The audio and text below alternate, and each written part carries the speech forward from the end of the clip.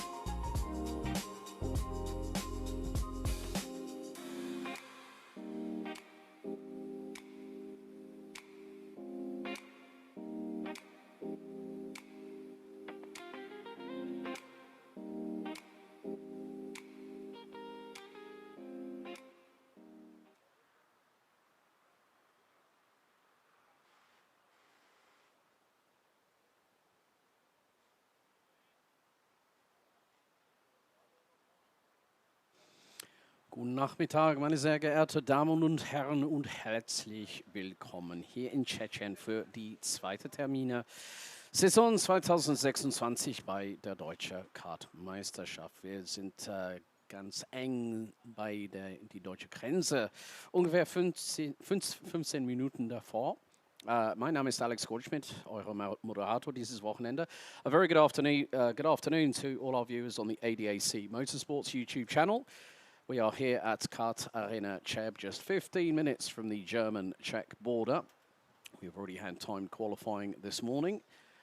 And there is a bit of inclemental weather inbound.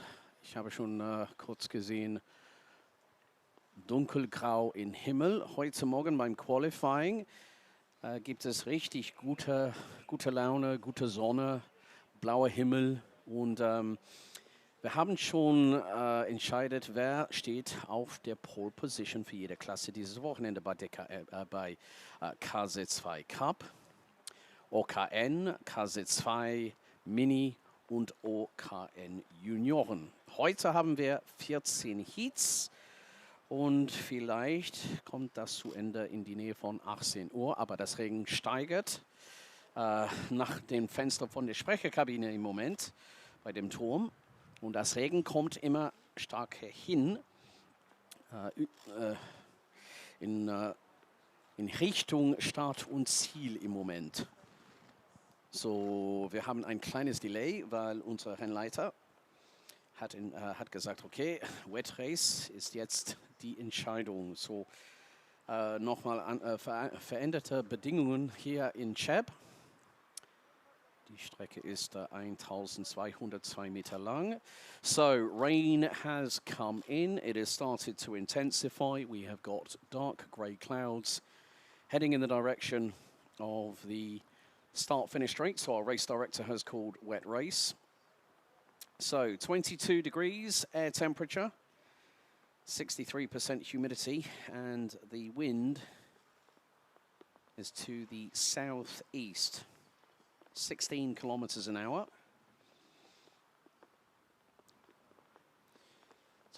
So we do have a slight delay to proceedings as a result of it being called wet race. So there is going to be a hive of activity just by the dummy grid at this moment. So es gibt zu viele Bewegungen im Moment bei Vorstadt, weil das Regen kommt hier in Cheb. Eine kleine Überraschung, ich denke, für über 140 Teilnehmer von über 16 Ländern hier dieses Wochenende in Tschechien. Und ja, das meint, dass es ist eine Premiere bei DKM. Letztes Jahr unsere vorletztes Premiere war beim Saisonauftakt in Marienburg letztes April, aber wir haben nochmal eine Termine schon vorbei ist. Dieses Jahr, 4 Wochen früher ins Jahr, waren wir bei Rennen in Mülsen und am 19. Juli sind wir in Kapan-Ampfing. Dann Eflandring in Mitte August und dann letzte Wochenende September ist die Saisonfinale in Prokart Raceland in Wackersdorf.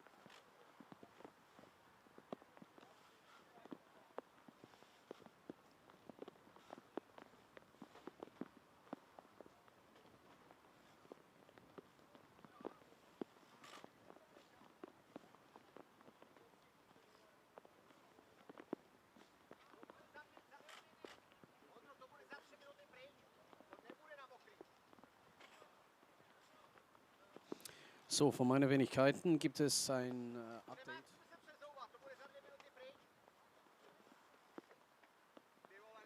14 Heats heutzutage in Cheb. Wir starten um Viertel nach 13 Uhr für den ersten von 14 Heats hier in Cheb in Tschechien. So, vielen Dank für euer Verständnis im Moment mit diesem Delay, weil das Regen kommt immer mehr. So, yeah. For those wondering, the first race out of 14 has been delayed to around about 1:15 this afternoon. So thank you very much for your understanding and your patience. So please bear with us. So first race will start 10 minutes behind schedule as we are now currently officially under wet race conditions.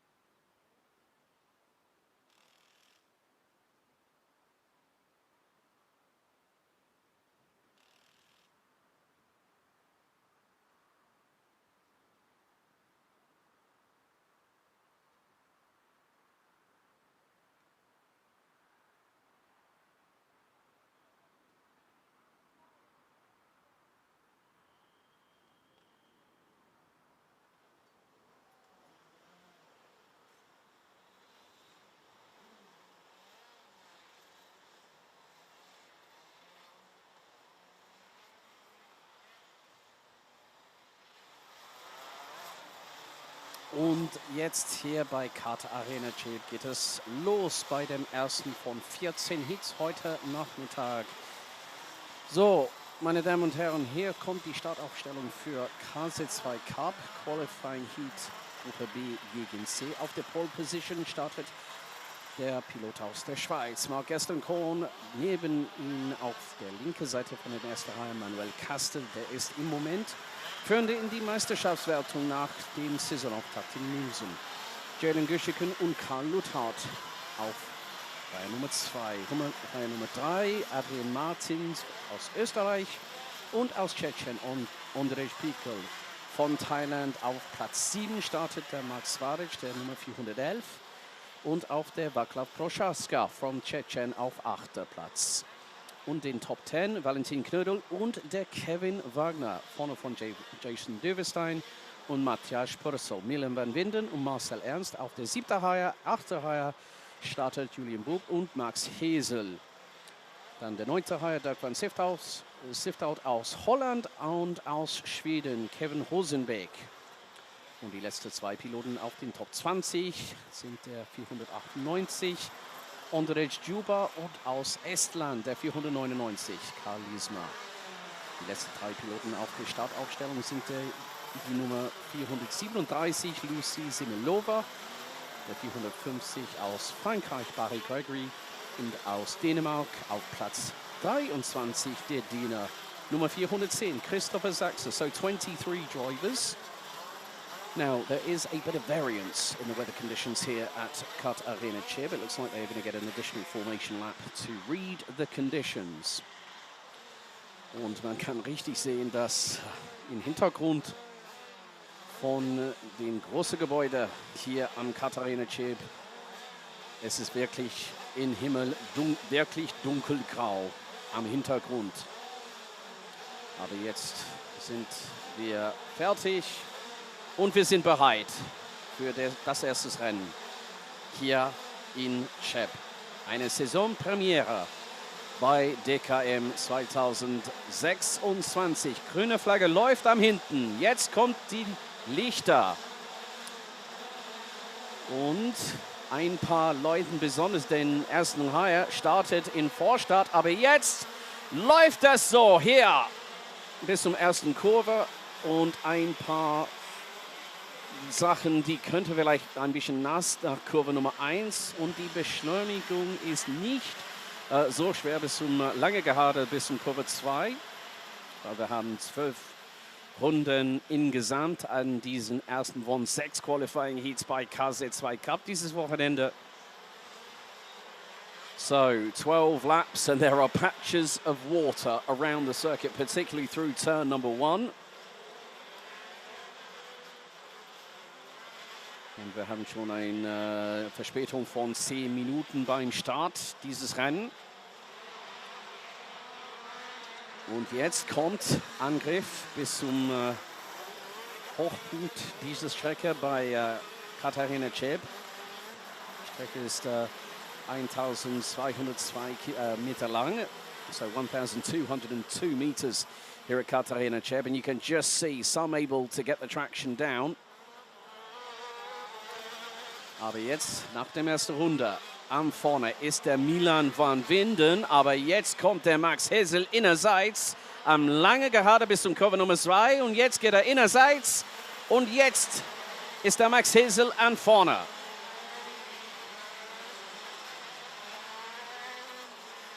Und in Dritter, der hat auf Platz 17 gestartet, war der Dirk van Siftout aus Holland, der Nummer 477. Und er kommt immer näher von hinten die beiden Anspitze.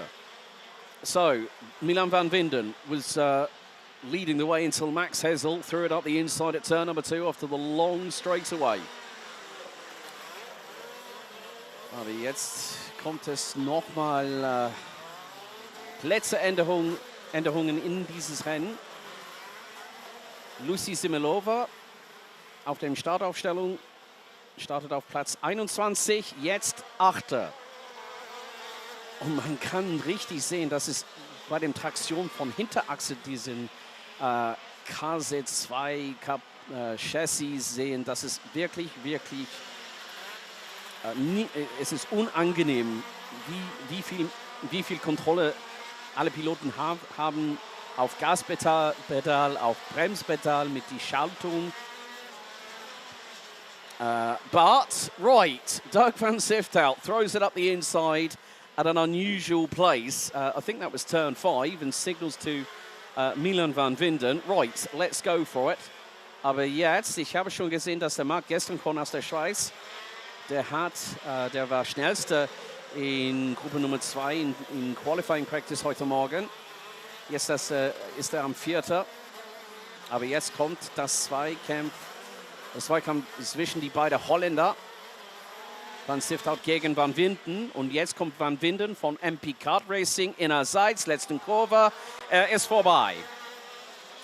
So 9 laps to go. Milan van Winden with a nice move up the inside of Dirk van Sifthout from the Netherlands. Marc Gestenkon is catching the Swiss driver, second in the championship standings by 15 points. He ended up starting way back when because it looked like we had about 7 or 8 drivers that started from the dummy grid. So he is closing in.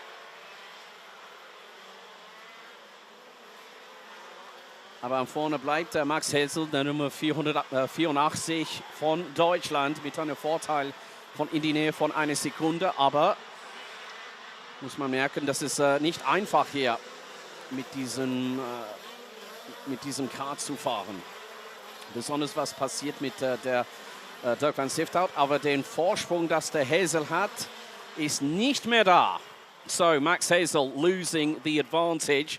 And here comes Milan van Winden, bumps the curves through the penultimate left-hander and across the line. 1/10 of a second separating the leaders. Und jetzt kommt der Angriff von der Holländer innerseits. Lange gerade, Kurve Nummer 2 ist der Milan van Winden, der 480 von MP Kart Racing, jetzt vorbei an der Max Hesel. Und jetzt gibt es einen Zweikampf. Ondřej Pikl gegen Marc Gestenkon für 4. Und der tschechische Pilot ist jetzt vorbei für Platz 4. So a change for 4th position. Marc Gestenkon has just lost out to Ondřej Pikl from the Czech Republic in the 442, and he is closing in on Dirk van Sifthout. Will have track knowledge advantage through to the inside at the top triangle at the top part of the circuit. So now we will have 7 laps to go. And everyone is still running. Yellow flags, Marshall Post 6. Und jetzt kommt der Pikl vorbei über Start und Ziel mit voller Beschleunigung innerseits am Max Hesel für Platz 2. Und gibt es eine gelbe Flagge am Marshall Post Nummer 6. Jetzt der Pikl ist vorbei am Van Winden. Jetzt ist der tschechische Pilot am Spitze des Felds. Hier am Runde Nummer 6 von 12. So, Ondřej Pikl now leading the way and is really starting to pull an advantage.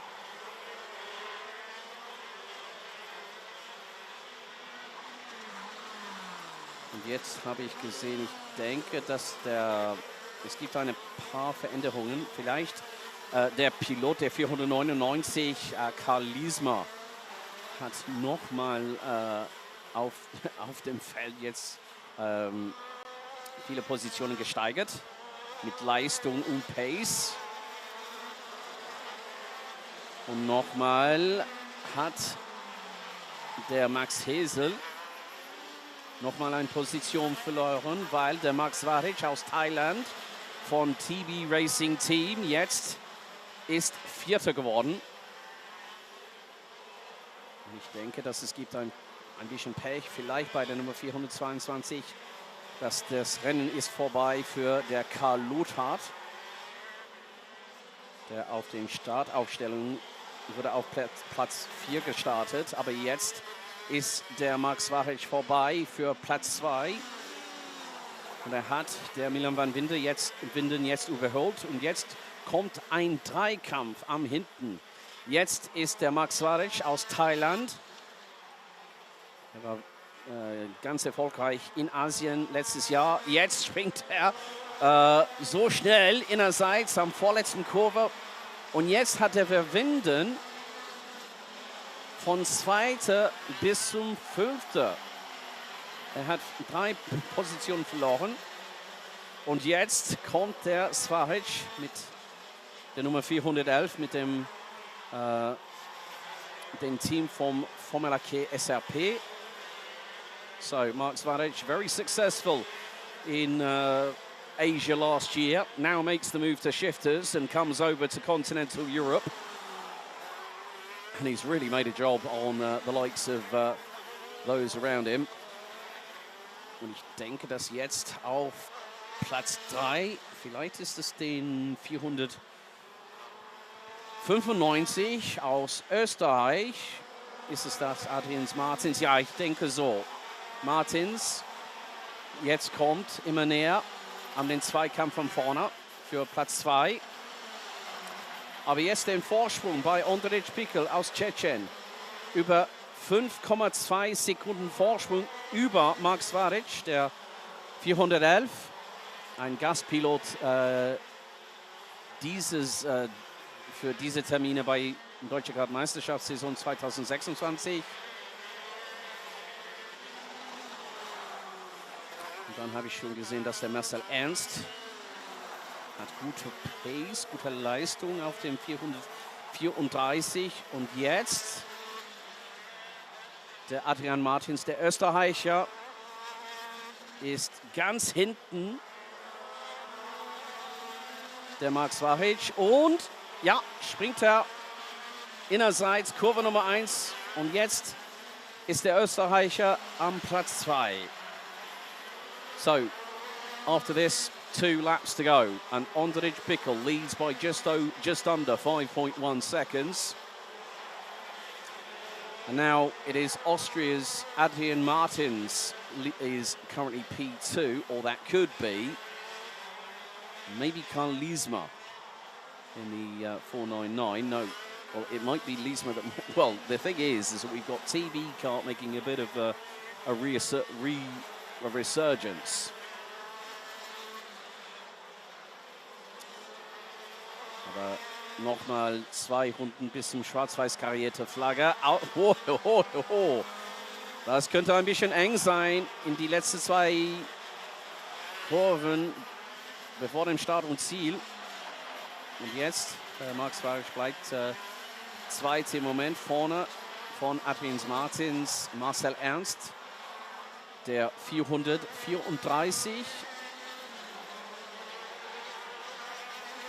ist jetzt Vierter.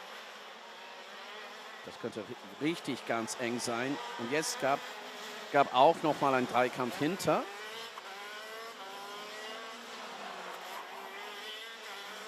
Nochmal ein Versuch. Bei dem 444, das ist der Kevin Wagner. Letzte Runde läuft für der Pilot aus Tschechien, Ondrej Pikl. The 442 now brings us on to the final lap with a lead of 3.8 seconds. Mark Svaric has been on a bit of a tear at the moment and has been ripping through the gap.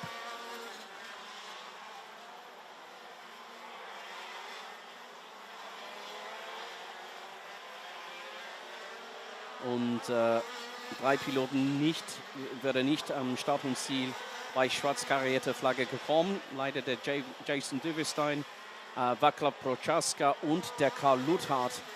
But it is going to be Ondrej Pikl out of the final corner. Checkered flag waves as the 442 wins qualifying heat BC for KZ2 Cup here at round 2 2026. Und nach 12 Runden der Vorsprung am Start, schwarz-weiß karierte Flagge für der 442 aus Tschechien über der 411 von Mark Svaric. Knapp in die Nähe von 4 Sekunden nach 12 Runden. Auf Dritter Adrian Martins und der Österreicher auf der 495 hat den schnellste Runde seit dieses Rennens mit einer 50,967. Vierter Marcel Ernst und auf Platz 5 Kevin Wagner von TB Racing Team. Der Pilot aus Estland, Kalisma, der 499, von 20 bis zum Platz 6. Vorne von Matthias Purser, Jaden Göschigen, Christopher Sachse und Kevin Rosenbeck aus Schweden. 11th, Valentin Kördel. 12th, Barry Gregory, who started 22nd, so the French driver makes up 10 places to finish P12, ahead of Mark Gestenkorn, who was due to start on pole position. Milan van Winden and Max Hesel round out your top 15. Dirk van Siftout, Manuel Kastel, Lucy Zimelova, Ondrej Duba round out the finishers. Julian Bub unfortunately retires with 2 laps to go ahead of Jason Duvestein, retiring on lap 7. Václav Prochaska, lap 5. And Germany's Karl Luthart on lap number 4.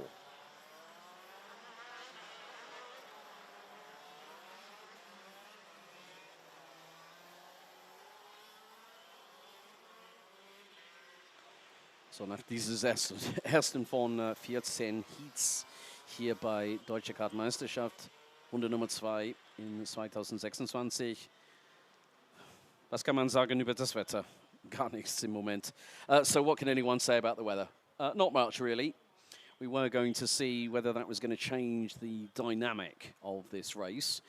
However, it does go to show that if you are prepared and take advantage of the situation, then you can do your very, very best. But Ondrej Bickel takes the first win provisionally. Of course, all results are provisional pending sporting and technical technical side of things. 436 Václav Prochaska did get a black flag earlier on in the race, but your top 3, Ondrej Bickel, Mark Zvanic and Adrian Martins rounded out those top 3, with Martins with the fastest lap of the race as the track started to evolve. As we still have a lot of dark grey clouds in the background here at Arena Cheb, but that is the first of 6 heats. And very soon we'll be getting underway with our next race, which will be KZ2 Cup, Groups A versus D.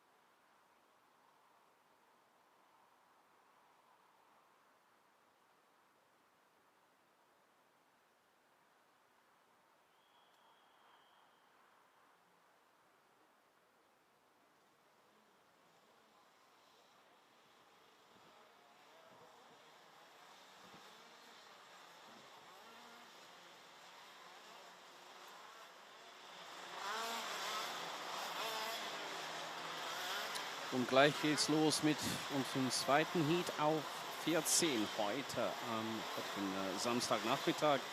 Jetzt Qualifying Heat Nummer 2, Gruppe A gegen D. Und hier ist die Startaufstellung.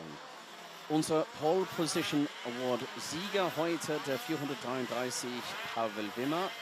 Und auf seine linke Seite, auf seine andere Seite ist der 485 Oliver Stettler auf den ersten Reihe. Zweiter Reihe Nico Bogner und der Mann, der hat gestern seinen Geburtstag gefeiert. Kevin Lentinger, herzlichen Glückwunsch. Startet auf Platz 4. Auf dritter Reihe Tomasz Kugela und Sascha Dreher. Auf den vierten Reihe startet Erik Wess und Martin Antos. Und den letzten zwei Piloten in den Top 10, Emmanuel May auf den 407 und der Louis Esser auf der 409. Waldek Wawra rounds starts on the inside of row 6 alongside the 423 of Oscar Steinbach with Yannick Remmert and Khalil Soda, the sole Lithuanian representative here this weekend, out of 17 nations, rounding out row 7.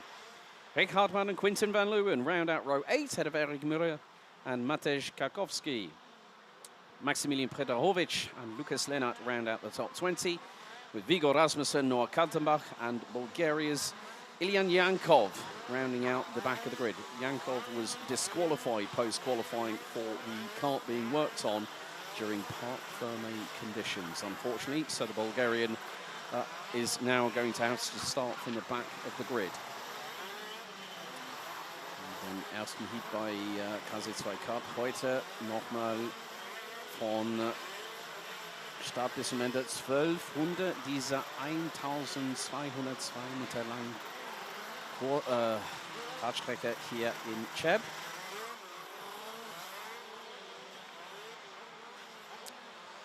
Und jetzt kommt der Pilot aus Tschechien für TB Racing Team auf der Pole.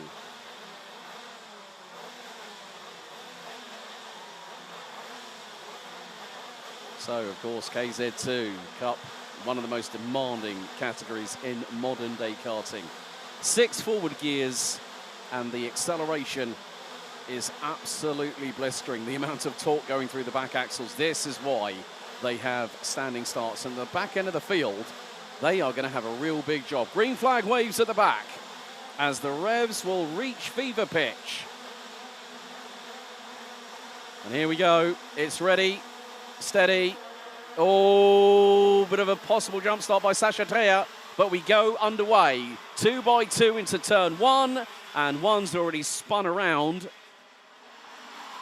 3 wide into turn 2. Oh my goodness, they're brave, aren't they? Aber leider gibt es einen Non-Starter, Viggo Rasmussen aus Deutschland in den Nummer 415.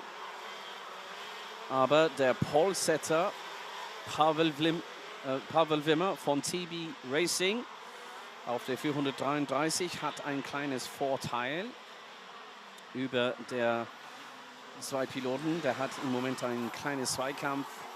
Nico Bogner auf dritte und Oliver Stettler. Aber ich denke, dass vielleicht, dass der 432 Kevin Lantinger aus Holland. Oh, ein kleines Unfall am Hochpunkt dieser Strecke hier in Cheb. Probleme, ich denke, für Erik Müller auf der 452. Aber nach einer Runde gibt es den 433. Pavel Wimmer vorne von Oliver Stettler. Und jetzt auf der 432. Er ist ein Rookie in KZ2, der Holländer Kevin Lantinger. Wirklich eng zwischen der Holländer und der Pilot aus Tschechien, Tomasz Kugela, auf den Nummer 451. Der hat entscheidet, vielleicht gibt es genug für mich, ein Überholmanöver zu erreichen, aber leider nichts. So, Kevin Lantinger, a champion in senior direct drive karting last year, makes the move. He's a rookie, but he said to me yesterday, it hasn't gone quite well as planned, but he's going to go up the inside. Oliver Stettler. Stettler closes off the move. Aber jetzt am vorne bleibt der Pavel Wimmer, der 433, dann Oliver Stettler. Kevin Lantinger Tomasz Kužela, Nico Bogner startet auf Platz 3, jetzt ist er 5. Emanuel May hat an den Innerseits von der 5. Reihe gestartet, jetzt ist er 6. geworden nach 2 Runden und jetzt kommt das Druck von hinten am Oliver Stettler von der Kevin Lantinger mit dem Kampf über Platz 2. Jetzt haben wir 9 Runden bis zum Ende dieses Rennens, bis zum schwarz-weiß karierte Flagge. Und das Zweikampf geht immer stärker zwischen Lantinger und Stettler. And as they say, two's company, three's a crowd, because Kužela is joining the party, but keep your eyes on Nico Bogner in the 413. Leider für der Erik Müller auf der 452. Leider nach den ersten Runde auf 12 ist das Rennen leider vorbei. Für der Deutsche. Der 452 von Mach 1 Motorsport. Aber jetzt gibt es nochmal eine Steigerung der Vorsprung, dass der Pavel Wimmer hat am Spitze des Felds. Vorne von Oliver Stettler. Und das steigert bis zum 8,5 Zehntel eine Sekunde zwischen den 433 und der 485. Und, okay, leider, ich denke, dass es gibt ein kleines Unfall. Einer der Piloten ist der Luis Esser, der 409. Und ja, ich denke, dass es war vielleicht nach dem Start und Ziel. Das ist halt leider passiert. So it looks like Luis Esser has had a drama, possibly into turn 1. Eric Vess has just set the fastest lap of the race, all the way down in 20th position. Schnellste Runde seit dieses Rennen jetzt bei der 414 aus Deutschland, der Eric Vess auf der Beryl Art Chassis nach 5 Runden. Okay, jetzt geht es so weit mit schnellster Runde seit bei Oliver Stettler 50,570.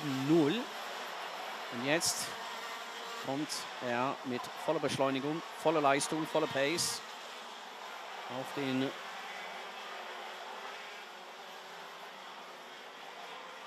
APK. Und jetzt gibt es immer dieses Zweikampf zwischen Lantinger und Kužela auf 3. und 4. respektiv. So Kevin Lantinger really trying to hold position in P3.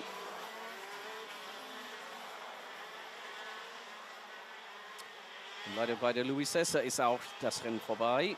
Wir haben von 23 Starter haben wir noch jetzt ins Rennen nach 6 Runden 20.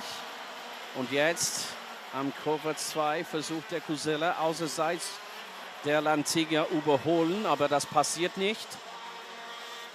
So Kužela trying to go around the outside and he's right in the clutches of Nico Bogner.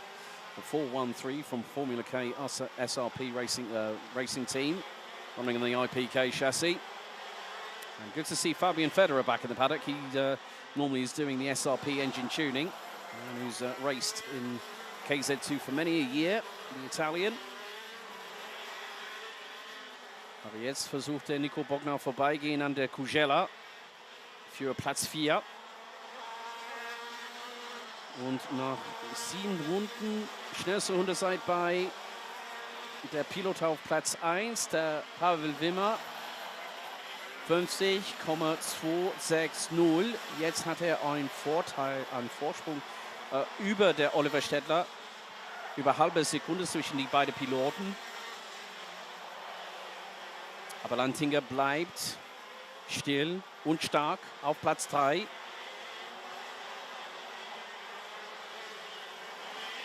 Und jetzt nochmal Pech für ein anderer Pilot, der 424 für der Noah Kaltenbach von ADAC Motorsport auf den Beryl Art.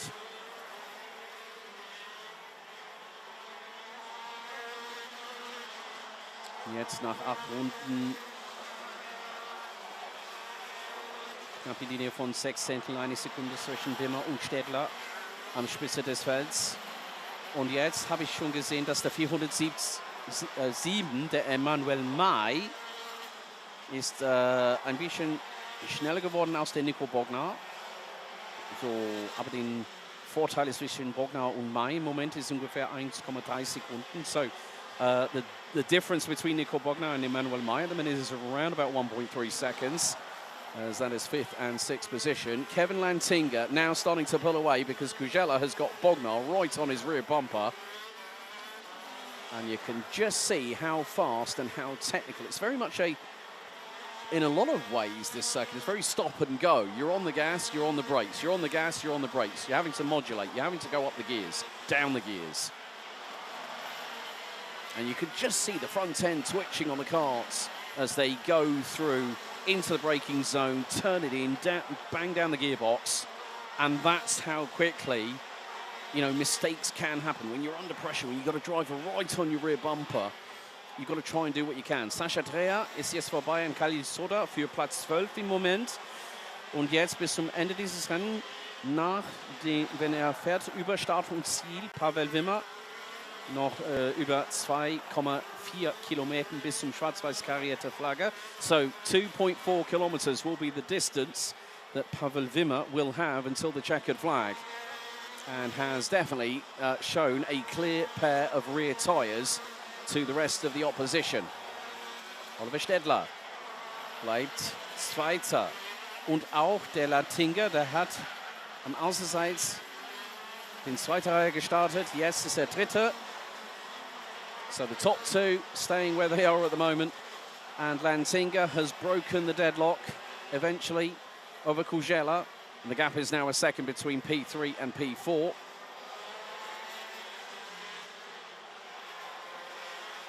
Wir haben schon im Moment, bevor die letzte Runde läuft, hier beim Qualifying Heat A gegen D in KZ2 Cup, haben wir 20, die fährt noch weiterhin. Und jetzt letzte Runde läuft für Pavel Wimmer, der Nummer 433. Und jetzt, zweiter ist Stedler, dritter Lantinga, vierter Kujela, Bognar und Mai, Platz 5 und Platz 6. Und da ist der Pilot aus diesem Land hier in Tschechien, der Pavel Wimmer, der 433. Von Start bis zum schwarz-weiß karierte Flagge. Er bleibt am Spitze des ganzen Rennens hier in Kart Arena Cheb. Und was für eine Leistung für den Pilot aus TB Kart Team. Pavel Wimmer wins Heat 2. Lights out to checkered flag, winning ahead of Oliver Stedler and Kevin Lantinga, birthday boy yesterday, rounds out your top three. Tomasz Kuzela, Nico Bognar, Emmanuel Mai, Radek Vavra up 4 places, finishes ahead of Oskar Steinbach, and look at this for a performance. Ilyan Yankov, the Bulgarian, disqualified post-qualifying, goes from the back of the field to finish in 9th. And rounding out the top 10, Yannick Remmert, the 481 from Germany, representing BDB Kart Racing. Und auf 11. der Holländer, der 420 über Start und Ziel, Quintin van Leeuwen vorne von Martin Antosch. Maximilian Prederovic startet auf Platz 19 und am Ende ist auf Platz 13 geworden. Vorne von Khalil Soda, Rick Hartmann, Matej Karkowski, Sascha Dreher, Lukas Lennart, Erik Wess und auf Platz 20 Noah Kaltenbach. Leider für Louis Esser und Erik Müller war das Rennen ein bisschen zu kurz sozusagen. Und ein Non-Starter, der 415 aus Deutschland, Viggo Rasmussen.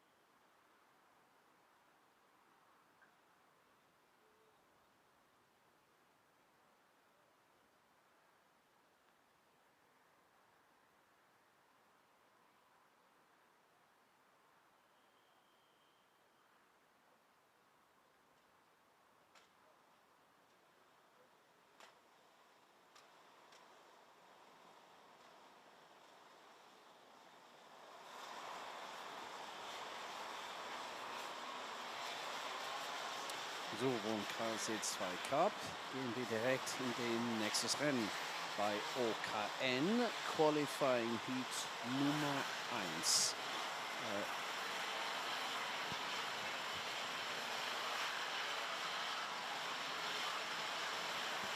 So, das gibt nochmal ein Rennen bei OKN Qualifying Heat Nummer 1. 12 Runden Renndistanz insgesamt und hier ist die Startaufstellung. Auf Pole Position startet die Pilotin aus Tschechien, Martina Rumlinova, Nummer 121 und seine Landesmann Jakub Kamenik. Der ist Zweiter in die Meisterschaftswertung nach dem Saisonauftakt im ersten Wochenende Mai in Müsen. Ben Götzt und Konstantin Papst auf Platz 2. Nummer 3 hier Sebas Dobler und der Pilot aus Luxemburg, der 133, Nadin. Dann startet für die letzten 4 Piloten auf den Top 10 Tom Wickrop, Lennart Frey, Maxim Becker und Jan Schwarzer. Len Aber startet am Platz 11. Und auf seiner Seite startet der Spanier, Nummer 184, Sebastian Berger-Morel. Vorne von Ben Fritz, Adrien Lorenz, Lionel Hönecker, Maximilian Engelstetter, Julius Berthold, Marius Bollen-Conseil, Niklas Simic, Samuel Valea aus Irland, Common McPoylin, der Nummer 119, vorne von Emilio Berndt, Charlotte Tille, Linus Koch, Jan Scheitel, dann Henry Melchior, Johannes Mussotter, Jan Walbel und Mir Deutschler ist auf den Platz 29. So 29 drivers in OKN qualifying heat number 1, so the senior division. We'll have OKN juniors a little bit later on today for their first qualifying heat. Konstantin Papst leads the way after the season opener with a maximum score of 100 points.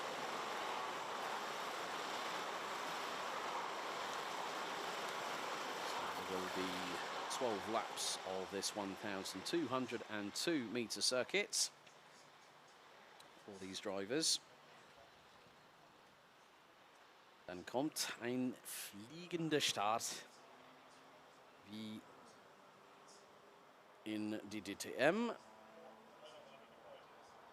So, wir warten auf, was passiert zwischen die beiden Piloten aus Tschechien auf die erste Reihe.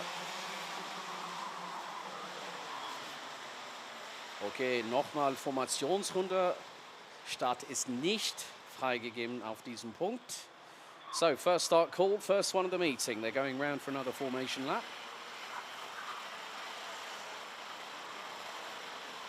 So these drivers will then have to go around again, and it's just a case of, well, our race director,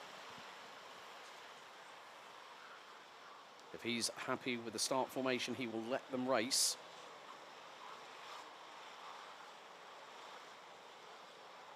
So representation from the Czech Republic, Germany, Luxembourg, Spain, Ireland in this 29 strong field. But a really good job. It was very close, but it ended up being a Czech Republic front row. Rumlinova, we've seen race before. Of course, she is running with the MVM racing team, pretty much based out of this circuit here at Katarina Cheb. And the 114. Jakub Kamenik running with Lanari Racing Team. The established teams in the paddock.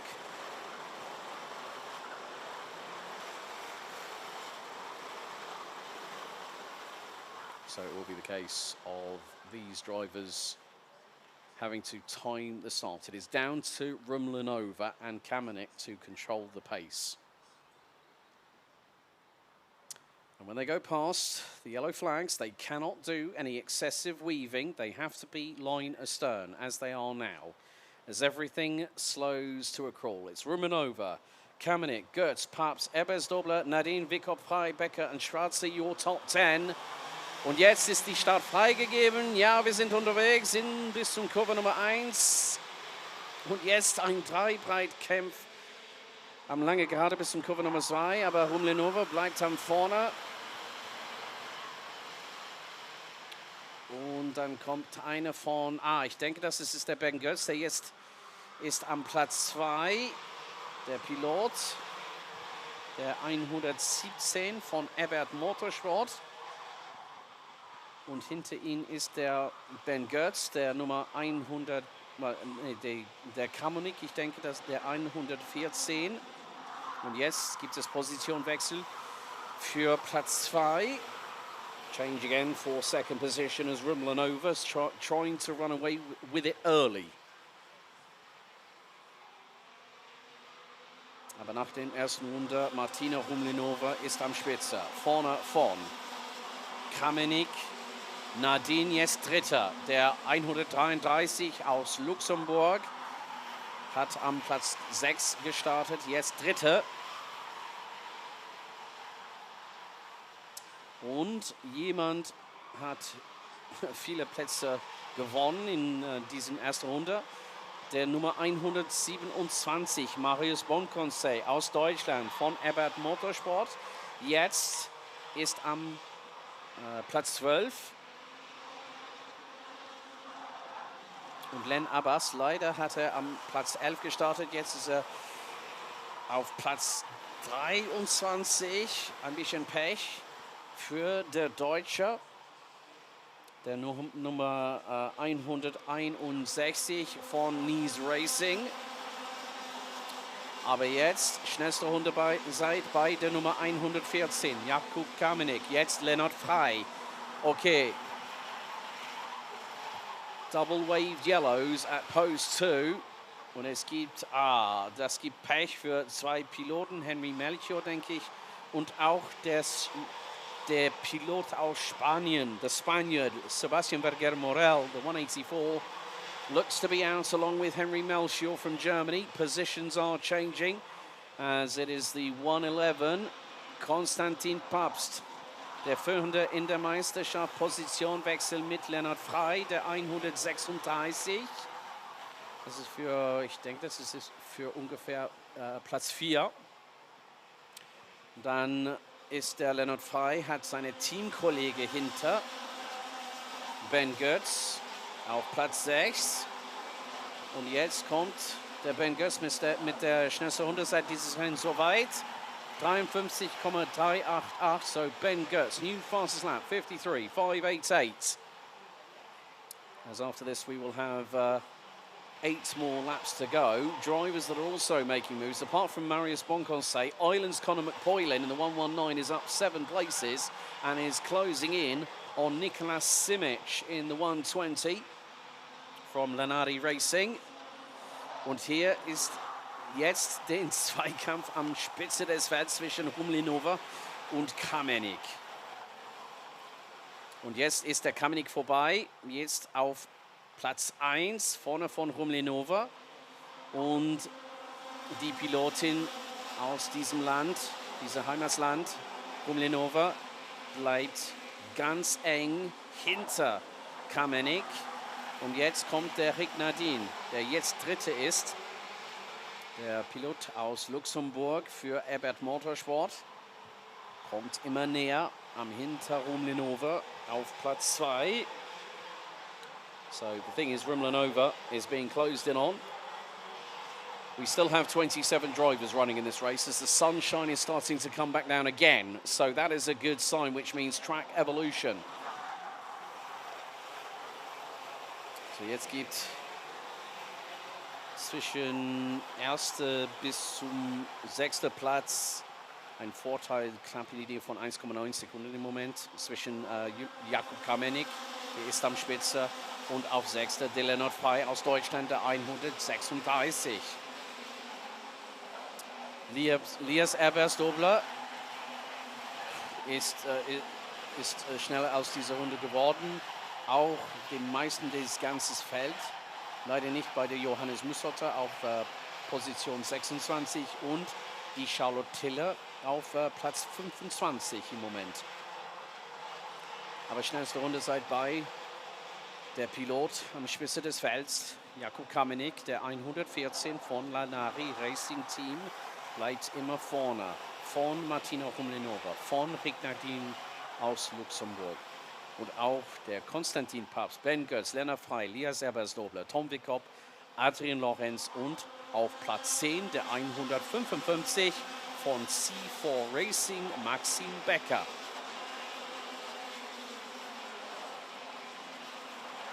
Und wir sind jetzt halbseitig dieses Rennen.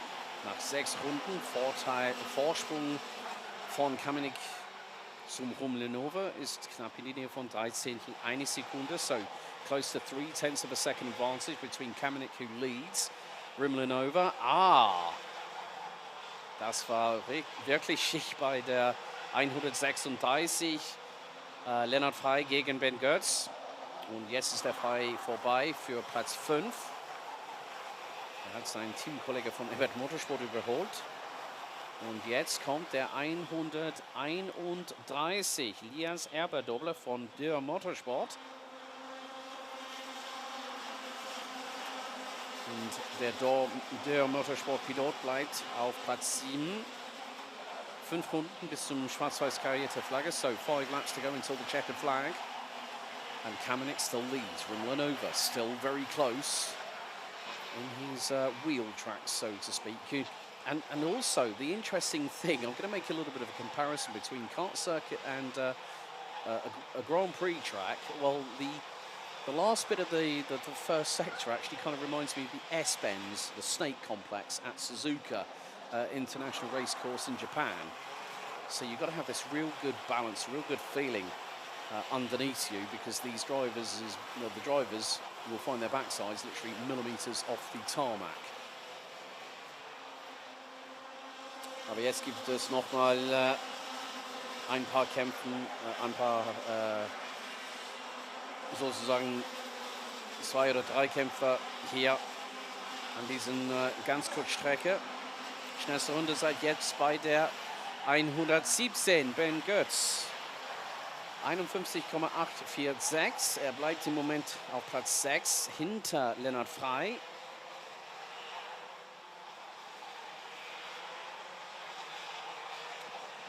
Und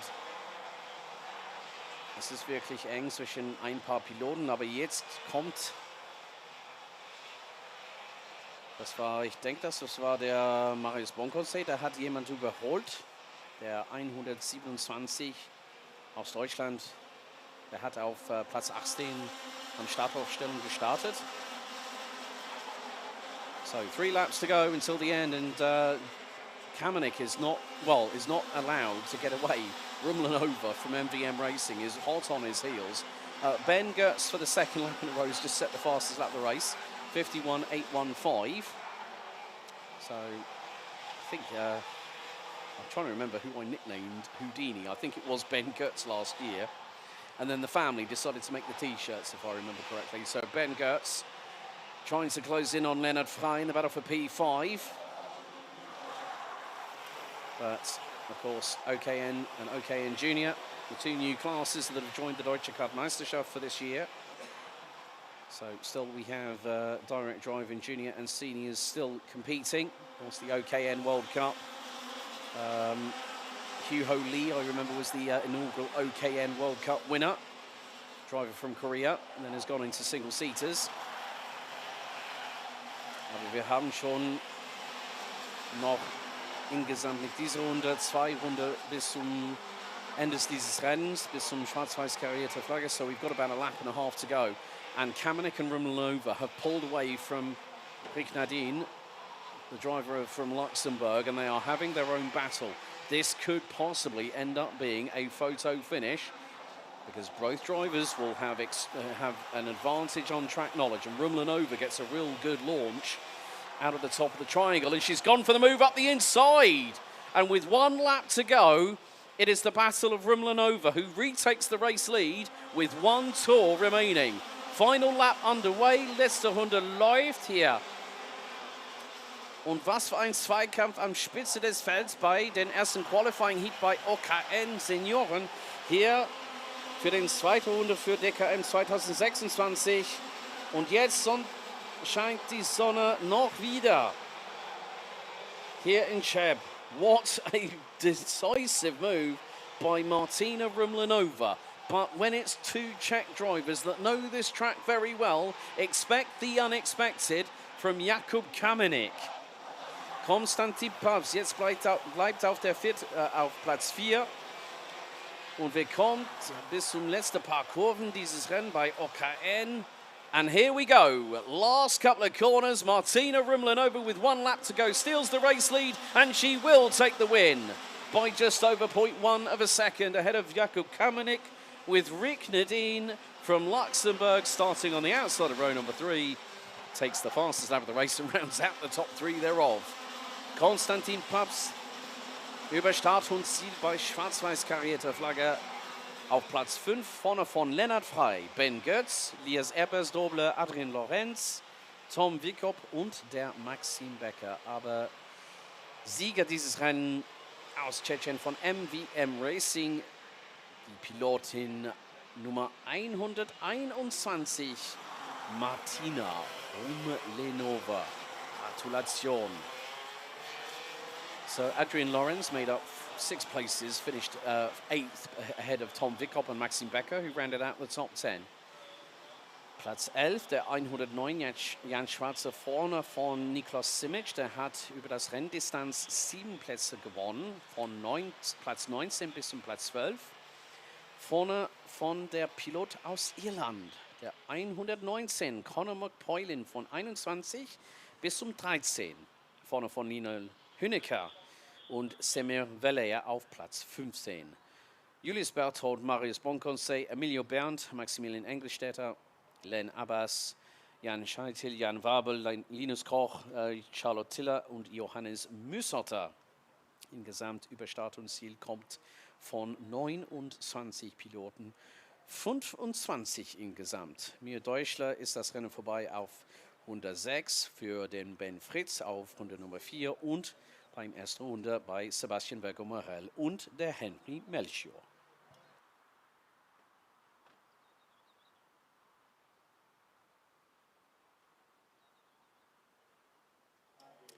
Well, what to say about that race for OKN? It's my first experience, and I have to say a very, very exciting amount of battles up and down the order, particularly between Kamenik and Rumlinova, which went right down to the wire.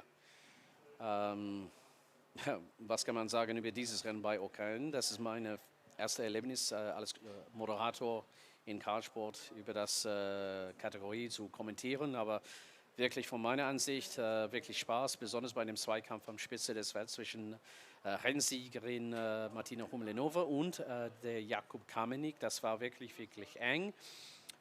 Das ist eine Heimatstrecke für beide Piloten und ja, dann durch die Leistungen, die Pace, haben wir das ein sehr ganz clean Rennen zwischen die beiden und dann den Überraschung von Rumlinova mit ganz kurz bevor dem letzten Runde, wenn es läuft, wieder am Spitze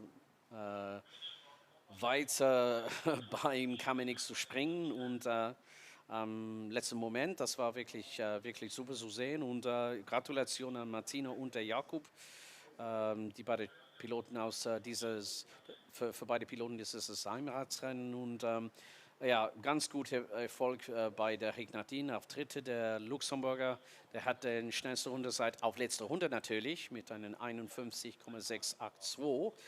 Adrien Lorenz hat auf Platz hat einen guten Pace und startet auf Platz 14, hat über Start und Ziel am Platz 8 gekommen und auch ein paar andere Piloten, dass ich muss jetzt einen Namecheck machen, besonders bei der Nicolas Simic, der 120 und auch der Pilot aus Irland, Conor McPoylin, der 119.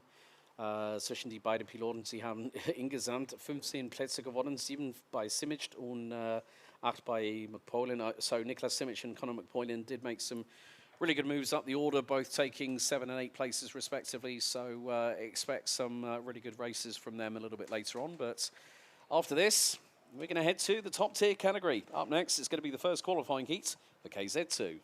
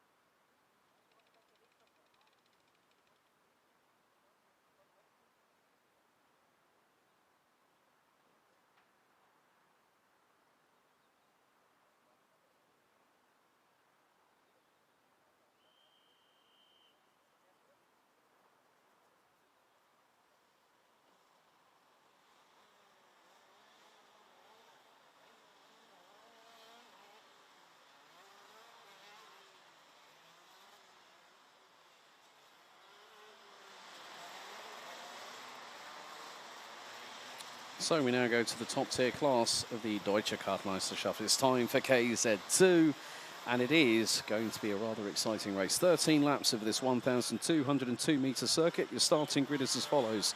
It's Francis-Emilian Danner and teammate from Formula K SRP factory team Matej Preuss on the front row. Marek Skrivan and Daniel Stel, the latter, taking the win at the final last time out at Milsen 4 weeks ago. Norton Andreasen in the Netherlands, Dion van Verven round out your top 3 rows with Robert Kinderwater and points leader Jaden Teen. For CS competition, rounding out the top 4 rows, Julian Kamen and Tommy van der Stroys round out the top 10, completing an all-Dutch row number 5. Jiri Safranek, Sweden's Simon Billman, Germany's Matty van den Broek and Hjalte Boemer from the Netherlands complete your 14-strong grid. One of the big names that is not here this weekend, Estonia's Markus Kajak, the 2024 champion. And in this category last year, it was Italy's Danilo Albanese that took the title. But Jaden Teen will look to improve from the outside of row number 4. So these drivers will now make their way around the circuit here at Arena Cheb, and a big thank you to the team and of course the circuit, including the man running it all, Tomasz, for their assistance this weekend, for helping us to host 2 premieres on the German Kart Championship calendar. Last year, Marienborg for round 1. This year, the Czech Republic round 2, as it is an all Formula K SRP front row. And it is the number 3 of Emilian Danner that will start from pole position. Matej Preuss, the local driver, alongside on the front row as number 54, Dion van Verven, gives a little bit of a bump to Daniel Stelter to say, hey, come on, stay out of my grid slot. So, 14 drivers who will have 13 laps of this circuit. Green flag waves as at the back as Hjalte Boemer in the Croc Promotion chassis will go into his box. Right, let's get ready to race here in KZ2 for qualifying heat number 1. The revs start to build. The 4 red lights go on. We're underway. A good start. Well done by Emilian Danner. And straight away, Matej Preuss gets a bump from behind, but Daniel Stell to the outside, it looks like, as the man from Germany gets through for P2. And Preuss into 3rd position, now trying to get through, and it looks like we have definitely got a bit of a fight on our hands as Danner got the launch of his life, coming through out of turn number 1, and right behind Matej Preuss is Marek Skrivan in the 58. Around the outside, that was an attempt and a half there by the Netherlands' Dion van Verven to try and get through. I've known Dion and his dad Wilfred, who's his mechanic this weekend, since Dion was a mini driver way back when, and he's definitely a very, very aggressive driver when he wants to put his elbows out. But look at this, Danner is starting to pull away after the opening lap of the race. The Frenchman leads on the number 3 Formula K SRP. He's being chased down by Daniel Stell, and the lead is nearly 0.6 of a second as a dive to the inside at turn 1. And that would have been Dion van Verven on Norton Andreas. And here comes Jaden Teen through on the inside at turn 2. So the Swede loses 2 positions, and he's got to be very, very careful. There's Tommy van der Stroys, winner of this year's Karting Champions League, and also last year won the Dutch KZ2 National Championship.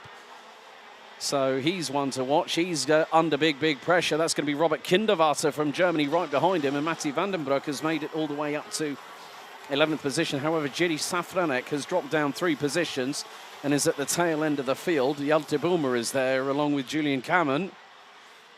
So now it's going to be down to the 2 CS competition teammates running on the Sodi karts. Van Verven trying to pull away from teammate Jaden Teen. They round out the top 6, but Emilian Danner trying to hold off as Daniel Stell puts in the fastest lap of the race, and Matej Preuss and Marek Skrivan battling away, and the 2 Czechs are side by side coming out of turn 3. And still Preuss holds station on the Formula K SRP number 6. And Skrivan is giving the number 6 an incredible amount of pressure, but this is allowing the likes of Van Verven, the likes of Jaden Teen, the likes of Norton Andreasen from Sweden. Simon Billman is closing in on Robert Kinderwater for position. So you can just see how quickly these KZ2s accelerate out of the corners. And Danner is really starting to pull away, bringing along with him Daniel Stell. So Stell for Kart-Shop Amfing on the Birlart is 4.5 tenths of a second behind the Frenchman.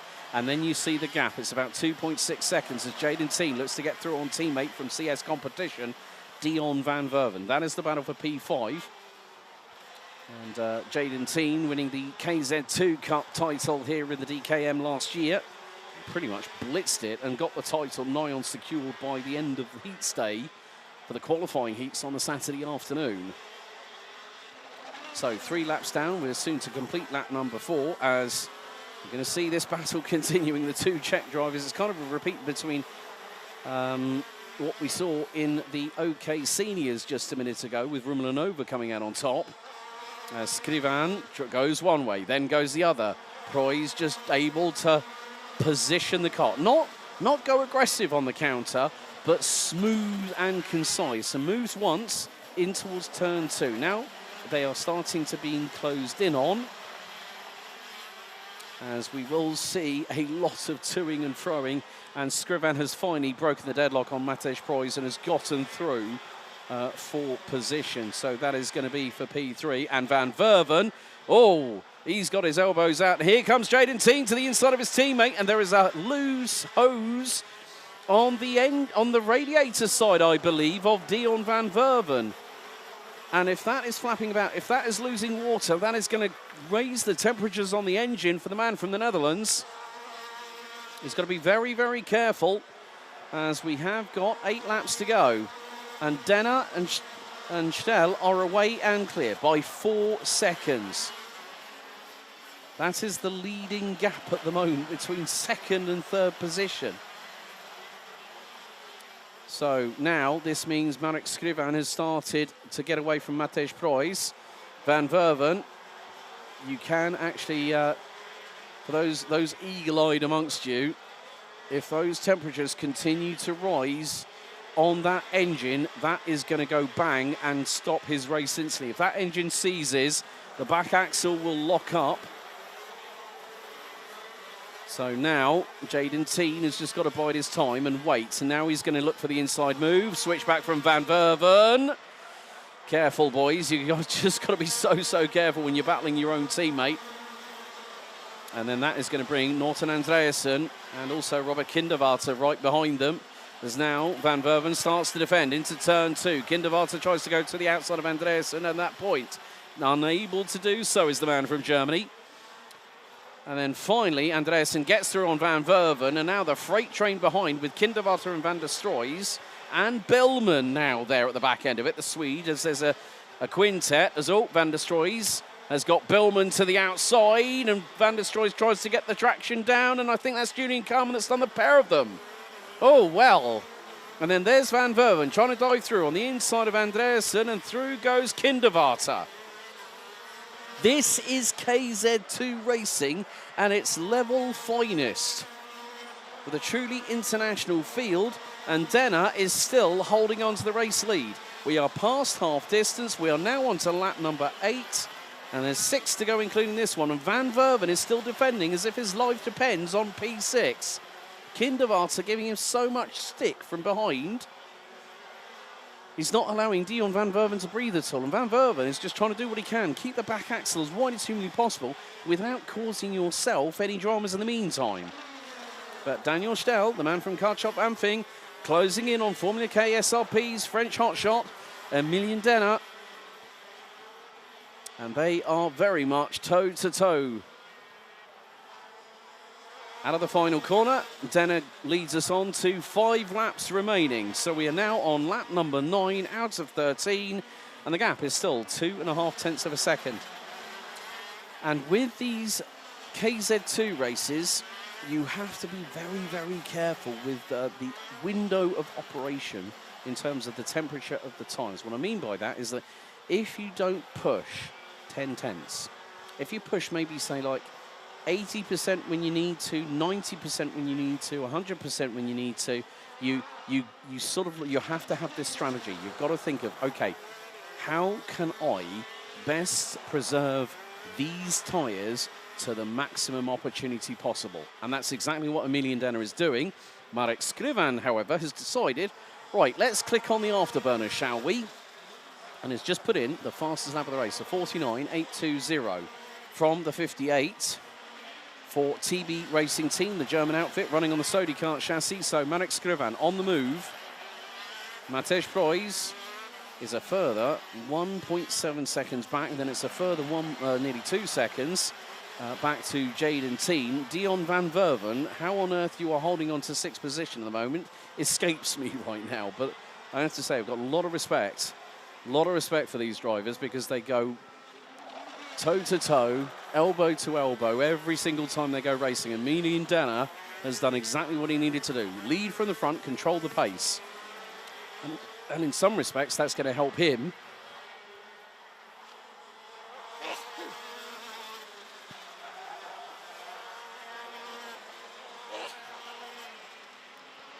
So at the moment, Emilian Denner leads Daniel Stell by 0.4 of a second. Skriven is 3 seconds behind. And has just done another 49.8 second lap time this time around. So consistency for the number 58 from the Czech Republic. Home circuit for him and for Matej Preuss. And also don't forget Jiri Safranek, who's down in 12th position at the moment. But Denner now starting to stride a little bit further away. We'll have 2 more laps to go after this.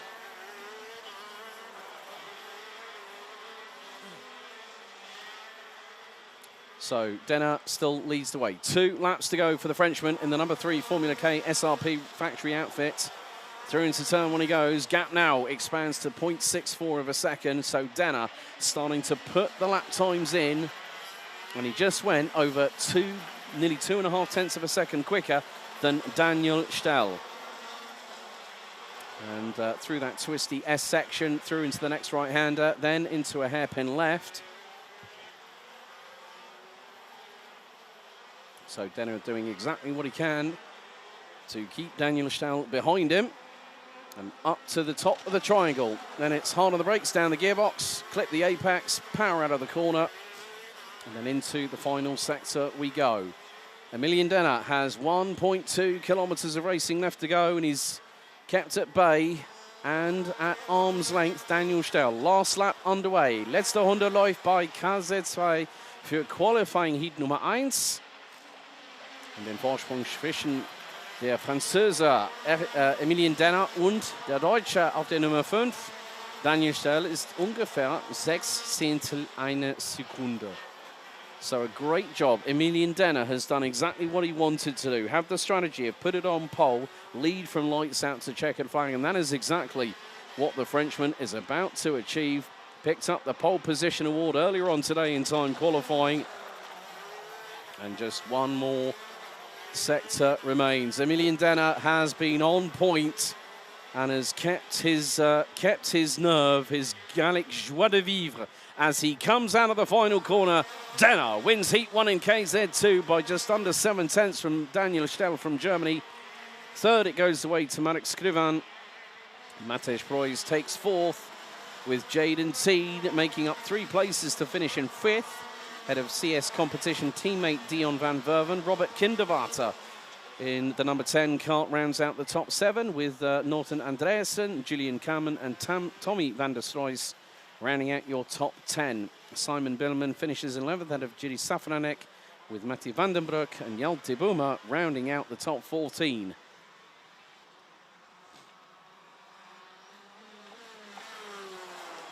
But a standout race there for France's Emilian Denner. After 15.6 kilometers, an average speed of just over 86 kilometers an hour, which is around about 53, 54 miles per hour. He's done a really, really good job there. So Denner flicks up the visor and into Parc Fermé he goes. Denner wins after 13 laps by just 0.66 of a second ahead of Stell. Skrivan, Preuss, Teen, Van Verven, Kinderwater, Andreasen, Kamen and Van der Stroys, with Billman, Safranek, Vanderbroek and Boomer all coming across the line, completing the total of 13 laps race distance, as we'll see them race a little bit later on for qualifying Heat 2 at about, a little bit later than planned, but about 4:20 this afternoon.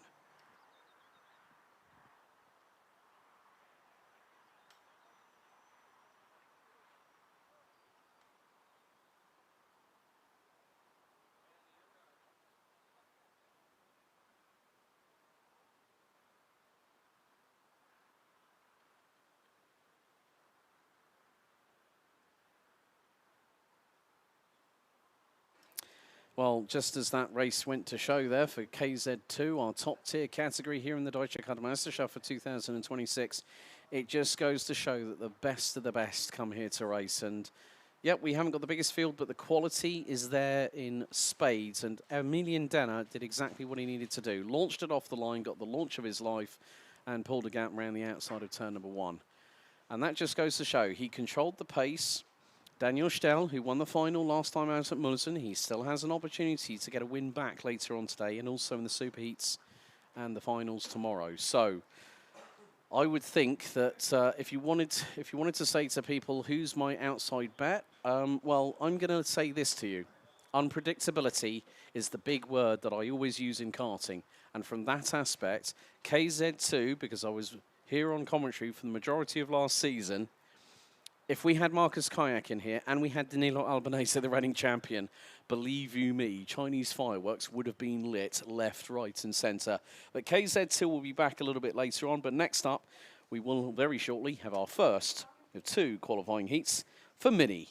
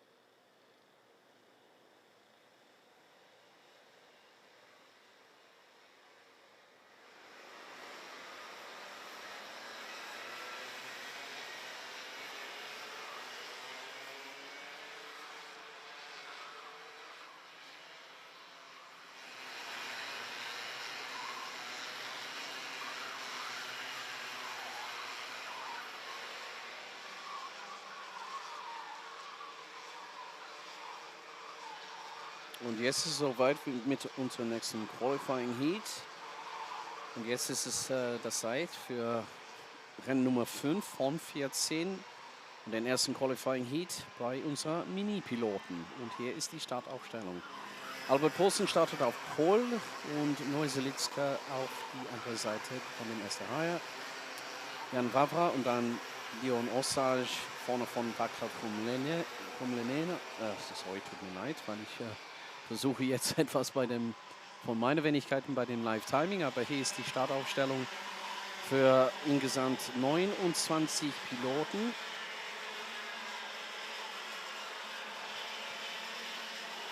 Aber was für ein Erfolg bei der Albert Poulsen bei dem Qualifying heute Morgen. Der hat den Pole Position Award heute gewonnen. Also insgesamt 29 Piloten für dieses Rennen. 27 insgesamt mit Viktoria Nervlova vom Karting Planet SRO auf dem Sodikart. Auf den letzter Position Platz 27 auf die Startaufstellung. Und nochmal wieder bei Minis.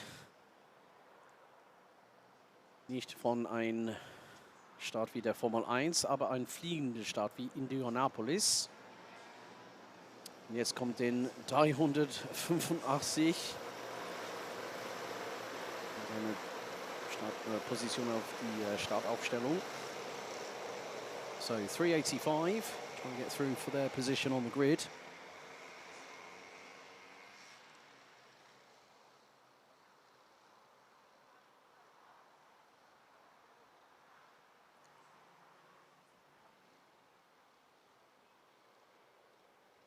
So they now go past the line of no return. They cannot weave.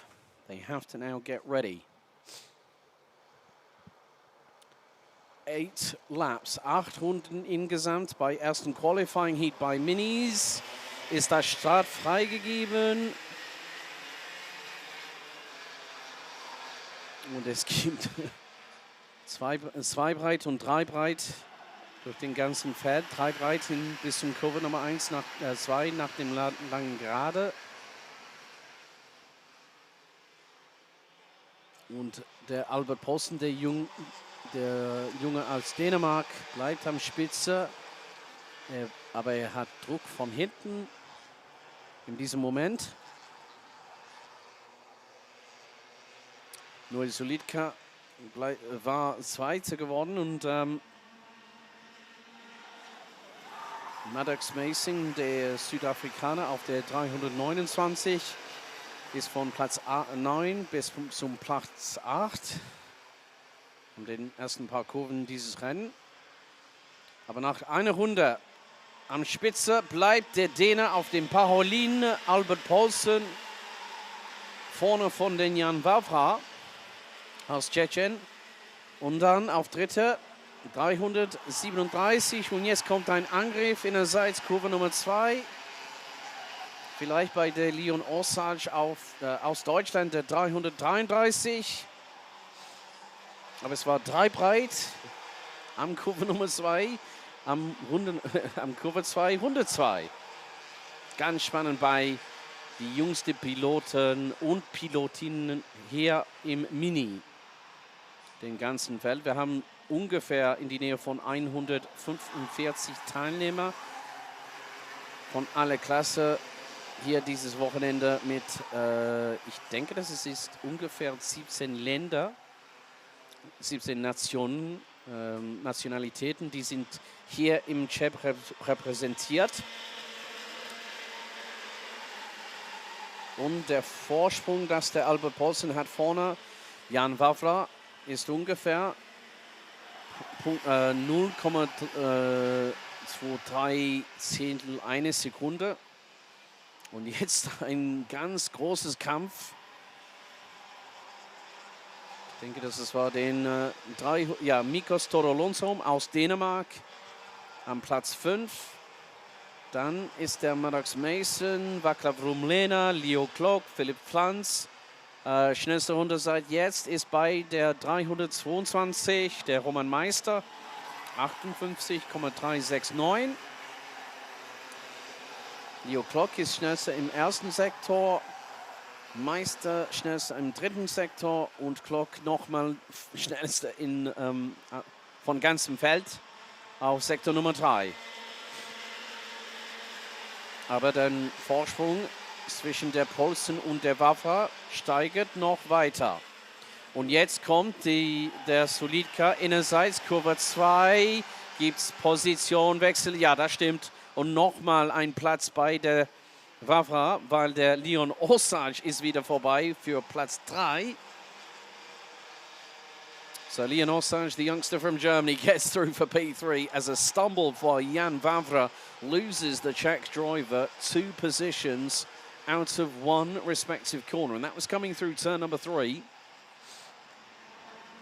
And again, as the sun shines here in Cheb, here comes the 323. That's Lundsholm from Denmark through on the Czech driver. And now the floodgates are starting to open.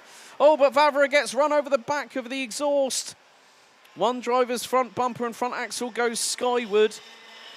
And I'm wondering, are we going to have a noisy exhaust situation? That's the big thing. Because I think it might have been Wawra's exhaust that might have been clobbered. But at the minute, no. But all I can say is Jan Wawra is having a torrid time at the moment. I think he's just lost another position.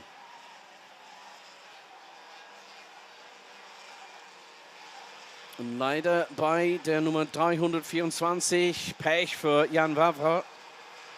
Und er hat mit dem letzten Kampf nicht nur 2 Plätze verloren, vielleicht 3, wenn der Leon Osage und der Mikos Torolonsholm, die beiden jungen Piloten, sind vorbei an der Pilot aus Tschechien.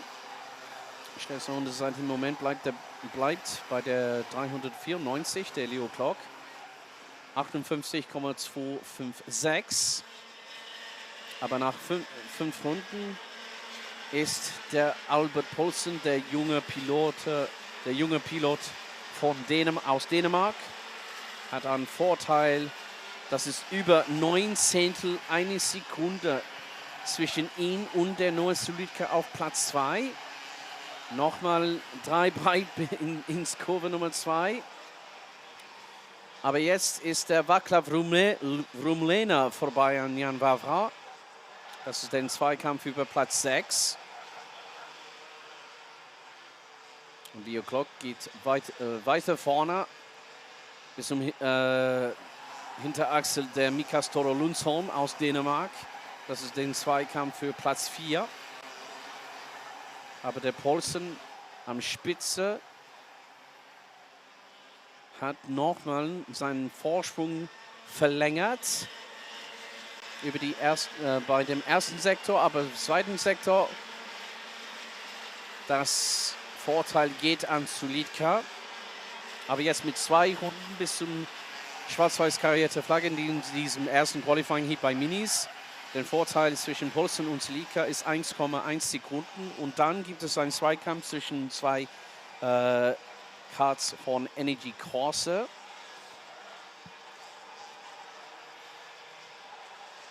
Und dann gibt es jemanden in der Mitte. Ich denke, dass in der ersten Nummer, das ich habe gesehen, war vielleicht Sebastian Kleine, der 315. Ich würde mal gucken auf die Teilnehmerliste. Sebastian Kleiner, ja, auf den Energy Corsa für ADAC Motorsport. Und auch den Philipp Pflanz, der 397 für VM Energy Corsa Germany. Letzte Runde läuft und jetzt ist ein Vorsprung für Albert Poulsen. Das hat gesteigert bis zum 1,35 Sekunden nach 7 Runden. So Albert Poulsen has a 1.35 second lead over Noé Sulika. Leon Osage has got third place pretty much bagged in, as Leo Klock has got Václav Rumlena right behind at the minute in the 385. But Albert Poulsen has controlled the pace. Leo Klock looking over the left shoulder. There's actually, that might be behind Leo Klock, that might be, I'm just wondering if that is the 324 possibly, or Vavra, but it is going to be the fact that Albert Poulsen is going to run away and take the win here in Heat 1 for Minis, winning by just over 1.36 seconds over Noé Sulika. Leon Osage takes P3.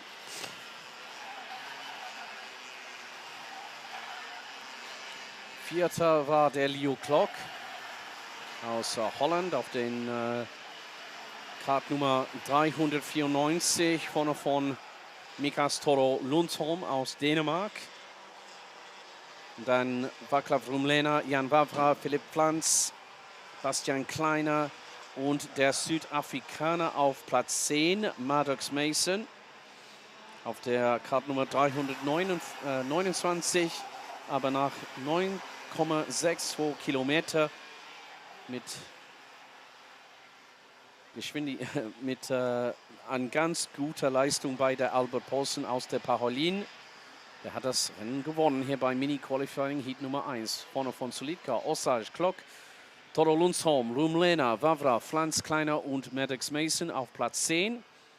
Then after that, Ben Bernhard, Leandros Margaritis, Vincent Oliverizo, Roman Meister, Alexander Paukmann, Andrzej Wilczynski, Oskar Boimers, Silvia Dobogay, Lukas Matis Brixius and Matthias Cavulea. Round out your overall top 20. All 27 made it to the end of the race with Jay Vermeulen, Chris Leon Calveit, Pavel Brušek, Noah Kim, Viktorie Nevrova, Tiske Woldinger und Nick Meyer im Platz 27.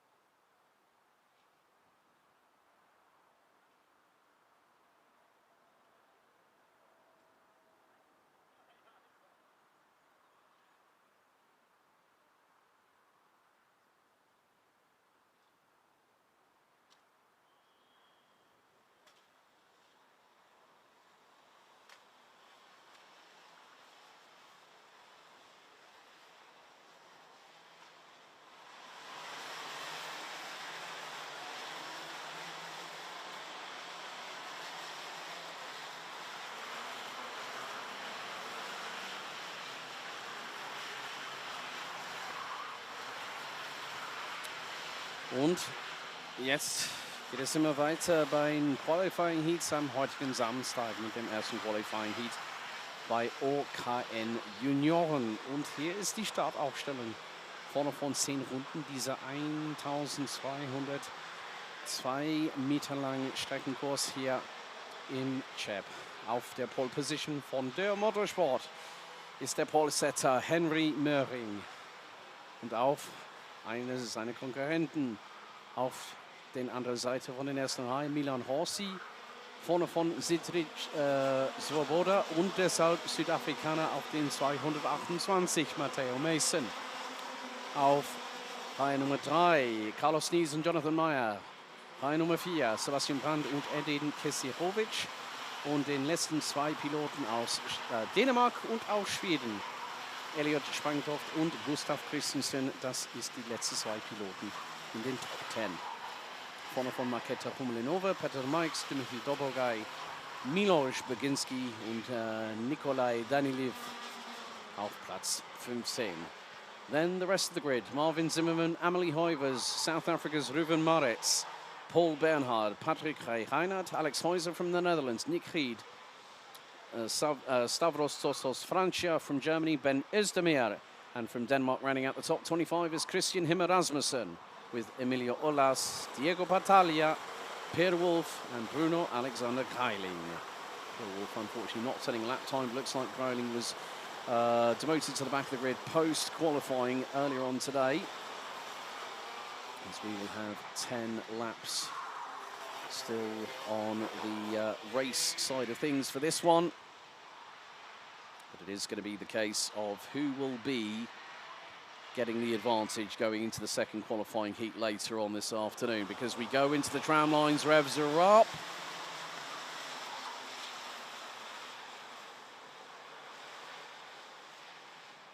As everyone looks to be weaving from side to side, it looks like we have got a false start situation.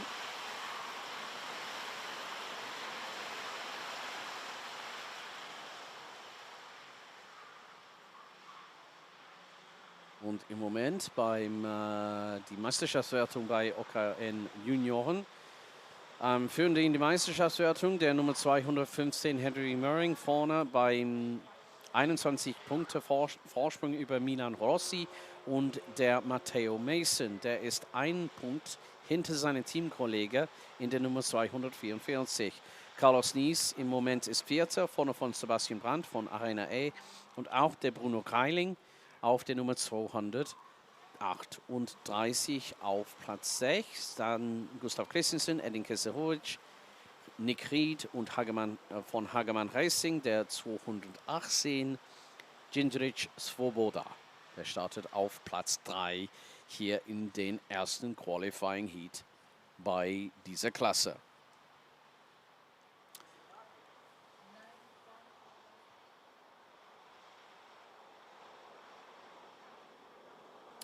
So, let's go racing. And it looks like we have got an underway. Milan Rossi takes the initial advantage. A few drivers bumping over the curbs through turn number 1. Und jetzt Dreibreit nochmal wieder am Start in Kurve Nummer 2. Und jetzt viele Kämpfer hier auf dem Feld bei OKN Junioren. So viele Zweikämpfer durch das ganze Feld. Und diese erste Runde von 10. Aber einen richtigen guten Start bei Milan Rossi auf der 244. Der ist wieder vorbei, aber noch nicht jetzt, weil ich denke, dass der Henry Möhring, der 214, ist vorbei an seinen Konkurrent nach dem ersten Runde. Henry Möhring am Spitzer, vorne beim über ein Viertel, eine Sekunde vorne von Milan Rossi. Dann auf Platz 3. Und dann kommt der Carlos Nies innerseits von Matteo Mason. Jetzt der Nies, der Deutsche von Nies Racing, jetzt auf Platz 3. Und er war innerseits am Kurve Nummer 2 nach dem langen Gerade. Wir haben schon ein kurzes gelbe Flagge am Marshall-Post Nummer 4. Und leider gibt es Pech bei Ben Özdemir. auch gibt es nochmal 2 Piloten und gibt es ein sehr kurzes Abbruch von das Rennen, aber ui. Für den Edin Keserovic. Kleines Kontakt zwischen Reifen mit einem anderen Pilot. Oh, nochmal Pech für Nick Ried und Stavros Francia. Das ist in die Nähe von Marshall-Post Nummer 6. Und es gibt eine Dreher durch Kurve Nummer 1. Uiuiuiui. Hat etwas passiert. Ich warte auf, wer das war. Vielleicht Alex Häuser auf den 255 oder Marketa Rumlenova auf den 233. Aber jetzt für, ja, okay, das Rennen ist vorbei für 277 Nick Ried, 215 Stavros Francia, der 227 Ben Özdemir. Und ich habe schon bemerkt, dass es gibt nochmal 2 Karts mit einem Unfall miteinander haben, vielleicht 233 und auch jetzt ist das bestätigt. Zwischen Marketa Rumlenova und der Alex Häuser auf der Nummer 255. So, das ist warum. Wir haben gelbe Flagge am Marshall-Post Nummer 5. So, Marketa Rumlenova, Alex Häuser, Nick Ried, Stavros Francia, and also Ben Özdemir are out of the race. So we are down to 24 runners, the last of which being the 267 of Poland's Miloš Baginski. There you can see the attrition rates a little bit. But at the moment, Matteo Mason in 4th position. Oh, double waved yellows again. And there's another incident. Oh, dear. OKN Junior seems to be having a baptism by fire here at Kart Arena Cheb.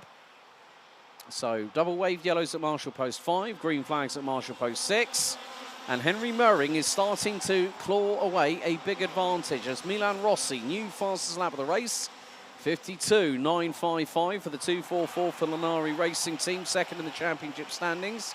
He's getting pressure from behind, courtesy of Carlos Nees. And also, Lanari Racing teammate, one of the South African contingent we've got here, Matteo Mason.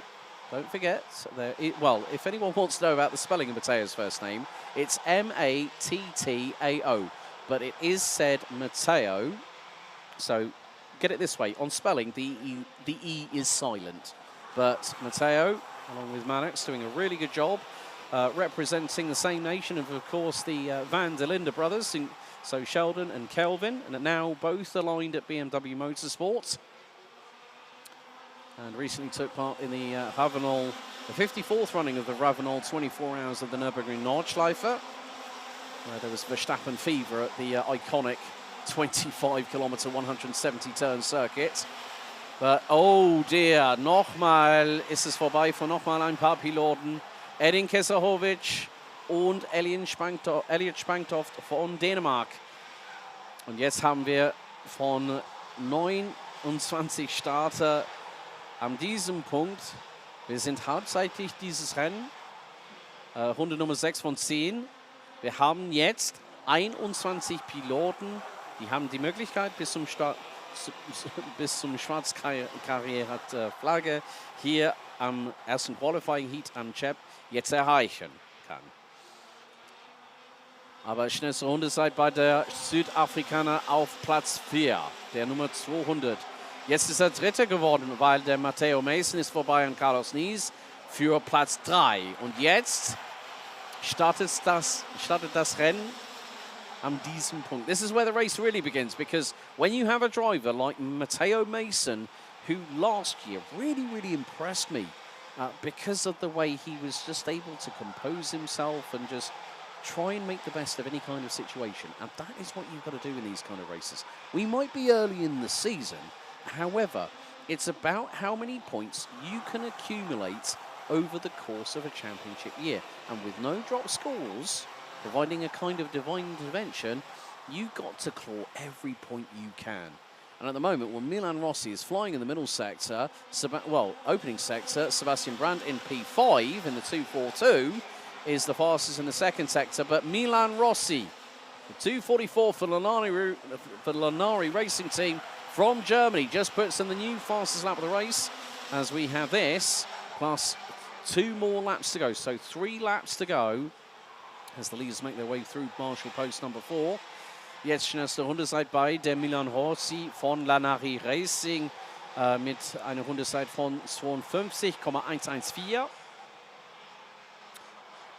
Und jetzt, was für eine Leistung für der 238, der Neuling am Arena E Racing Team. Bruno Greiling startet am letzter Position auf die Startaufstellung. Jetzt ist er auf Platz 11. Great performance by Bruno Greiling, who made a few appearances last year. I think more particularly Arena A in Mulsen ran under the Spanish flag, but of course now running with Arena A, runs under the German flag, lives out of Spain. Aber jetzt bei ihm dieses Rennen nochmal vielleicht ein bisschen Pech bei der Christian Himmer Rasmussen aus Dänemark. Und jetzt kommt den Zweikampf zwischen Matteo Mason und der Carlos Nies, der 222. Und oh, sideways for Matteo Mason. Carlos Nies tries to take advantage. And here is Sebastian Brand, one of the Arena A Racing team drivers, right on the rear of the 222 from Nies Racing, and is going to be in the wheel tracks coming out of the final corner. So this is where things get very, very crucial, because now Henry Möhring and Milan Rossi, just like they were last year, these two know each other really well as the man from ADAC Motorsport trying to fend off the advances of Lanari Racing team in the form of the 244. And Milan Rossi is looking everywhere. He's throwing the kitchen sink and everything else, including the NFL playbook, at Henry Möhring. Und der Möhring kämpft immer wieder. Bleibt auf dem Racing Line. Den hat den stark blockiert vorne von Milan Rossi. Und in ein paar Kurven, jetzt läuft die letzte Runde. Was für ein spannendes Rennen hier bei dem OKN Junioren. Und letzte Runde läuft Möhring gegen Rossi. Gelbe Flagge in Kurve Nummer 1 und nochmal Pech für ein paar Piloten. Gelbe Flagge, aber jetzt ist es zum Ende. Tut mir leid. Aber Henry Möhring ist jetzt Rennsieger bei OKN Junioren.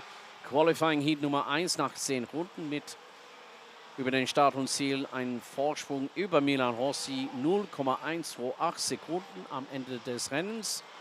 Vorne von der Südafrikaner Matteo Mason, Carlos Nies auf Platz 4 und der Gingerich Svoboda auf Platz 5.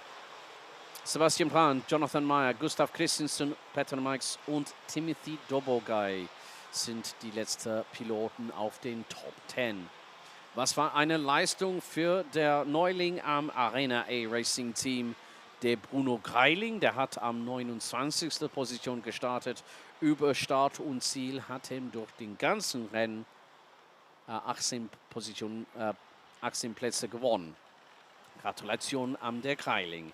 Ruvan Moritz takes 12th ahead of Marvin Zimmerman, Paul Bernhard, Nikolai Daniliv, Patrick Reinhardt, Amelie Hoivers, Emilia Urlas, Pierre Wolf, Diego Battaglia.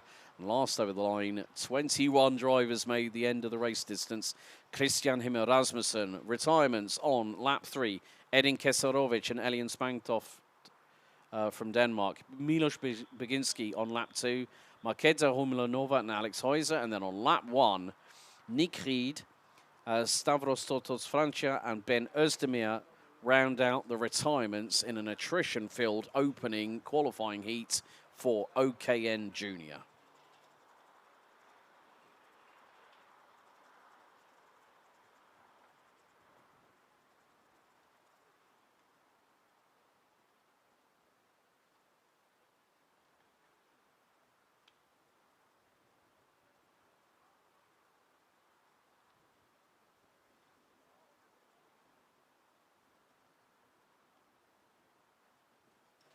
Well, just really to give my thoughts about that first race for OKN Junior, let's just say that the elbows were quite clearly out. I'll be completely truthful with you, but the thing is, as with any kind of kart race, it doesn't matter what category it is in, you will find that there is always that unpredictability factor. And not would I think that by the end of lap 3 that we would have 8 drivers eliminated. But still, the battle between Henry Möhring and Milan Rossi, of course, those two know each other very, very well. They battle incredibly hard against one another. So from that perspective, you have to understand and respect the fact that Milan Rossi knew the last lap was there, and there has been a change because Milan Rossi, I think, has just been demoted with a penalty, and that is a 5-second time penalty. So Matteo Mason and Carlos Nees now get promoted. So Milan Rossi drops to 6th in the amended results by what I'm just seeing on the live timing screen. Carlos Nees, Gingerich Svoboda, Sebastian Brand round out the top 5 positions. So from that perspective, it is the case that, well, OKN Junior seems to be the most highly charged category so far. But you know what? They're a welcome addition. And we will be now going on to our next barrage of our next set of heats. So we've got another 2 heats yet to go out of 6, because up next it's going to be Heat 3, KZ2 Cup.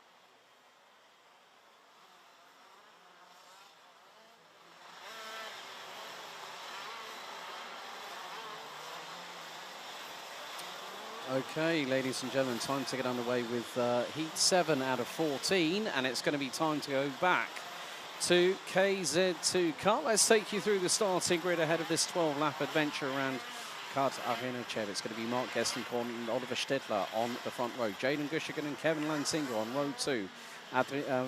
Adrian Martins and Sascha Dreher on row number 3. Mark Zwaric and Martin Antos, row 4. Valentin Knöll and Louis Esser ran out the top 10 with Jason Dovenstein and Oscar Steinbach rounding out row number 6 on the starting order. 23 drivers set to take part, with Milan van Winden and Kali Sola rounding out row 7. Julian Berman, Quinten van Leuven round row 8. Dirk van Siftout and Matej Kakchowski round out row number 9. Completing the top 20, Andrzej Duba and Lukas Lehnert, with Lucy Zimilova, Noah Kaltenbach and Christopher Saxer from MP Kart Racing Team representing Denmark rounding out the back of the field.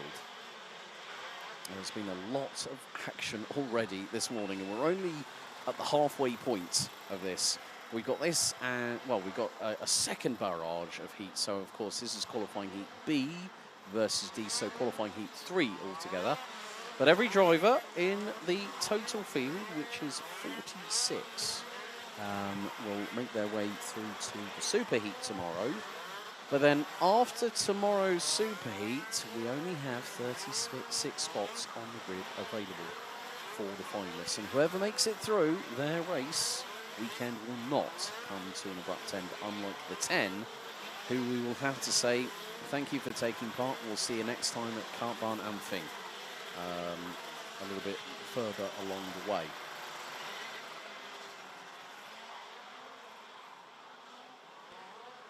Aber der Schweizer, der Mark Gestenkorn, dieses Mal kann auf der Pole Position jetzt starten nach dem ersten Rennen für den Qualifying Heat, weil wir haben eine kleine Verspätung heute mit dem Regen. Das kommt immer direkt in die Richtung Start und Ziel. Aber jetzt, am heutigen Samstagnachmittag, gibt es brillante Sonne von blauer Himmel im Oben.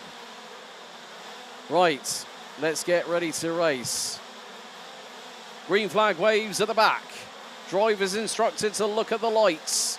Here we go for qualifying heat 3, B versus D, KZ2 Cup. Here at Kart Arena Cheb, the revs rise, we're underway. Good start from the outside of the front row. Stettler to the outside of Gestenkorn, but the Swiss driver holds on to the race lead. And now it's going to be 3 wide into turn 2. And I think Stettler, the youngster on the field, has just managed to get through, and Lansinger got a blistering start. Guschigen down into 5th place, as I think Adrian Martins has just got through, the Austrian. So again, just that launch that we saw that from Emilian Denner in KZ2 Heat 1. He got an absolute launch and a half. But now you're going to see the battle lines being drawn. Stettler leads, and that is going to be Gestenkorn in 2nd position, and he's closing in on the youngster from Germany. It's going to be und jetzt am vorne, am Spitze des Felds ist der Deutsche, der Junge von Deutschland, der Nummer 485, nach einer Runde mit einem Vorteil über der Schweizer Mark Gestenkorn 0,071 Sekunden. Und jetzt kommt der Angriff von der Kevin Lansinger aus Holland. Der Pilot von TB Racing Team, der Nummer 432. Es gibt einen Dreikampf am Spitze des Felds. Ganz konkurrenzfähig Feld hier bei KZ2 Cup. Und jetzt der Gestenkorn versucht etwas zu machen, vielleicht etwas Spezielles innerseits oder außerseits von der Stettler. Aber der Stettler bleibt stark und still am Spitze des Felds. Aber jetzt kommt der Lansinger innerseits von Gestenkorn. 2 breit zwischen die beiden Piloten. Und jetzt kommt der Teamkollege, der Adrian Martins, der Österreicher auf 4. Und auch ist dabei Sascha Dreher mit schnellster Rundezeit. Und jetzt kommt ein Defense von der Jaden Guschigen, der deutsche Pilot. Der ist auch beim Blut, auch Amerikaner. Ich habe mit seinem Vater heute Morgen sehr lange gesprochen über Dinge. Wir haben schon, es war ich denke, dass die letztes Mal, wenn ich habe mit dem Familie Guschigen getroffen war, letztes Jahr bei dem Saisonfinale in Wackersdorf. Wir waren im gleichen Restaurant natürlich. Aber jetzt bei der Städtler, jetzt ist von Platz 1 demontiert bis zum Platz 3 hinter Gaston Korn und jetzt auf zweite ist der Lanzinger. Normalerweise, wenn es passiert bei Lanzinger, wenn er hat schlechtes Qualifying, geht die Rennen immer besser hin. So Kevin Lanzinger, he can qualify well, but even if qualifying is bad for the man from the Netherlands, he can really put the race pace together and find it where he probably wouldn't have done. Aber leider bei den Noah Kaltenbach ist er hat er nicht dieses Rennen nicht gestartet. Aber was für viele verschiedene Kämpfer. Und jetzt auf Platz 5 bleibt der Jaden Guschigen. Der hat ein riesen schlechtes Unfall letztes Jahr, wenn wir waren in Mülsen. Und er hat einen Armbruch, denke ich. Ich habe so viele mit ihm und dein Vater darüber geredet am Saisonfinale letztes Jahr. Aber ich habe mit Jaden gestern Morgen gesprochen und er sagte, ja, ich fühle mich stark und ich fühle, dass vielleicht es gibt eine gute Leistung, eine gute Pace dieses Wochenende bei Formula K SAP. So Jaden very, very bullish, let's say, about his approach as we are on lap number 5. Gaston Korn is now starting to bolt and Lanzinger is the one that is the cork in the wine bottle, let's say. But he has already shown that in his second weekend in KZ2 Cup that it doesn't matter that he might be a shifter kart rookie. His experience that he's brought over from many a year. Of course, his younger sister Roxanne now still running in direct drive in Miami more precisely. She is now with MP Kart Racing in their senior ranks. And she's a very, very aggressive driver, just like her older brother.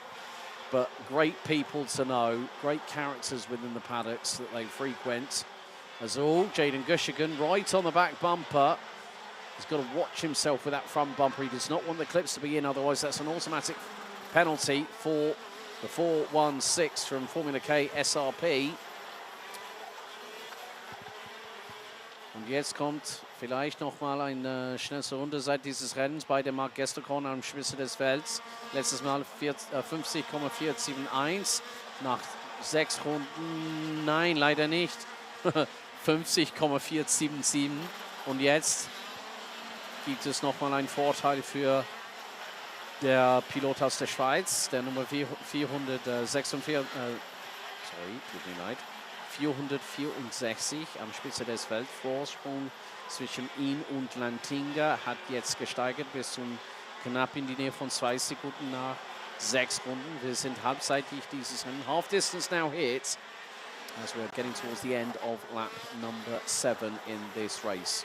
And, well, what can you say? A really, really good performance once again by Marc Gestenkorn. Not exactly the first race earlier on that the Swiss driver would have had, of course, representing the very same nation as a man that's won the Rolex 24, Sebring 12 Hours, and a 3-time Le Mans winner and a World Endurance Champion. It is, of course, a man that now runs he's the head of the motorsport division at Sportec Racing, Marcel Fessler. Kevin Lanzinger still holding on to that second position, but he's now got company from behind because the youngster, Oliver Stedler, the one who has really come in kicking and screaming and saying, I'm not here just to participate. I'm here to make myself known. Well, Oliver Stedler, you very much have arrived, young man. And to punch above his weight, that just goes to show how crucial this series is for a lot of drivers. Nochmal 4 Runden bis zum Ende dieses Rennen, bis zum schwarz-weiß karierte Flagge. Und jetzt den Vorsprung steigert noch weiter. Und jetzt kommt das Angriff von Stedler in Richtung Lanzinger. Das ist ein wirklich engen Zweikampf über Platz 2 zwischen die beiden Piloten. Einer von TB Racing und den anderen von Formula K SRP. Und jetzt ist es ein Vierkampf. Herzlich willkommen Adrian Martins und Jaden Guschiken dabei.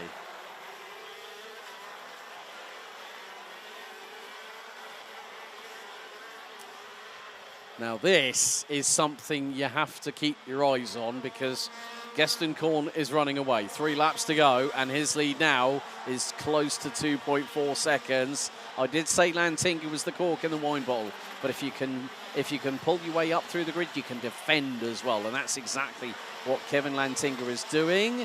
Oh, now someone having a little bit of a drama. That was probably one of the Mach 1 Motorsport karts. Just going to see who that was potentially. I'm wondering if that might have been Louis Esser possibly in the 409. Yes, it would have been Louis Esser, who was running P7, so might have dropped down to around about 9th or 10th position. But 2 laps to go after this tour. And, well, what can you say? Mark Gaston-Korn making up a little bit of redemption here in race 3 out of 6. This is qualifying heat 2 for these particular drivers. Nochmal 2 Runden bis zum schwarz-weiß karierte Flagge. Und was für ein Vorsprung hat der Pilot aus der Schweiz, Mark Gaston-Korn, der Nummer 464, Vorsprung über Kevin Lantinga. Und jetzt kommt ein wichtiger, harter Zweikampf zwischen Martins und Guschiken über Platz Nummer 4. Aber der Gaston-Korn, was für einen Performance, eine Leistung, wie man sagen kann, dass er hat von den Start dieses Rennen bis zum Ende dieses Rennen alles kontrolliert. Calm, cool and collected.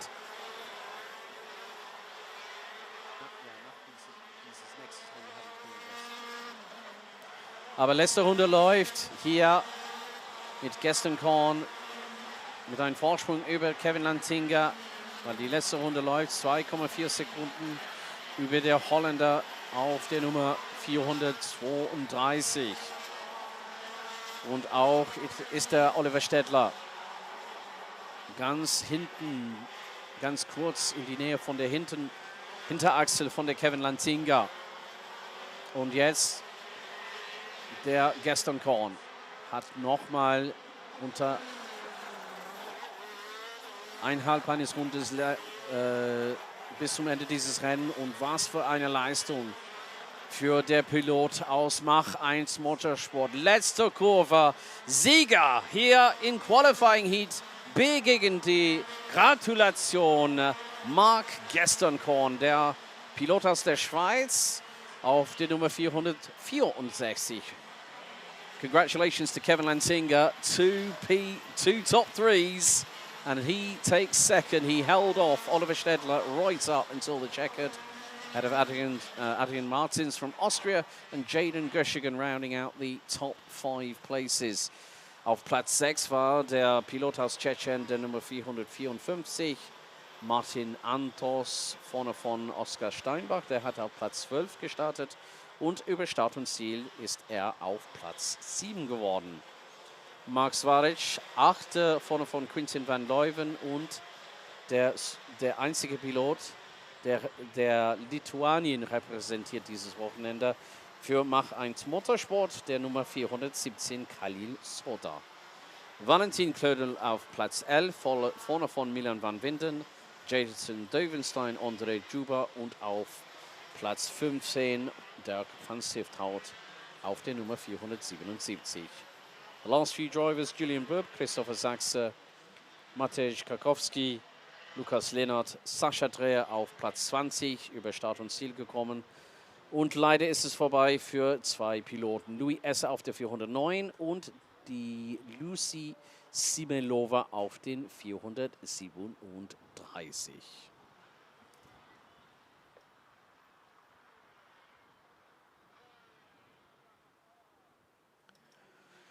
Und nochmal ein sehr spannendes Rennen bei KC2 Cup hier in Kart Arena Cheb.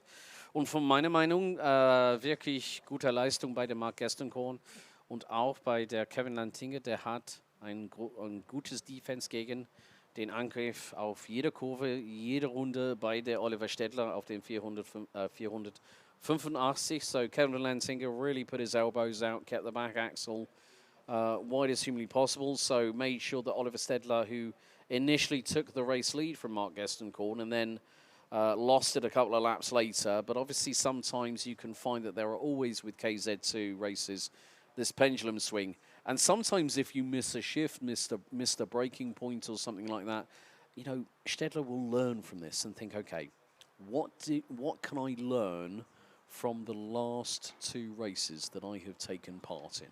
And that is very, very crucial indeed, that the drivers, especially if they're young or they're new coming into this category, it's a big, big steep learning curve in KZ2.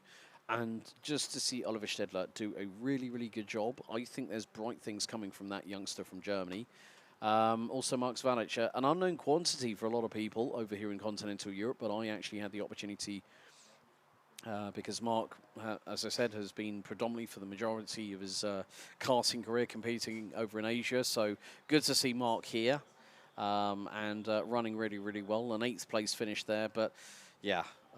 Let's just say the KZ2 Cup is really, really exciting, as it always been, and with a big, big entry of over 45 drivers this weekend.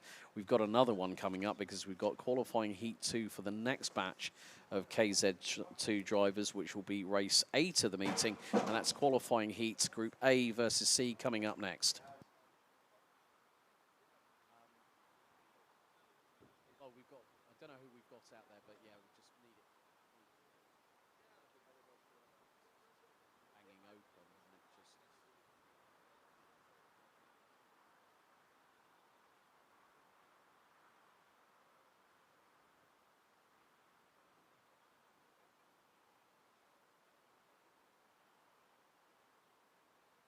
Oh, no, or at least the good thing is...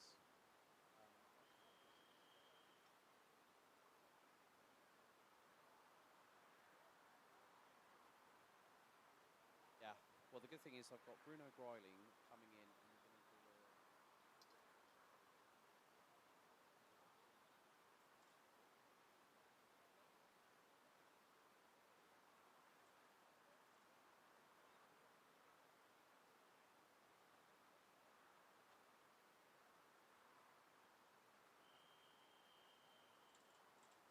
get him in. I'll say, which makes it easier for me, but if you also read German, I'll just say,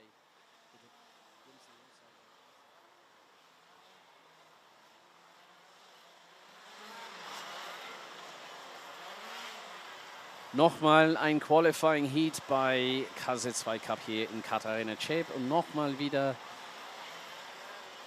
scheint die Sonne hier in Tschechien. So again, sunshine very much prevalent here in the Czech Republic. 15 minutes from the German-Czech border. Let's take you through the starting grid of qualifying Heat 2 for our next batch of drivers. It's going to be Group A versus Group C. Pavel Wimmer and Manuel Kastel on the front row of the grid. Nico Bognar and Karl Luthart round out an all-German row 2 with Tomasz Kurziela and Ondrej Pikl, who took the initial win on the road, but running out row number 3. Eric Vers and Vaclav Rochaka, Emmanuel May and Kevin Wagner round out the top 10 with Radek Vavra and Matthias Porosol. Yannick Hemmert and Marcel Ernst, all German row 7. Rick Hartmann and Max Hazel, row 8. Eric Müller and Kevin Rosenbeck from Sweden round out row 9. Then, after that, row 10 will be Maximilian Predarovic and Estonia's Karl Liesmer, countryman to Marcus Kayak. Not here this weekend in KZ2. Viggo Rasmussen, Barry Gregory from France, and Bulgaria's Ilyan Yankov, who made an absolute storm of a way through the field in his opening qualifying heat, rounds out your grid.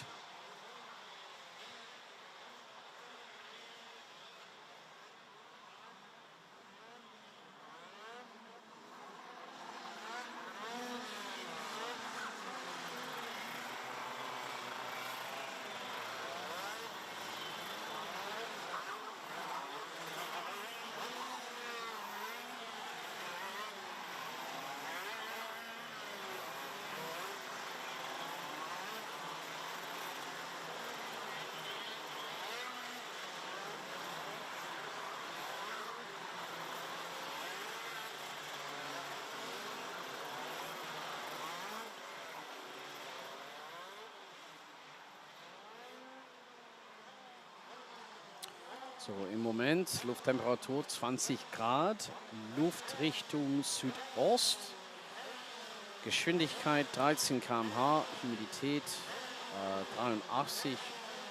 77%. Oh dear, right, it's waving from Karl Luthart, who looks like the engine has stopped. So it looks like we might have an aborted start here. There is no Nico Bognar in the inside of row number 2, so they are going to send them around again. So Karl Luthart's engine decides to conk out, and he gets it back going again. Now, the drivers were told by race director Kevin Meinhardt in the drivers' briefings yesterday that they have one attempt during a race to try and attempt to push start the kart once. If not, then they effectively are retired from the race. So Nico Bognar not on the starting grid. Viggo Rasmussen, 415, has also not broken the timing beam. So has there been a problem from Nico Bognar, because he will be released once the start gets underway.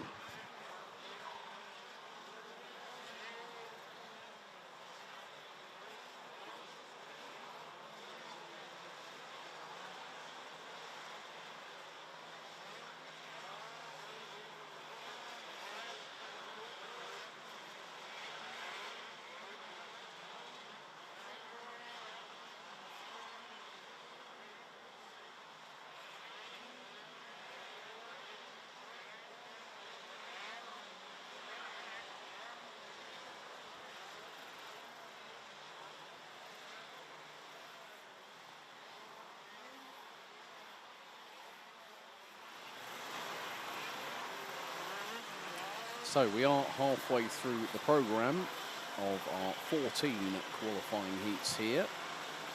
So a big thank you to everyone watching on the ADAC Motorsports YouTube channel. Don't forget, if you haven't already, like, share and subscribe, and make sure that notification bell is on. As here we go, Pavel Wimmer, the 433 from TB Racing Team, went from lights out to checkered flag last time in his previous heat. Can he dove 2 for 2? Manuel Castel in the 406 alongside on the front row. So the big thing is there is an empty row. There's an empty row. No Nico Bognar, no Karl Luthart, and I'm wondering if they might have to start from the back of the field. Right. 12 laps of racing. The last couple of drivers getting into position just round by the final corner. Green flag waves. And it's time to get ready to race here for qualifying heat 4, KZ2 Cup, A versus C. Revs rise, and we're underway, and a good start from the outside of the front row. Brilliant launch by Manuel Castel, who gets past Pavel Wimmer as they now make their way nearly 4 wide up the back of the main straightaway into turn 2. Richtigen guten Start war Hammer bei der Manuel Castel, außerseits am dem ersten Reihe. Vorne von Pavel Wimmer bis in Außerseitskurve 1 am dem Start.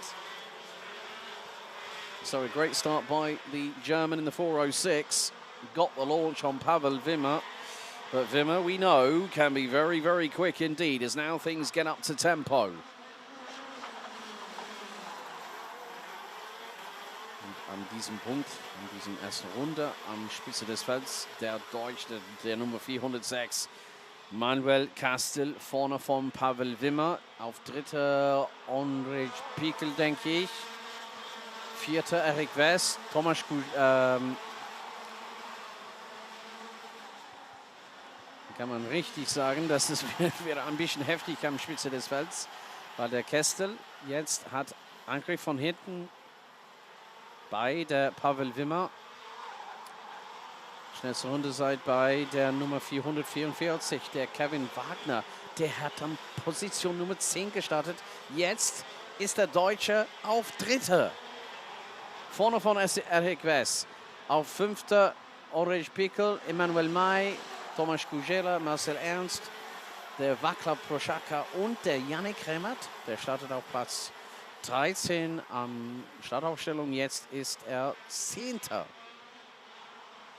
Aber jetzt springt vorne mit einem Vorteil über Wes und Wagner. Und jetzt kommt der Wagner innerseits von Wes. Jetzt hat der 444 nochmal versucht, Plätze zu gewinnen. Hier beim vierten Qualifying Heat von 6 bei KZ2 Cup. Ich habe schon gesehen, dass der Kevin Wagner ist vorbei an Eric West und jetzt der Pilot aus Deutschland jetzt auf Platz 3. Er hat in den ersten 2 Runden, 2,5 Runden 7 Plätze gewonnen und jetzt hat er eine Möglichkeit. Es gibt viele Runden bis zum Ende dieses Rennen bei schwarz-weiß karierter Flagge, aber kommt Druck von hinten bei der Eric West auf der 414, bei dem Barrel Art Chassis. Pikel ist nicht ganz, ist ein bisschen mehr eng. Am Hinter der West auch der Kujera, auch der Emmanuel May. Nochmal eine gute Leistung bei der Pilot aus Bulgarien, Ilian Jankov, von 23 bis zum Platz 11 nach 3 Runden gewonnen, ist der 412. Jetzt, Kontakt zwischen 2 Sodi-Karts. Pikel gegen Kujela. The 2 countrymen going at it with their elbows out and the 2 Sodi-Karts nearly came to grief. Oh, right. We've got someone that exited stage right when Kujela and Pikel went to shot. Was that possibly? I'm not sure if that was him. No, not Emmanuel May. There's going to be one that is going to tumble, and it is Yannick Remmert. Pech für der Nummer 481 am Runde Nummer 4. So Yannick Remmert, the 481. As Viggo Rasmussen was a non-starter. A real shame there for Yannick Remmert. Well, that just goes to show how heartbreak can be shown in a multitude of different forms. And that is a real shame. Aber jetzt Angriff und vorbei am Spitze des Felds. Manuel Kastel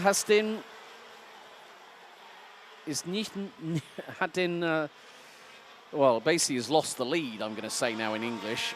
I'm trying to... It's not so easy, folks, to switch between 2 languages on commentary, let me tell you that much. But im Moment, Manuel Kastel ist nicht am Führen dieses Rennen jetzt. Nach dem Angriff von der Pilot aus Tschechien, der Pavel Wimmel, jetzt noch wieder am Spitze des Felds.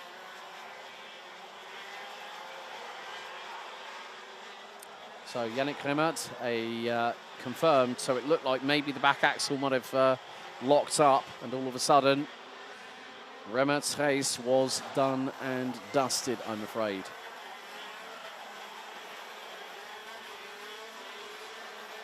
Und auch Pech bei der Radek Wawra, der hat 10 Plätze verloren.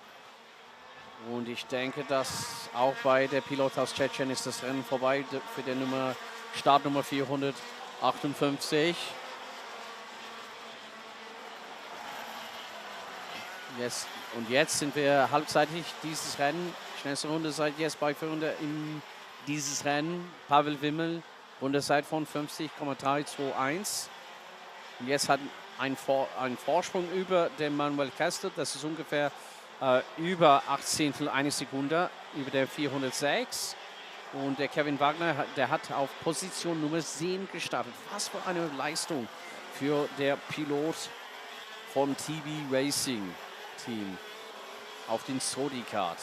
7 Plätze gewonnen. Jetzt hat er einen Platz verloren. Am Grund von Eric West, der 414 aus Deutschland, auf den Privat Barrel Art Chassis. Jetzt ist der dritte. Eric West hat auf Position Nummer 7 am Startaufstellung gestartet. Jetzt dritte, vorne von Kevin Wagner, dann Tomasz Kujela und Andrzej Pikel auf Position Nummer 5 und 6 respektiv für die beiden Piloten. Und dieses Wochenende ist ein Heimatsrennen für die beiden Piloten.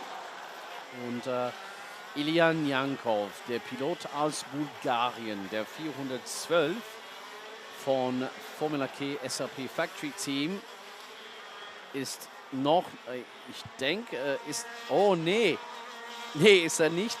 Jetzt ist er nicht auf Platz 9, jetzt auf Platz 8. 15 Plätze gewonnen bei der Bulgarien, der bulgarische Pilot.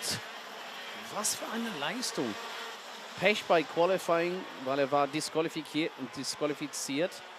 weil es gibt Arbeit auf an seinem Kart in die Bedingungen beim Parc Fermé. Das ist verboten beim die Regulationen für die DKM 2026. Und jetzt ist er 8. Was für eine Leistung. Und es gibt noch nach dieser Runde, wir sind auf Runde Nummer 9 von 12, 3 Runden bis zum Ende. Und ich kann mal richtig sagen, dass mit die Leistung, dass der Jankov hat, letzte Runde Zeit war 50,860 und jetzt eine 50,322. Ich denke, das ist möglich für den Ilian Jankov, dass er könnte vielleicht 5. gewonnen über Start und Ziel an schwarz-weiß karierte Flagge. Das ist möglich, kann ich mal sagen.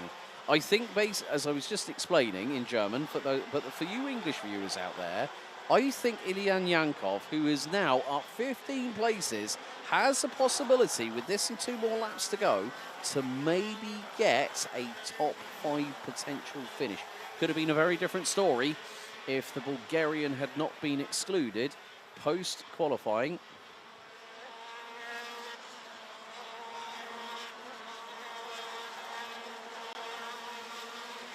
So now, Pavel Vimmel is leading and has got the fastest lap of the race with this and 1 more lap to go.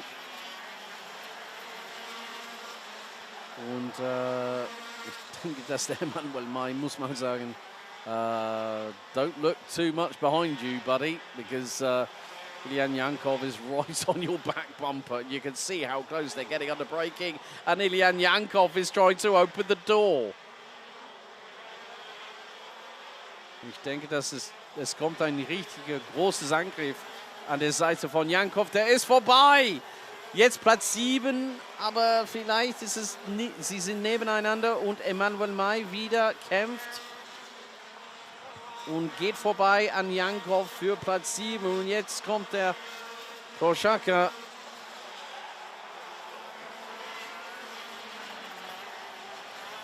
Aber letzte Runde läuft hier beim 4. Qualifying Heat by KZ2 Cup.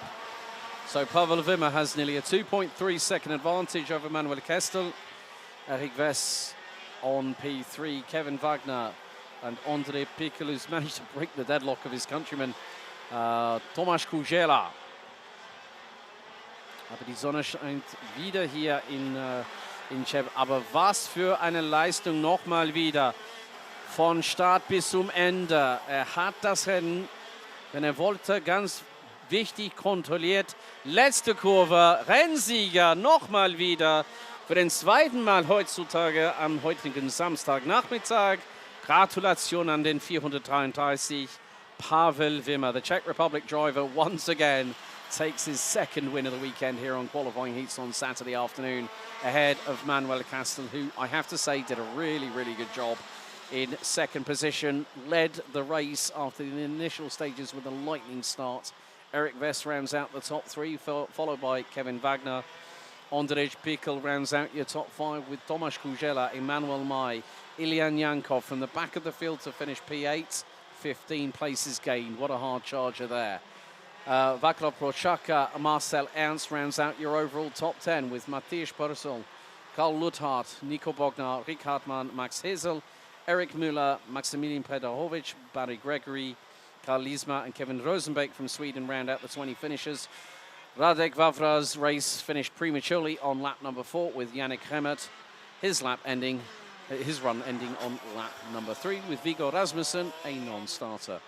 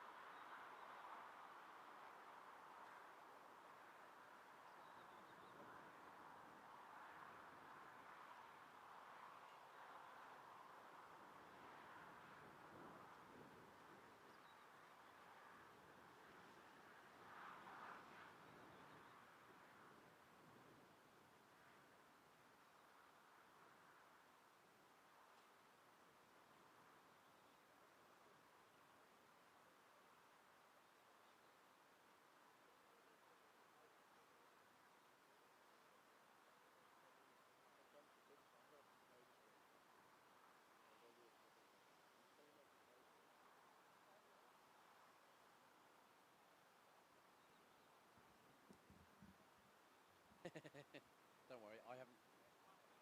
Yeah, you're speaking live, though. So don't worry, we've got the footage. Yeah, don't worry, you're mate. Don't worry, just take your time.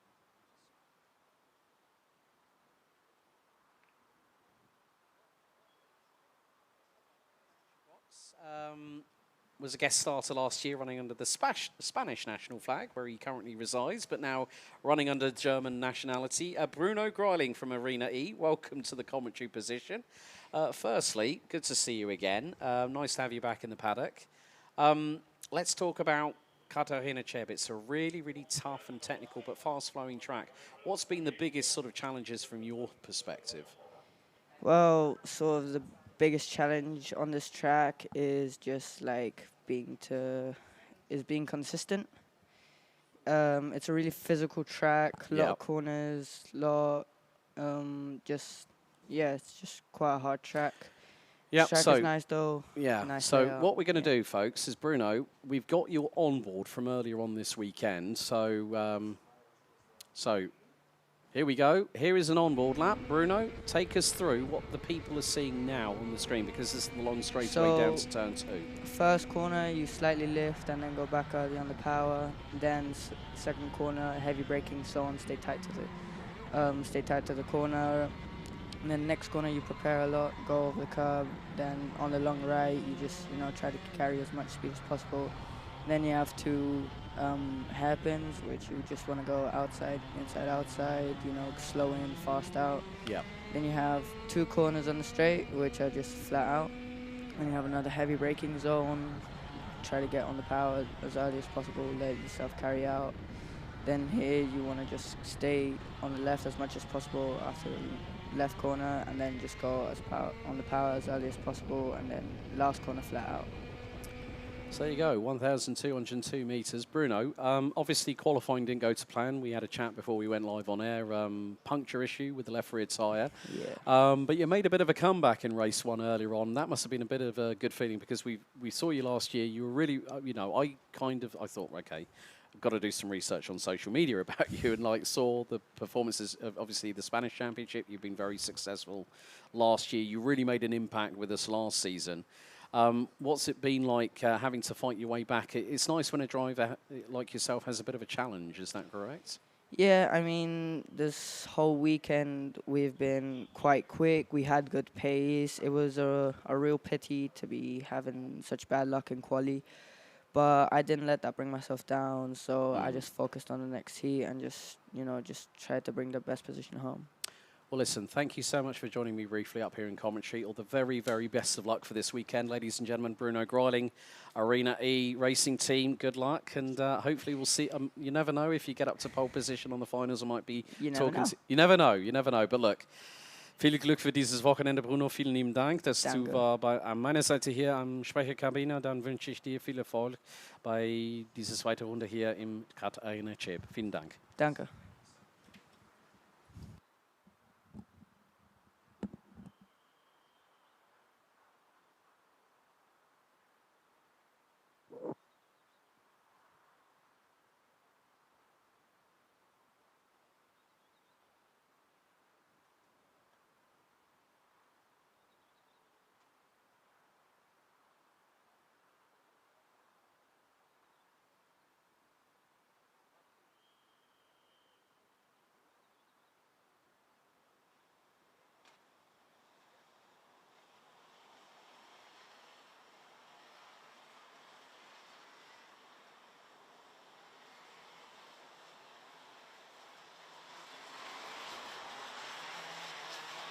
Okay, firstly, big thank you to Bruno Greiling for joining me. He said, are we live? Yes, we are. But it just goes to show these drivers are under significant pressure. They put themselves under pressure, but here we are, OKN Senior, race number 2 of the weekend. And Martina Rumlanova and Jakub Kamenik might be battling each other with elbows out again. They start on the front row. An all-German row 2, courtesy of Ben Gertz and Konstantin, perhaps 2 of the title protagonists after the season opener 4 weeks ago in Mulzen. Row 3 will be Leah Zerbers-Dobler and Luxembourg's Rick Nadin.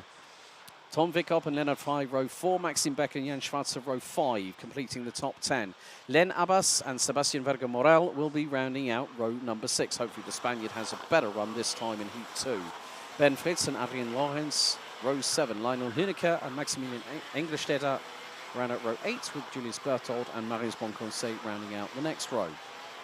Niklas Simic and Simon Valleja round out the top 20. Ahead of Ireland's Conor McCoylan, with Emilio Bert alongside on the next row. Row 11, Charlotte Tinner and Linus Koch round out row number 12. Jan Scheitel and Henry Melchior. Row 13, with Johannes Mussotter, Jan Weibel and Mia Deutschler rounding out the 29-strong grid.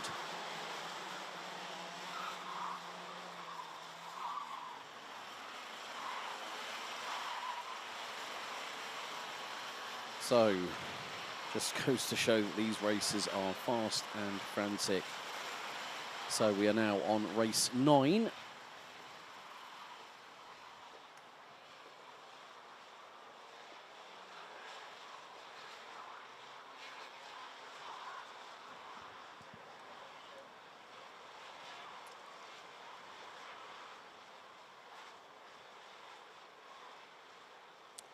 So after the brutality of standing starts, we now go to a rolling start, 2 by 2. So once again, it's going to be Rumlanova and Kamenik that will control the pace, as we will find that these drivers are now going to really have to,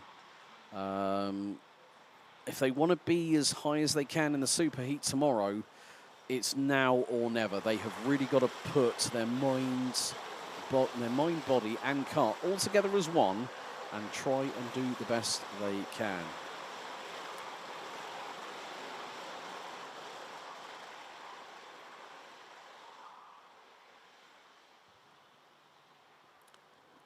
Und jetzt ist es Rumlanova auf dem Pole Position.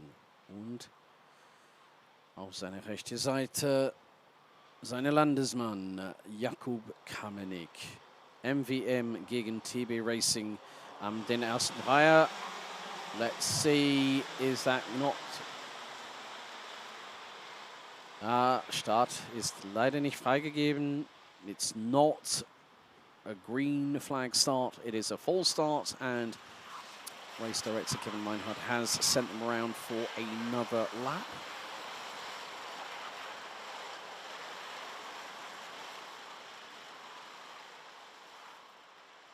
So when there is a disparity of speed between the front row and everybody else, if there's a few stragglers, it's not going to be, let's say, the safest of starts. What they need to have is basically the front row controls everything, and then it's a case of what goes on behind. Now, if there are a few stragglers at the back end of the field, that's why our race director will not let them go. And that is why you kind of think, well, let's see how things proceed. But of course, everyone is chomping at the bit. Everyone is wanting to get that win under their belt. And Martina Rumlanova, with the lunge she did on Jakub Kamenik, who is in the battle for the title this season after the opening round at Musen just 4 weekends ago.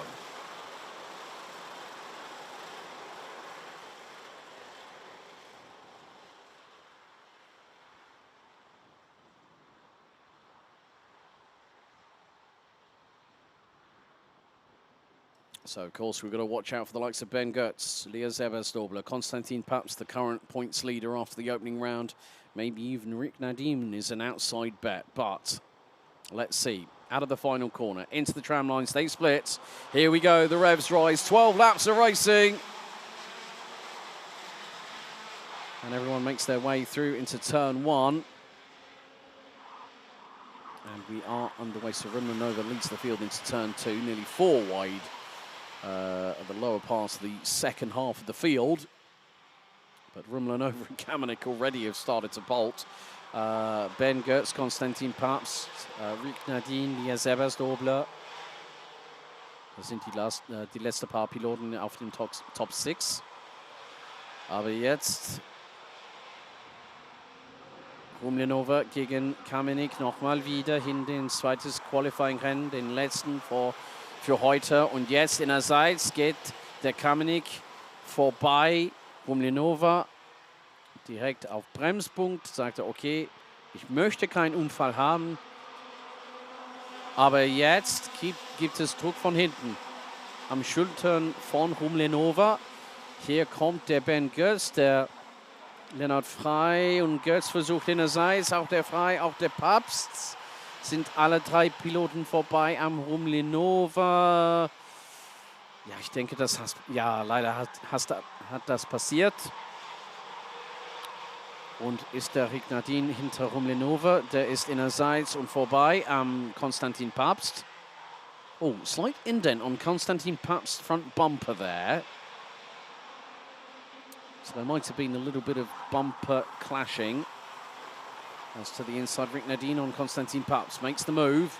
Papst to the inside will retake the position or not. No. And to the outside, that's Len Abbas that has just got through on the points leader. And so has Tom Vikop. Oh, Konstantin Papst is quite literally getting mugged and assaulted in broad daylight. Leider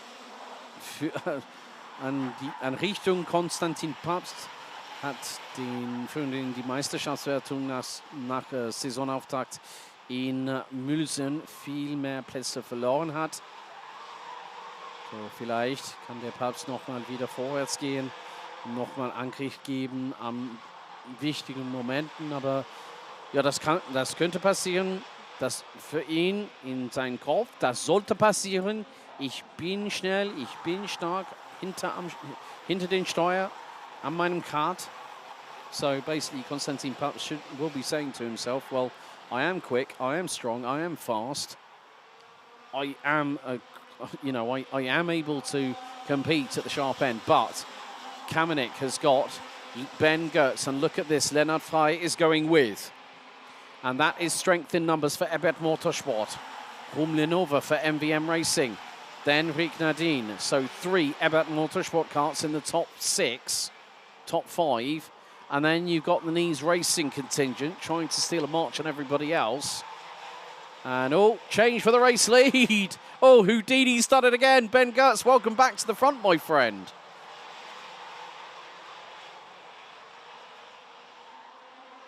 Und jetzt ist der Lennart Frey vorbei. Ein Doppelsieg im Moment am Spitze des Felds für Ben Götz und der Lennart Frey, der 117 und der 136 von ADAC Motorsport. Und jetzt kommt Martina Rumlinova.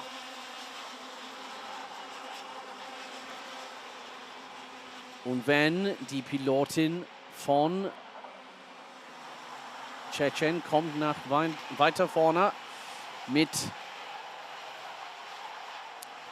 einem heftigen Angriff am anderen Piloten am vorne sie, dann könnte alles passieren. Und jetzt vorbei geht die Pilotin an sein Landesmann Jakub Kamenik. Positionwechsel für Martina Rumlinova. Jetzt ist sie auf Platz 3.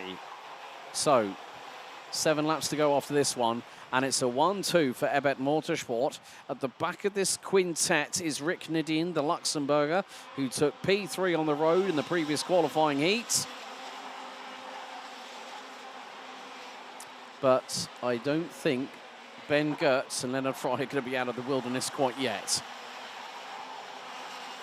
Right. Oh dear, Sebastian Verga-Morel has hit trouble. Oh dear, for the Spaniard, lightning has struck twice, I'm afraid. The 184 is out of the race. I don't think he may be the only one, because there's someone whose body language tells a significant story right now. Linus Koch. I can't see any movement on the timing from that driver, and I think it might be that there's been more than one driver involved. Jan Weibel, Conor McPoylin, Mir Deutschler and Linus Koch. They might all be out, and we could be down to 24 runners. Yes. Okay, the blue square of doom is shown up on all 4 drivers' names, as now we have a quintet battling at the sharp end of the field, a little bit further back. think if that's maybe Lias Ebersdobler or Jan Schwarzer, maybe Adrian Lorenz that are making moves up the order. Aber im Moment am Spitze des Felds nach 6 Runden bleibt hin der Ben Götz. Spitzname von meiner Wenigkeiten, Houdini. Er hat ein kleines Vorsprung über seine Teamkollege von ADAC Motorsport, der Nummer 136. Lennart Frey, schnellste Runde seit jetzt, bleibt in die Hände von Martina Rummenigge auf Platz 3. 52,561. Nochmal eine Runde, jetzt schnellste Runde seit von Position Nummer 4. Nee, leider nicht, bei Konstantin Paps. Und jetzt geht der Lennart Frey vorbei an Ben Götz. Zweikampf zwischen die Teamkollegen und das könnte gefährlich sein. Von meiner Ansicht, wenn man am Spitze des Felds ist, vielleicht brauchst du oder willst du keinen Unfall mit seinen Teamkollegen haben, aber what a robust move there by Jakub Kamenik going through on his countrywoman Martina Rummenigge. And Rummenigge has always been a very, very quick driver. Kind of reminds me of the Babic-Kova family, who have run in multiple direct drive championships. So you've got Teresa, who's the eldest, then Eliska, Petra, and of course Denny, their little brother, who is really making some headways, some waves in the karting world at his age. 4 laps to go. Len Abbas has got Jan Schwarzer and Adrian Lorenz breathing down the back of his neck. There's now, well, coming up to 3 laps to go. There is anything that could possibly happen here in this last qualifying heat.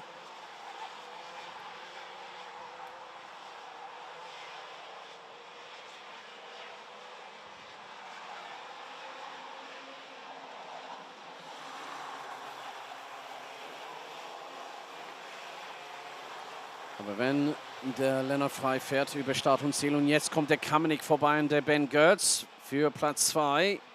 Nochmal 3 Runden bis zum schwarz-weiß karierte Flagge in dem letzten Qualifying Heat bei OKN Senioren.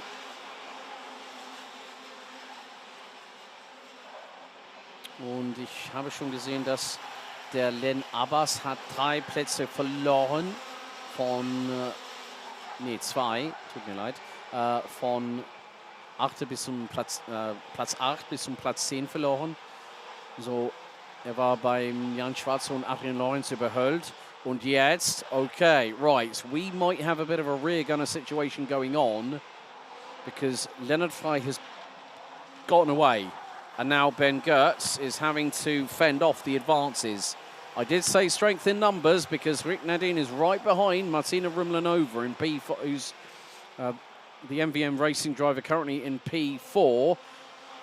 Nadine got P3 across the line last time when we got to the checkered. 2 laps to go, and Lennart Frey has bolted. He's 9/10 up the road from teammate Ben Götz. Here comes Rick Nadine up the inside of Martina Rummenigge. Rummenigge with the counter-attack. To the outside she tries, and Nadine says, no, you don't. But Rummenigge and Kamenik ruled the roost, and here goes Rummenigge saying to Rick Nadine, take that. Sorry, not on my home track, you don't. And this is now bringing in Konstantin Paps and Lias Ebersdobler. Next time around, we'll have 1.2 kilometers to go. And there is the forcing the issue tactic there from Rick Nadine, I just noticed, as Konstantin Paps slightly touches the back bumper of Rick Nadine, as Lennart Frey leads us on to the final lap of the race. Letzte Runde läuft und am Spitze bleibt der 136.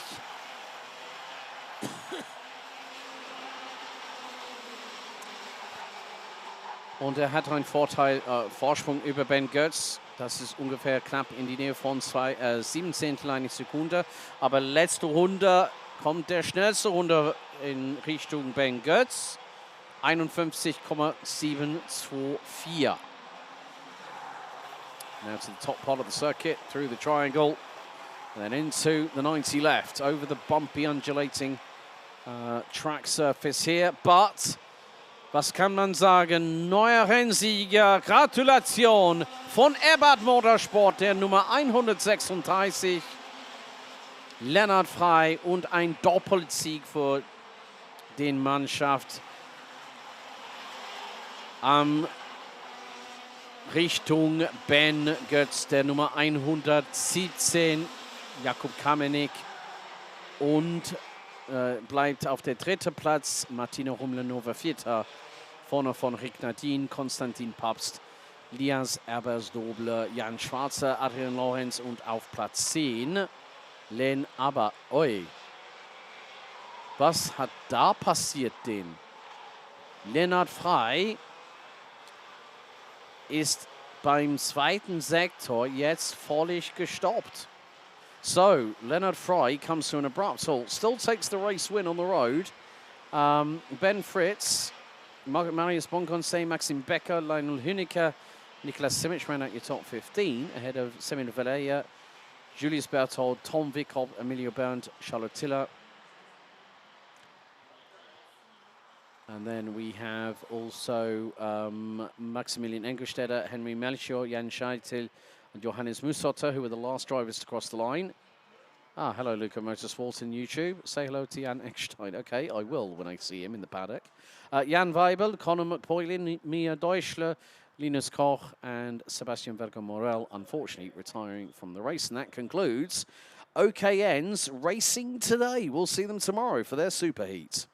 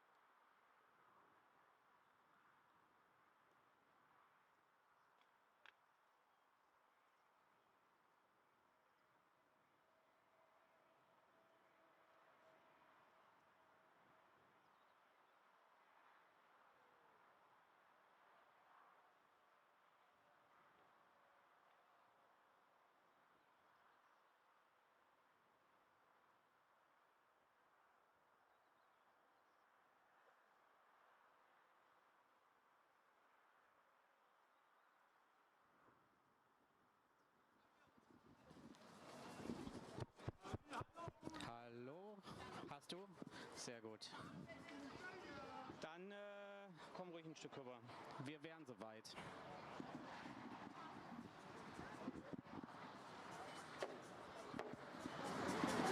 Ja, Ben Götz, spannender letzter Heat. Wie war es für dich? Ja, war ganz gut. Wir haben eine Zeit lang das Heat angeführt. Leider nicht schnell genug gewesen, um zu gewinnen, aber letztendlich war es doch ganz gut. Jetzt so zusammenfassend, erste Mal in Cheb mit der DKM. Ich glaube auch dein erstes Rennen hier auf der Strecke, soweit ich mich erinnere. Wie findest du es? Gefällt sie dir? Macht Spaß? Ja, also das ist mein erstes Rennen, hast du recht. Ich finde die Strecke ganz spannend. Sie ist anspruchsvoll für den Fahrer und fürs Chassis und sie macht auch Spaß, Rennen zu fahren. Du kannst gut überholen, du kannst schnell sein, wenn du gut fährst. Das ist viel technisch. Ja. Ja, hört sich ja auf jeden Fall alles dabei. Und ja, morgen kann es regnen. Bist du schon im Regen hier gefahren? Weil die letzten Wochen hat ja eigentlich nur die Sonne geschienen. Oder wird das so ein bisschen Gamble für alle? Ja, ich glaube, das wird für ein bisschen Gamble für alle. Soweit ich gehört habe, sind die meisten Deutschen hier noch nie im Regen gefahren. Da werden die Einheimischen ein bisschen Vorteil haben, aber man muss das Beste draus machen. Alles klar. Dann schönen Abend. Vielen Dank. Danke.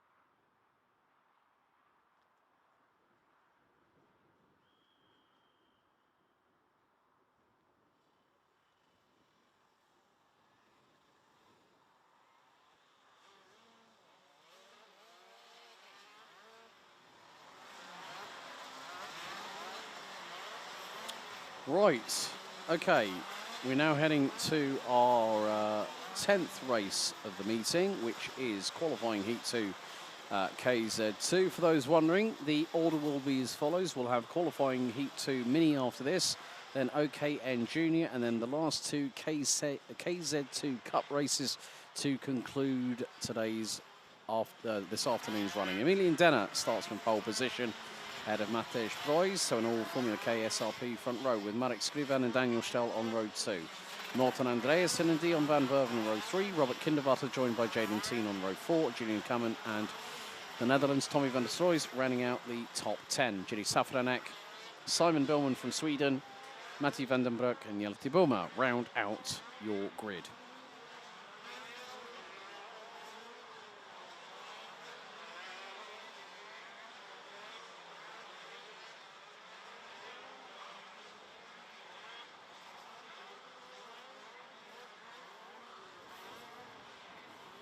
So, in qualifying Heat 1, Daniel Stell was promoted to the race victory because Emilian Denner was declared to have, well, it was deemed to have found to have jumped the start.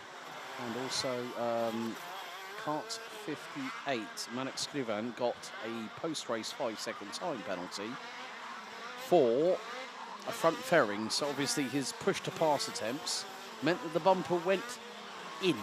So, the clips were out of position, and the iPad of Doom picks that one up. So unfortunately, with our judges of facts, they then report to the race stewards, and of course it is a 5-second penalty that is non-appealable, let's not forget.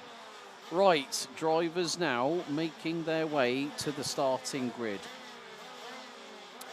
And Emilian Denner, last time actually, because as per the sporting regulations, you can actually decide whether you swap places on the front row of the grid. So very, very astute decision by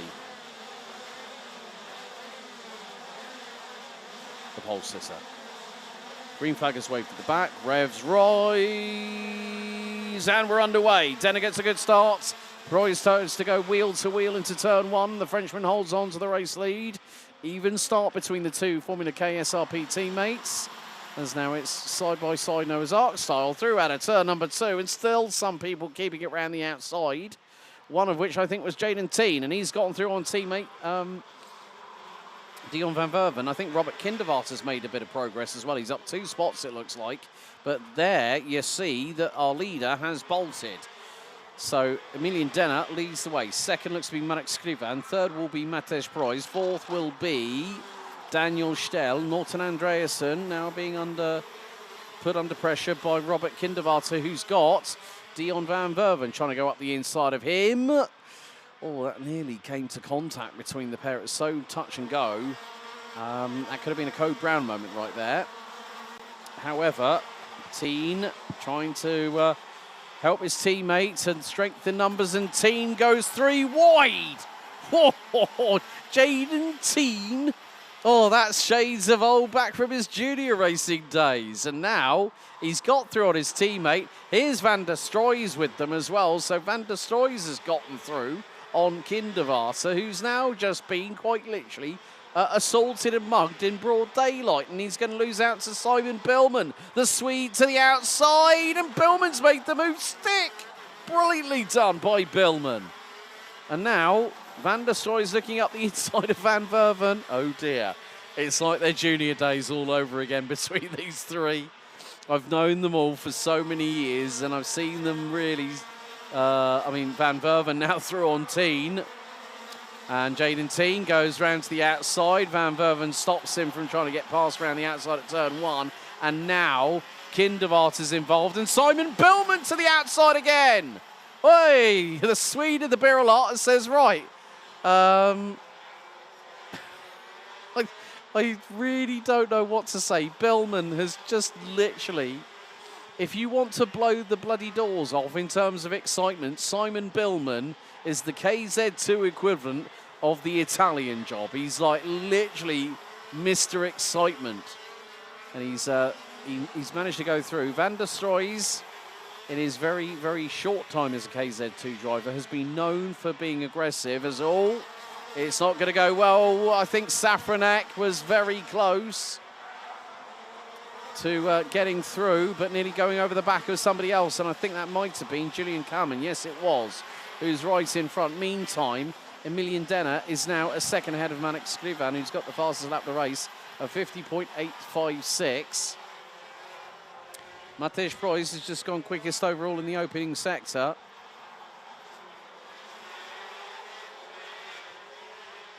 So you might want to think, did I say the words unpredictable earlier on? Yes, I did. And this is a pure personification. You get some of the let's just say some drivers have bigger stones than others, and well, Robert Kinderwater has just pounced on the inside and gotten through on Jaden Teen, and that is for, at the minute, 7th on the road. And Emilian Denner is finding that Manek Skrivan is finding time, finding pace, and has gone purple across sectors 2 and 3. So now that means that Skrivan is going to have to try and close on in on Denner. But as the late Murray Walker used to say, it's one thing to catch somebody, it's something completely different when you try and pass them. So you've got to sort of start teeing up the move. But then you've got yourself in a little bit of a quandary, let's be completely honest, that you might say, well, yeah, I might be able to get through. But one of the things that drivers don't always, and this is a tactic I've seen actually in the last couple of years, a lot of drivers, they are listening for the engine note behind them. They're not looking over their shoulder. If they've got a bit of a gap, then they can try and calmly look over the shoulder, but it's a quick, like, you know, like literally see if I can see out of the corner of my right or left eye who's behind me possibly. It's like literally it's a fraction of a second. So that person is looking over their shoulder and getting that peripheral vision as all right.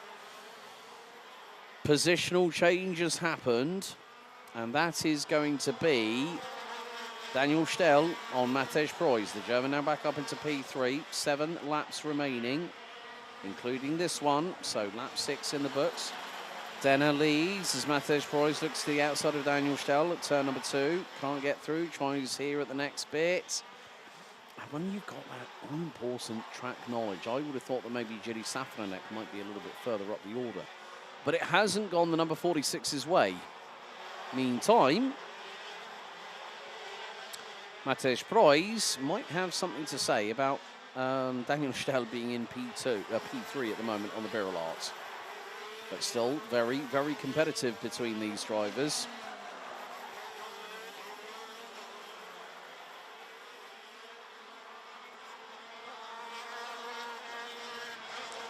So at the moment, Denner leads by nearly 0.8 of a second ahead of Marek Skrivan. Daniel Stell, P3, battling away with Matej Preuss. Norton Andreasen is running on his own at the minute and is still in 5th position and is about 1.6 seconds behind this battle. Marek Skrivan's gone purple in the opening sector. Last time round, Denner was purple in the middle sector, and then it was purple for Skrivan on sector number 3, but Matej Preuss trying to get through on Daniel Stell for Kutschop Amfing on the number 5 Birrell Arts. And at the moment, it is proving to be a bit of a tough nut to crack, so to speak, when your name is Matej Preuss and you've got Daniel Stell, who's a very, very quick competitor. We saw that last year as well for the man from Germany, for Kutschop Amfing. However, it is just going to be that way, that he's just got to think of how can you tee up the move and get through. Sometimes, as they say, it is easier said than done. And this race is once again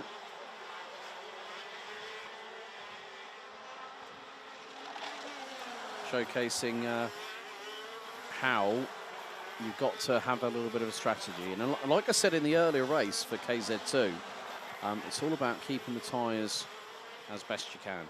And you never know what might happen if someone has a bit of a drama.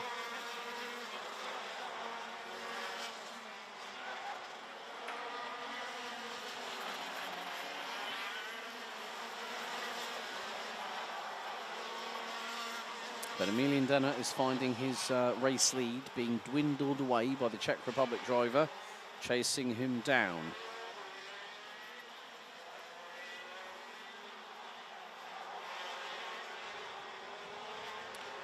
But we are heading into the final few laps. Dion van Verven still battling away, and that is with Robert Kinderwater.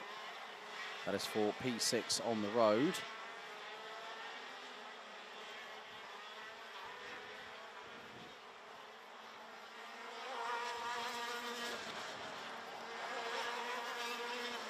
Three to go, and Denner's now got a lead of about 2.5 tenths of a second because Marek Skrivan is lighting up the timesheets purple. Just at a 15.1 in the opening sector, 16.3 middle sector, and there you see them coming through the S complex into turn 5. Denner has got to keep the back bumper as wide as humanly possible, just so at least he doesn't have any dramas as a result. But Denner's got to do what he can. On the road, he did win race 1.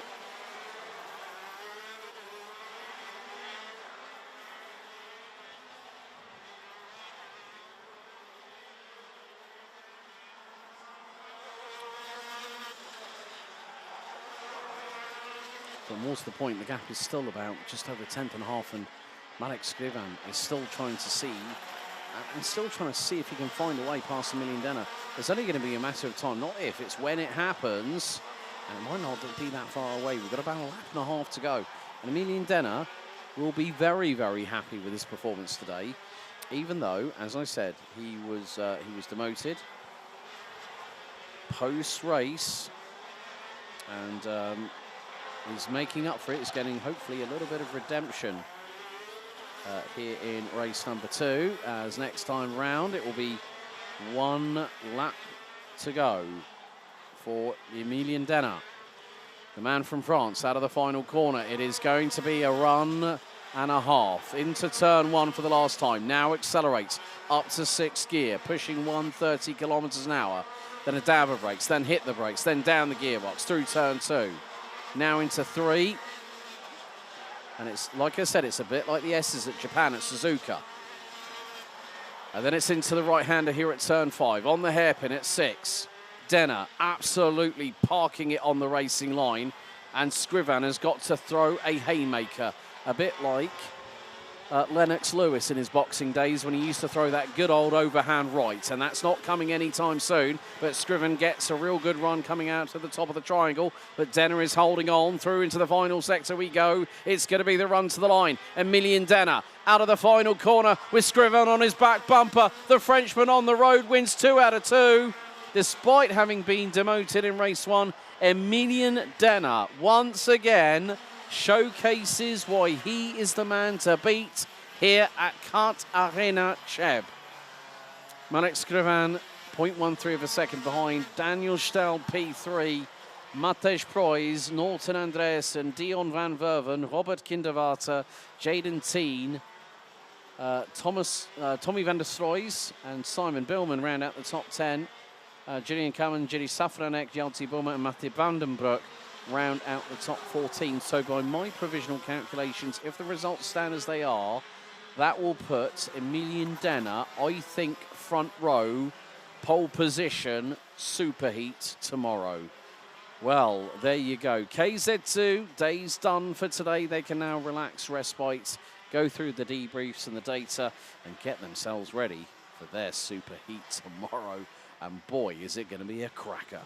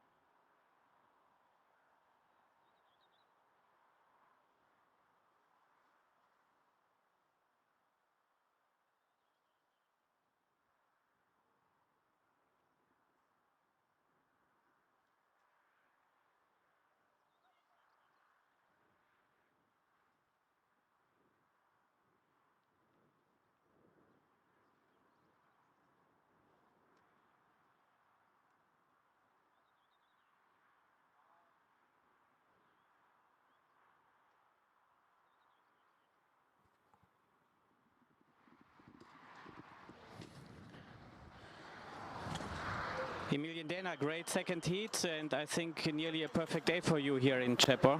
Yeah, good day.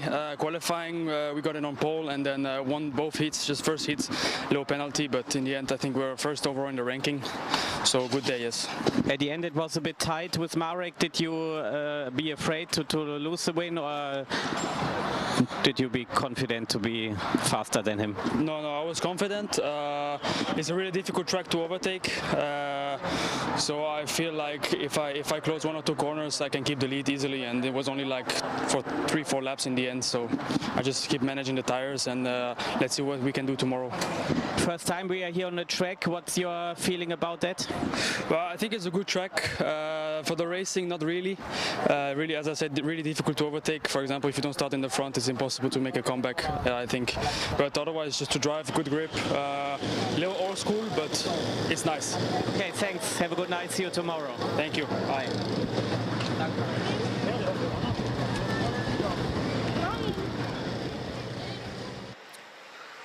Okay, firstly, big thank you to Bjorn Niemann, speaking to race winner for KZ2, Emilian Dana.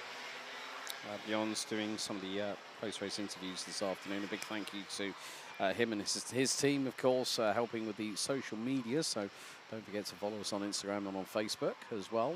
Right, now time for Minis. Gleich geht's los mit dem letzten Qualifying Heat Nummer 2 bei unsere Mini-Piloten. Auf der Pole Position startet der Junge aus Dänemark, Albert Poulsen. Und auf der anderen Seite von den ersten Reihe Noah Sulidka. Reihe Nummer 2, Jan Wawra und Leon Osei. Vielen Dank an die Mutter von der Leon, der hat mit mir kurz bevor dem Rennen darüber geredet. Okay, es ist Osei. Vielen lieben Dank dafür. Vaclav Rumlena und Leo Klok auf dritte Reihe, vierte Reihe, Mikas Toro Lundholm und Philipp Pflanz. Then row 5, Maddox Mason and Alexander Palkman rounding out the top 10. Vincent Oliverizo und der Ben Bernhard auf Reihe Nummer 6. Auf Reihe 7 Bastian Kleiner und Silvia Dobogay mit Roman Meister und Matthias Cavalier auf Reihe Nummer 8. Kann richtig sagen, dass der Noah Kim vielleicht ist nicht am Feld. Auf Platz 17 und auf Platz 18 startet der Nummer 313. Luca Matis Brixius und den letzten 2 Piloten auf den Top 20 sind Oscar Boimers und Jay Vermeulen. The last drivers to complete the grid will be Nick Meyer, Pavel Bruschek, Leandros Margaritis, Andrei Velchinski, Chris Leon Kalveit, Tiske Voldinger und Viktori Nevrova. That is your 27-strong grid, and it was Albert Poulsen that is the confirmed race winner for heat number 1. 8 laps for our youngest drivers here this weekend.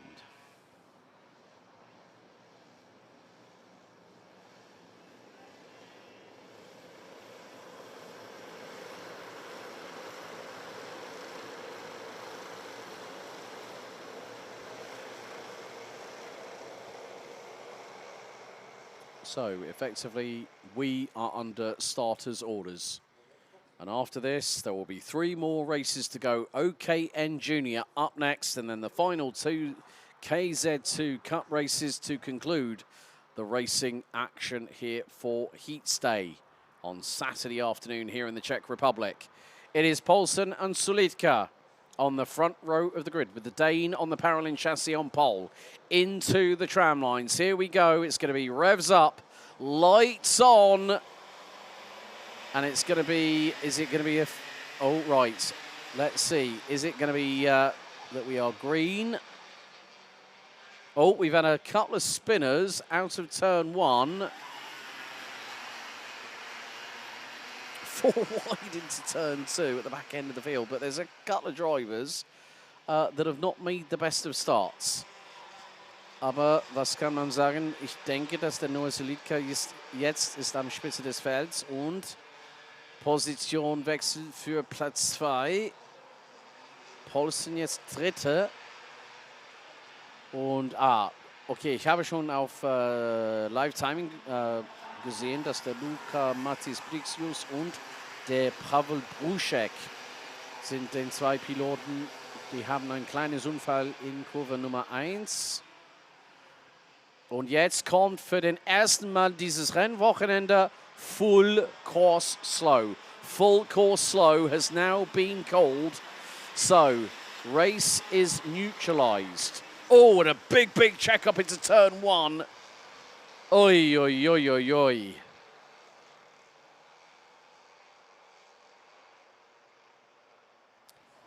So. Das Rennen ist im Moment an diesem wichtigen Punkt, am Runde Nummer 2 von 8, neutralisiert mit einem Full Course Slow.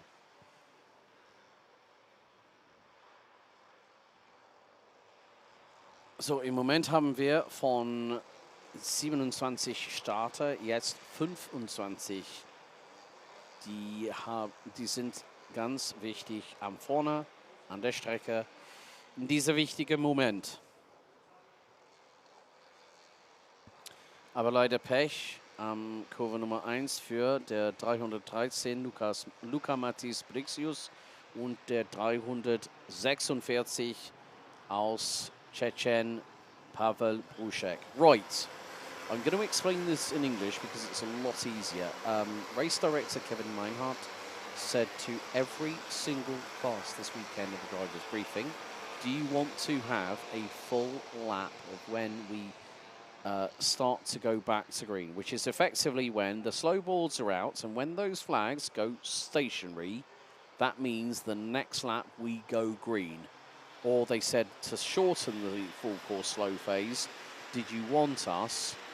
Right, okay, medical team is en route to the drivers. Now the thing is, both drivers were on their feet. Von meiner Wenigkeiten, das ist immer gut zu sehen, dass beide Piloten sind nicht heftig verletzt bei diesem Unfall. Ne? Und deswegen kann man richtig sagen, okay, das ist Pech für beide Piloten. Vielleicht für eine könnte das vielleicht ein bisschen mehr schwer sein, wenn man sagt, okay, leider kannst du nicht für den Rest dieses Wochenende hier fahren. Aber das ist nicht der Entscheidung der Pilot oder Pilotin. Und ui, das kann richtig heftig sein. Das ist der Brixius von den, ich denke, das für den Mannschaften ADAC Motorsport. Vielleicht bei dem vorne seinen Rennzug habe ich gesehen. Ich werde mal suchen auf den Teilnehmerliste wie immer. Papier in Hand, Helko Schmidt. Ja, von Mad Performance auf dem Red Speed. Und jetzt, wir sind bereit. Ich denke, nächstes Mal. Okay. Jetzt bleiben die gelbe Flagge still. Und dann nächstes Mal, wenn unser Leader fährt über Start und Ziel, der Albert Poulsen aus Dänemark, dann sind wir noch wieder am Grün. So, we are on the cusp of going back to racing. So hopefully Luca Matis Brixius is all right. But at the moment, Albert Poulsen ahead of Maddox Mason. Mikas Torolonso makes it 2 Danes in the top 3 with Jan Vavra, Noé Sulidka and Leon Orsay rounding out your top 6. Leo Klock, Vaclav Rumlena, Roman Meister and Bastian Kleiner round out the top 10. So in ein paar Minuten geht's weiter so auf Grün nach dem Full Course Slow.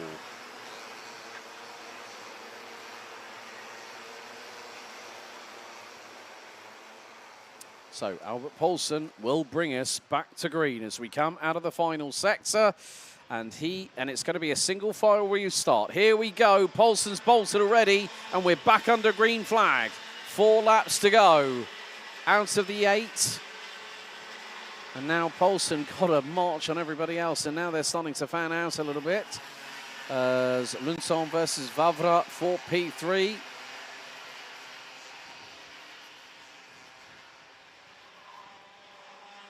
Jetzt hat der Poulsen über Maddox Mason einen Vorsprung über 4 Zehntel, 1 Sekunde nach 4 Runden. Wir sind unter den Full Course Slow für ungefähr 3 Runden insgesamt. Und nochmal kommt jemand auf ein CRG, möchte ganz vorwärts gehen.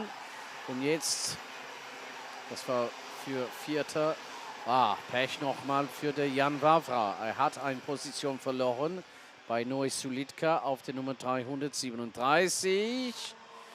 Und jetzt gibt es Pech. Ich denke vielleicht, das kommt Richtung Mika Storolundsholm aus Dänemark.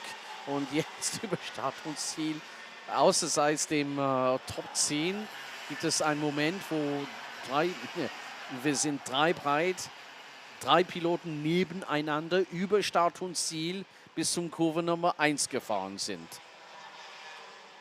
Aber jetzt Fehler bei der Paulsen und hier kommt der Maddox Mason. Und jetzt der Lundsholm innerseits, der Südafrikaner, der Zweikampf über Platz 2, aber der Südafrikaner bleibt am Vorne, der Däner. So Maddox Mason nearly capitalized on a mistake there, but Paulsen able to regather himself. We've got 2 more laps to go. That's 2.4 kilometers, and Maddox Mason put in the fastest lap of the race. 2 to go. Mason to the inside of Paulsen. He's not going to get the run through turn 1, but here comes the long straightaway. Down into turn 2. Paulsen starts to defend early into the braking zone. Mason in his wheel tracks. Lundsholm to the outside, and Lundsholm gets through. Lundsholm with a beautiful maneuver on the inside of Maddox Mason. And it's a Danish 1-2. Sulítka, Osai, they're not out of this yet. Aber richtig Hammermanöver am Richtung Lundsholm gegen Mason am Kurve Nummer 2. Hier am Runde Nummer 7 von 8. Aber jetzt versucht der Maddox Mason nochmal wieder Angriff in Richtung Lundsholm. Nochmal in Platz 2 hinter Del Pusen. Aber jetzt bei unserer letzten Qualifying Heat am heutigen Samstagnachmittag. Letzter Runde läuft.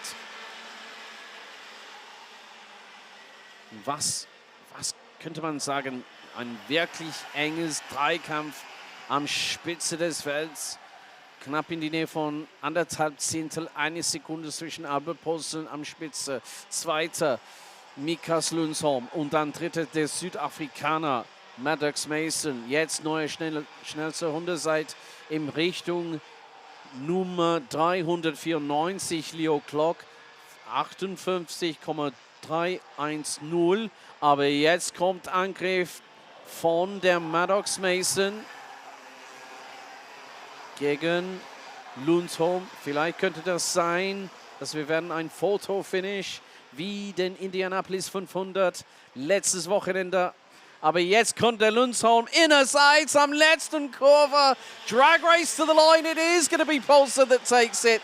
And look at that dead heat. Mikas Lundsholm and Maddox Mason at the line. Exactly 0.119. Oh. That was a dead heat for second. I've never seen that before in a while. Oh my days. Albert Paulsen by the skin of his underpants has just won it by 0.119 of a second. Equal P2 for Mikas Lundsholm and Maddox Mason. That is going to be like basically photo cell to see who's won that. But if it went to fastest lap, it would be. I think it would be Maddox Mason that would take it because he did a 58.626 ahead of Lundsholm's 58.706, and their best lap times were on the last lap of the race. Noe Sulítka and Leon Osai round out your top 5 ahead of Leo Clock. Bastian Kleiner, Roman Meister, Ben Bernhard and Václav Rumlena round out the top 10. Was für eine Leistung bei der Nummer 309, Leandros Margaritis von 23. bis zum 11. Position über Start und Ziel gekommen nach 8 Runden. Vorne von Oskar Beumers, Matthias Cavoulet, Jan Wawra und Philipp Pflanz. Dann Silvia Dobogay, Andrzej Wilczynski, Nick Meyer, Jay Vermeulen und der 306 auf Platz 20, Chris Leon Kalweit. Die letzten zwei Piloten über Start und Ziel, Tiska Woldinger und Viktory Nevrova. Leider Pech für Alexander Brauchmann und Vincent Oliver Riso, Noah Kim, Luca Matis Brixius und Pavel Bruschek. Das war's für heute bei unserer Mini-Piloten. Und dann kann sie sich jetzt ein bisschen Feierabend haben, bevor den Superhits morgen.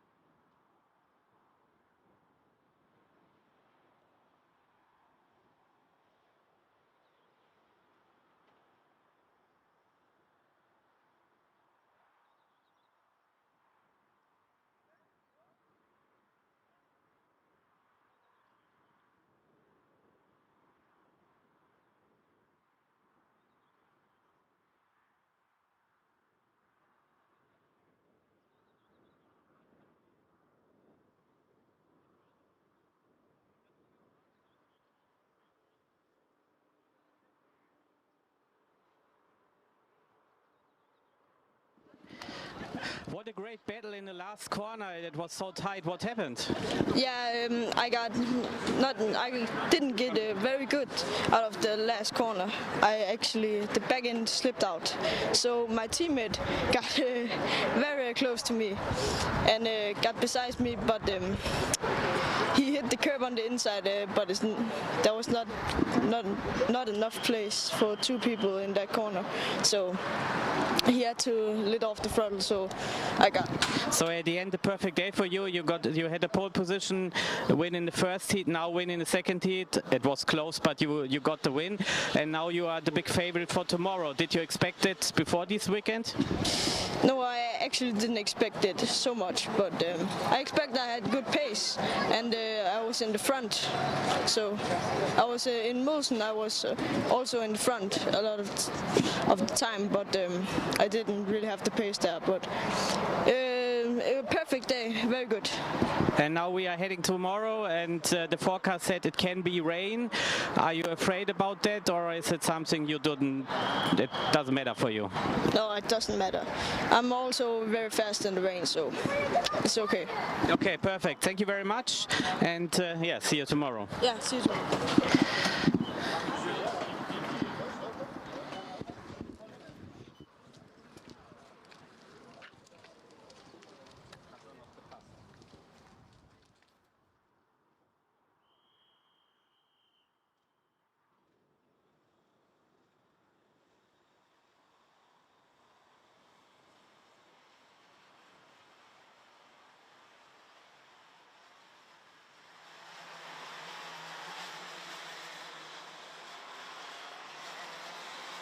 Und jetzt gleich geht's los mit dem letzten Qualifying Heat am heutigen Samstag für DKM Runde Nummer 2 2026 hier im Kart Arena Cheb. Und wir sind bereit, dieses Qualifying Heat bei OKM Junioren sehen. Und hier ist die Startaufstellung.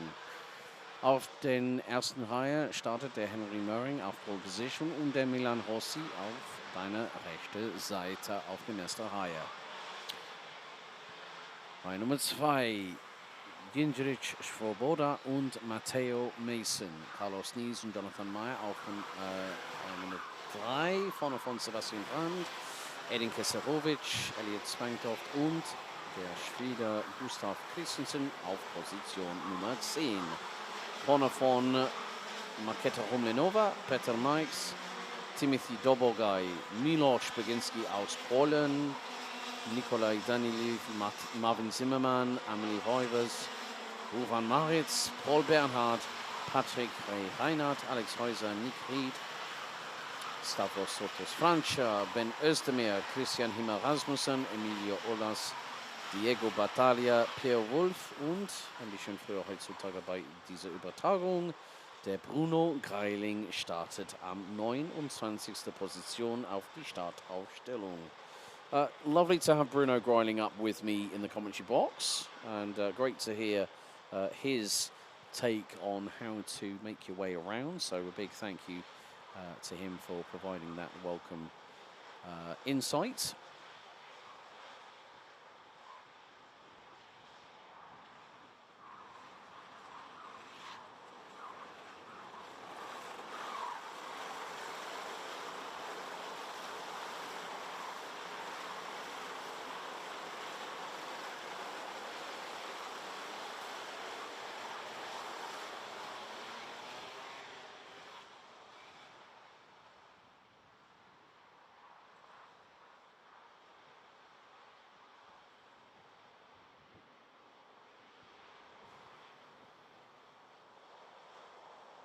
So into the corridors, 10 laps of this 1.202 kilometer circuit.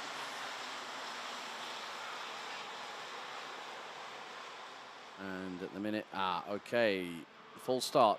Leider ist im Start nicht freigegeben, denke ich.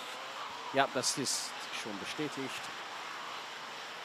Also unser Herr Leiter bei dem Start ist nicht zufrieden mit was passiert hat. So, nochmal eine Formationsrunde für den ganzen Feld. So, again, race director not happy with how things have proceeded.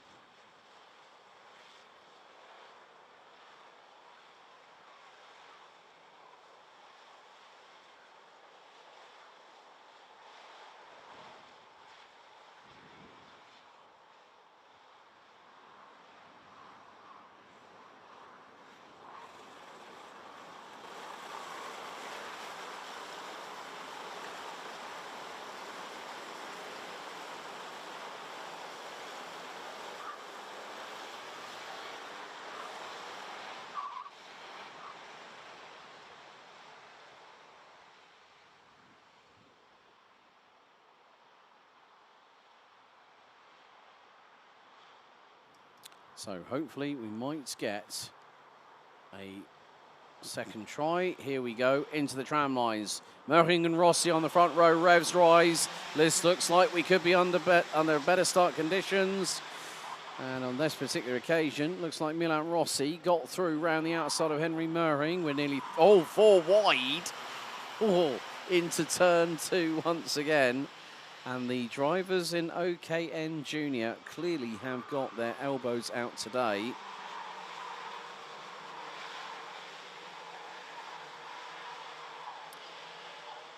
Und jetzt kommt vielleicht ein Versuch bei der Henry Möhring gegen Milan Rossi. Der bleibt im Moment. Okay, two double waved yellows. That is going to be at around about turn 5. And I've noticed a couple of drivers, Keserovic, Christensen, Mikes, look to be, yeah, they haven't made it through. Und jetzt ein bisschen breit von den letzten Kurve bei der Milan Rossi. Und jetzt nochmal, oi, das könnte wirklich spannend sein am Spitze des Felds. Okay, und nochmal, Full Course Slow, denke ich. Ja, Full Course Slow. Das Rennen für den zweiten Mal. Minis. Full Course. Oi.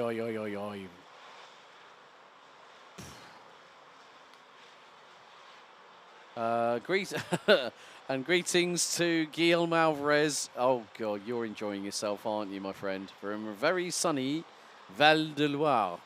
Merci, mon ami brave. But I'm not at all surprised. That has a limit. Oh, right. Okay, list coming up. Rennen ist vorbei für Edin Keserovic, Gustav Christensen, Peter Mikes. Ich denke auch bei der Pure Wolf, Christian Himmer Rasmussen, Diego Battaglia und, oh mein Gott, mein Gast, ein bisschen früher hier bei Übertragung. Leider bei der Brücke. Nee, nicht. Nee. Das ist geändert. Okay, warte mal hin. Ich werde mal gucken. Okay. Am Spitze des Felds jetzt Milan Rossi. Dann Gingerich Svoboda. Dritter Carlos Nies. Vierter Matteo Mason. Fünfter Henry Möhring. Dann Timothy Dobogay. Marketa Humlenova. Elliot Spangtoft auf Dänemark. Dann aus Tschechien Nikolai Danilev. Patrick Reinhardt hat am Platz 20 gestartet, jetzt 10. Vorne von Milos Beginski, Alex Häuser, Ben Özdemir, Marvin Zimmermann, Huvan Maritz, Paul Bernhardt, Amelie Heuvers, Stavros Sotos Francia, Jonathan Meyer, Sebastian Brandt, Nick Ried, Emilia Olaus.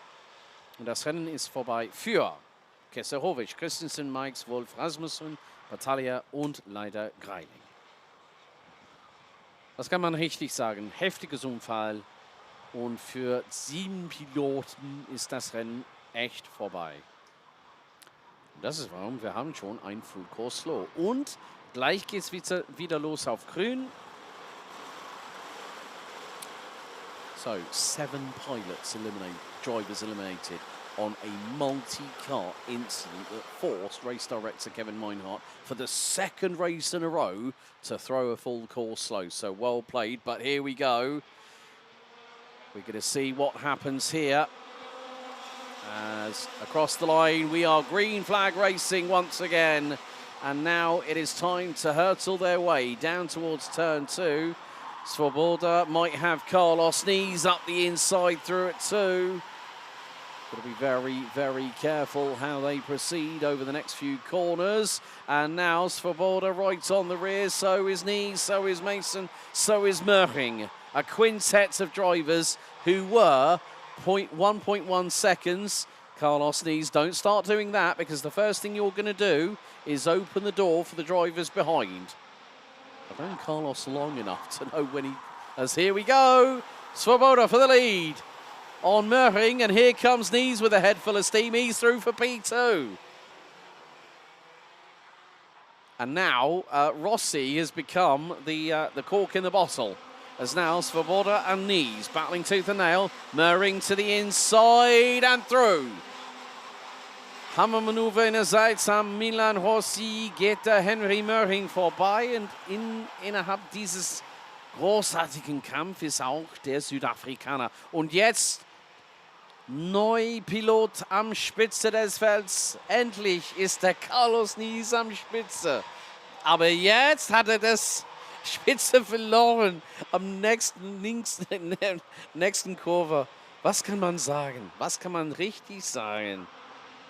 Beide Rennen bei OKN Junioren, volle Action, voller Drama und hart und fair Racing.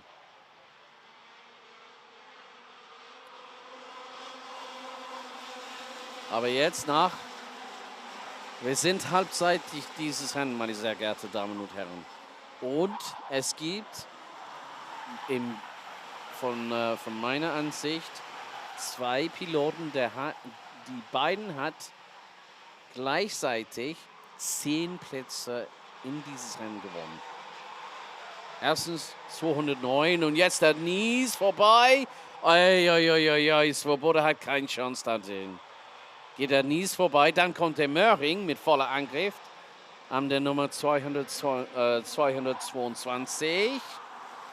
Stark Blocking beim Knees, aber innerseits. Und hier kommt der Matteo Mason. Uiuiui, das ist wirklich eng zwischen die 3 Piloten am Spitze. Und jetzt, es gibt 2, die sind nebeneinander für Platz 4. Das war Svoboda gegen Rossi. And Carlos Knees has just lost out to Maddox Mason. Oh my days, there have been more positional changes than a musical chairs event at a birthday party. That's how crazy this race has been, and we've still got 22 runners continuing onwards, and now it is that pendulum swing. And when you think about it, we still have 3. Oh no, we've had another incident at the same corner. And who has been involved? Oh, right, okay, let's see. Häuser, Meyer, and Marit. Alex Häuser and Jonathan Meyer. And that is double waved yellows again. That is a precarious point. And in the same race, 2 incidents. And Henry Möhring is away and clear. 1.3 seconds up the road. And let's not forget, Möhring Race one, knees to the inside of Swoboda with a tangle. Oh dear. Unfall am Kurve Nummer 2 zwischen Carlos Nies und Jindřich Swoboda. Ein Versuch ihrerseits bei der deutsche Pilot von Nies Racing. Und dann geht immer alles bei beiden Piloten ganz schief. Das ist Motorsport, meine sehr geehrten Damen und Herren. Das ist, was kann passieren. Und jetzt Möhring hat nochmal eine vergrößerte Vorteile im Moment. Das war 1,3 Sekunden nach 7 Runden. Wir haben schon nochmal 2 Runden bis zum Ende dieses Rennen. Und bleibt, wer ist auf Zweiter? Der Südafrikaner, hello Matteo Mason, well played. Aber der Vorteil ist ganz gedoppelt. War 1,3 Sekunden, jetzt 2,5 geworden.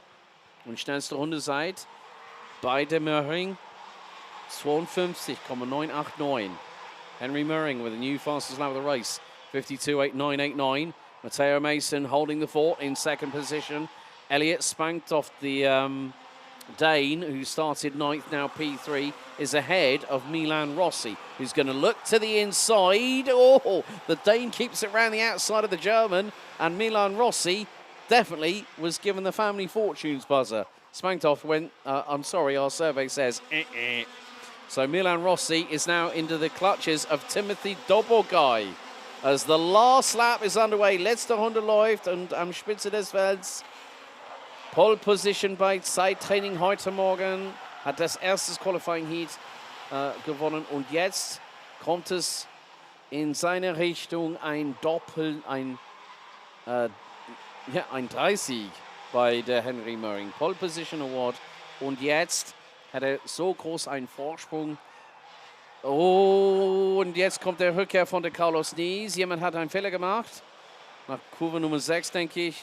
Aber wir warten auf den letzten paar Kurven. Was für ein Rennen für der junge Deutsche Henry Möhring von der Motorsport, der Pilot Nummer 214. Letzte Kurve. Gratulation, Henry Möhring. Clean Sweep bei der junge Deutsche Pilot.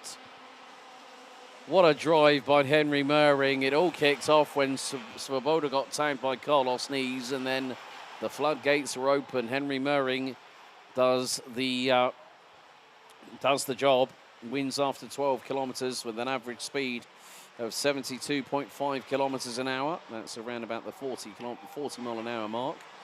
Aber die Ergebnisse von dieses zweite Qualifying Heat bei OKN Junioren.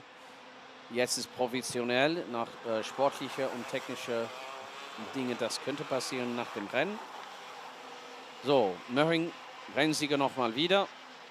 Vorne von Matteo Mason und der Däner Elliott Spanktoft. Milan Rossi auf Vierter, vorne von der Pilot aus Tschechien, Timothy Dobogai, Miloš Beginski, Ben Özdemir, Sebastian Brandt, Carlos Nies auf 9. und der Paul Bernhard auf Platz 10. Und gute Leistung für Stavros Sotos Franche auf Platz 23 bis zum Platz 11 geworden. Nikolai Daniliv auf Platz 12. Vorne von die Emilia Urlas, 36. bis zum 13. über Start und Ziel gekommen. Glückwunsch. Marvin Zimmermann, Amelie Heuvers, Patrick Rey, Reinhard Nick Ried und Ruvan Maritz. Okay.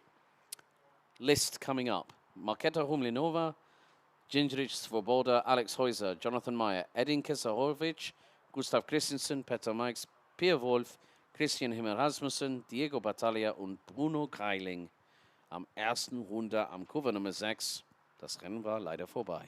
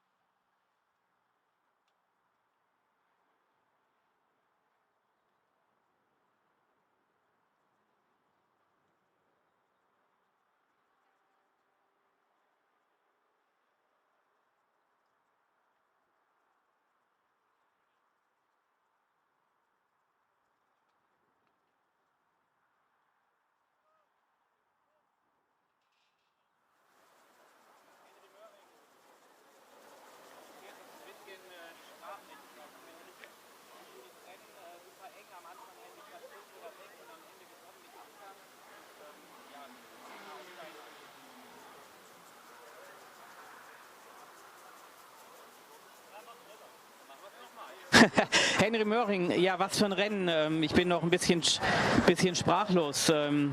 Zwischendurch mal auf Platz 6 und dann am Ende gewonnen, sogar mit Abstand. Wie war das Rennen aus deiner Sicht? Es war auf jeden Fall anstrengend. Ich bin am Start ein bisschen zurückgefallen, war auf 2.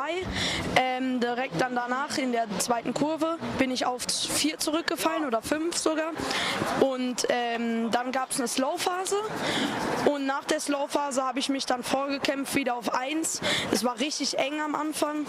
Und ja, also war auf jeden Fall ein gutes Rennen, hatte einen guten Speed und bin dann auch gut weggefahren.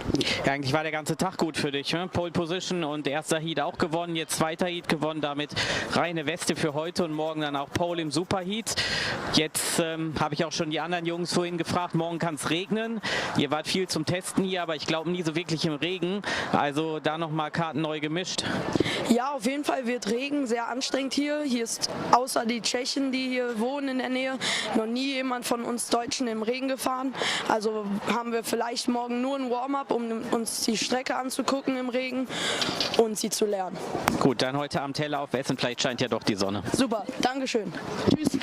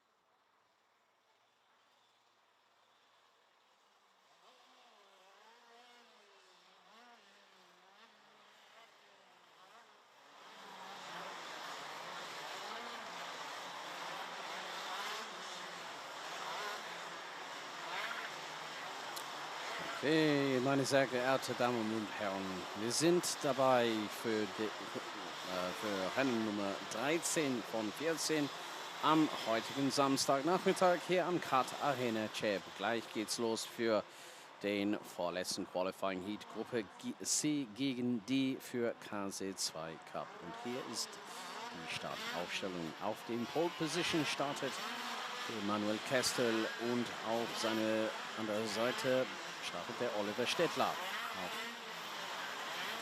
Platz 3 und 4 startet Karl Luthard und Kevin Lantinger. Auf Reihe Nummer 3 startet André Pickel und der Sascha Dreher. Václav Procházka and Martin Antos rounded out row number 4, and Kevin Wagner and Lou Esser complete the top 10 with Matthias Purcell, Oscar Steinbach, Marcel Ernst, Khalil Soda, Max Hesel, Quinten van Leeuwen, Kevin Rosenbeek, Matej Tarkowski, Karl Liesmer and Lucas Leonard rounding out the top 20. Barry Gregory and Noah Kaltenbach round out the grid as we are set and ready for what will be another 12 laps of racing before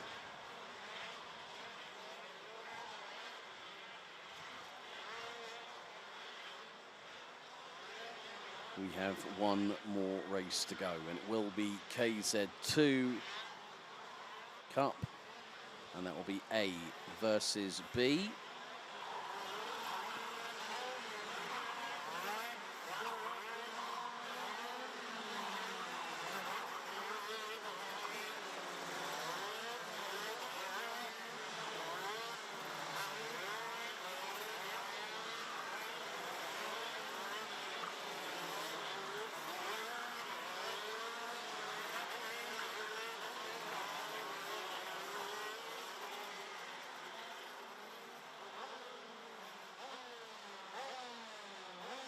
Und jetzt kommt Manuel Kestel auf seinen Platz am Pole Position.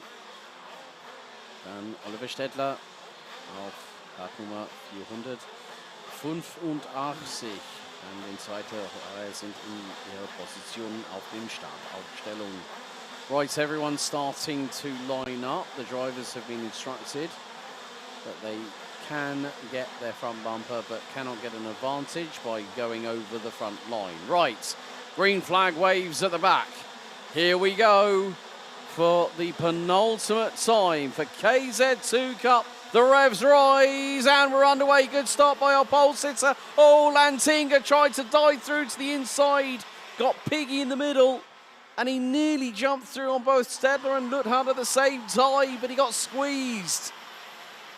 Once again, Lantinga showing his racecraft is something not to be sniffed at, not to be trifled with, and he's to the inside. Goes Lantinga, and that's on the 422 of Karl Luthard, who's lost out as well to Martin Antos from the Czech Republic.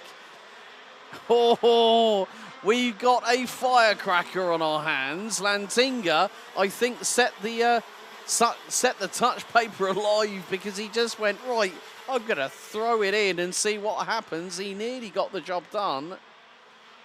Aber nach dem ersten 100 von 12 am Spitze ist der Manuel Kestel da in der Nummer 406 mit einem Vorteil über Oliver Stettler, Kevin Lantinga am dritten. Vorne von Martin Antos, dann den André Pickel, Karl Luthard, Sascha Dreher, Václav Procházka und auch Matthias Purcell und Luis Esser auf Platz 10. Uiuiuiui. Und hinter den Top 10 gibt es einen 2- oder 3-Kampf.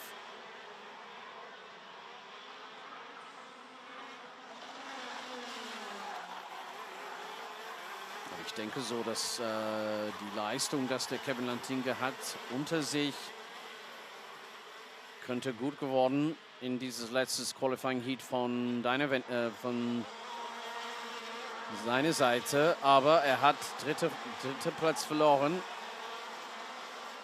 von Martin Antos. Der ist jetzt dritter, schnellste Runde seit bei der Karl Luthard auf Platz 6, 51,884. Aber bei Noah Kaltenbach nochmal wieder ein Nicht-Starter auf dem Feld.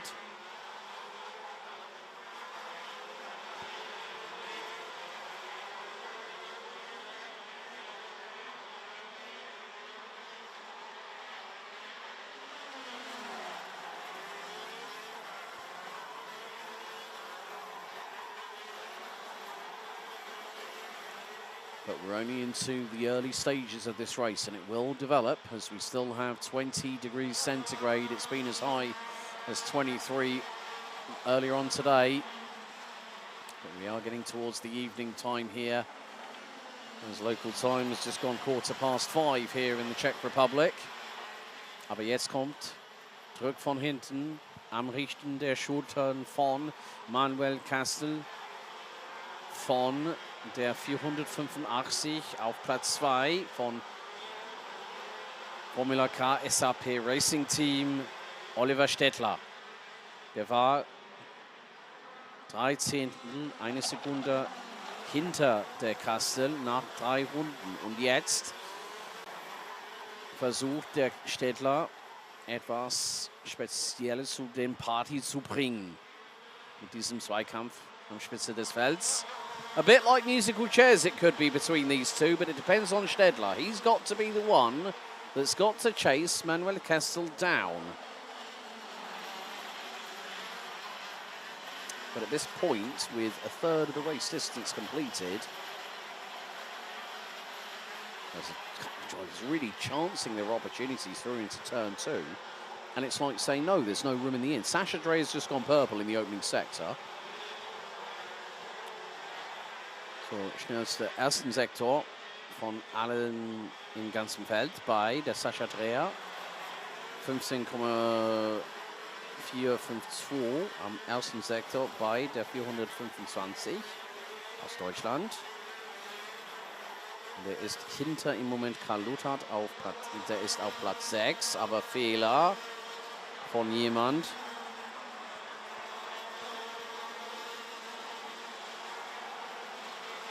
Vielleicht eine, Quintin van Leuven ist vorbei an Matej Kakowski, der 462.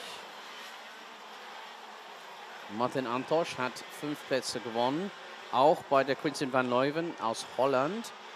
Der Neulinge bei MP Kart Racing Team, der 420, ist auf Platz 11, vorne von Matej Kakowski. Der hat 6 Plätze über den ersten 5 Runden von 12 in dieses Rennen jetzt gewonnen. Leider ist das Rennen vorbei für der 491 aus Schweden, Kevin Rosenbeek, auf Runde Nummer 3. So Kevin Rosenbeek from Sweden gets an early shower, I'm afraid. Lap 3, his race was done and dusted. As Quintin van Leeuwen now gets through on Matthias Purcell for P10 on the road. So Quintin van Leeuwen, had a good chat with him on Thursday, and he said, yeah, finally, I've hit the, I had to do seniors last year because I wasn't old enough, and now I've turned 14. And he's actually quite a tall lad for 14. He makes me feel like Richard Hammond from the Grand Tour and 5th Gear and Drive. However, fastest lap of the race, Martin Antosch in the 4.54. He's up 5 places. Started on the outside of row number 4, just puts in a 50.530. 5 laps to go after this one is completed. Manuel Kastel responds with his own fastest lap of the race, and it's the fastest overall, 50.356. Leads Oliver Stettler by 2.5 tenths of a second as we head into the last 5 laps of this race.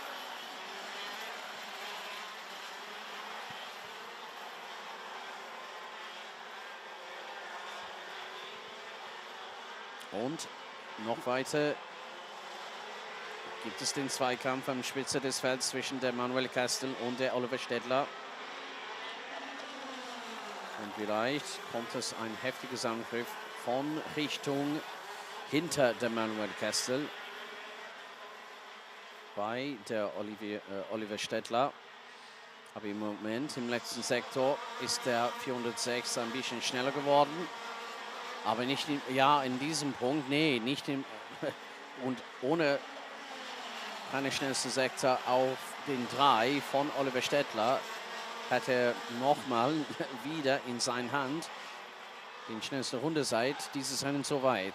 50,334 bei der 485.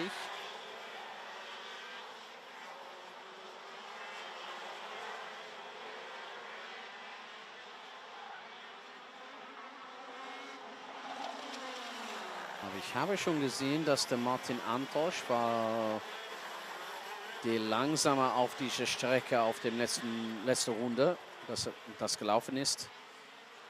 Aber nochmal 3 Runden, 3,6 Kilometer bis zum schwarz-weiß karierte Flagge.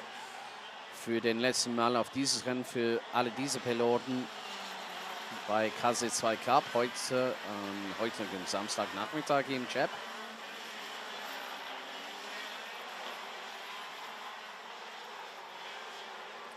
Aber mehr Druck von Richtung Stettler am vorne geht. So more pressure from behind, courtesy of Oliver Stettler, trying to get through on Manuel Kestel. Kestel still trying to keep that Sodi kart in a straight line and on the racing line, and that point there could have been nearly a window for the 485 for Formula K SRP factory team to get on through.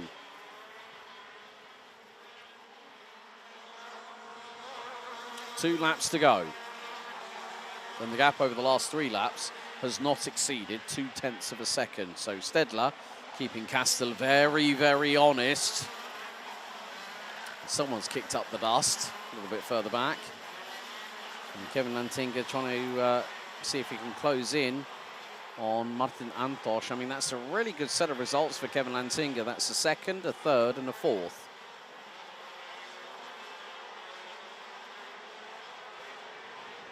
In ungefähr 20 oder 30 Sekunden.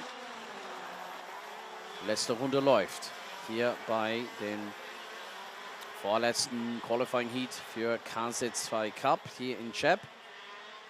Und aus von Listenkurve. Letzte Runde läuft. Am Spitze bleibt der Kastel, vorne von Stettler. Vorsprung zwischen die beiden, von Kessel bis zum Stettler.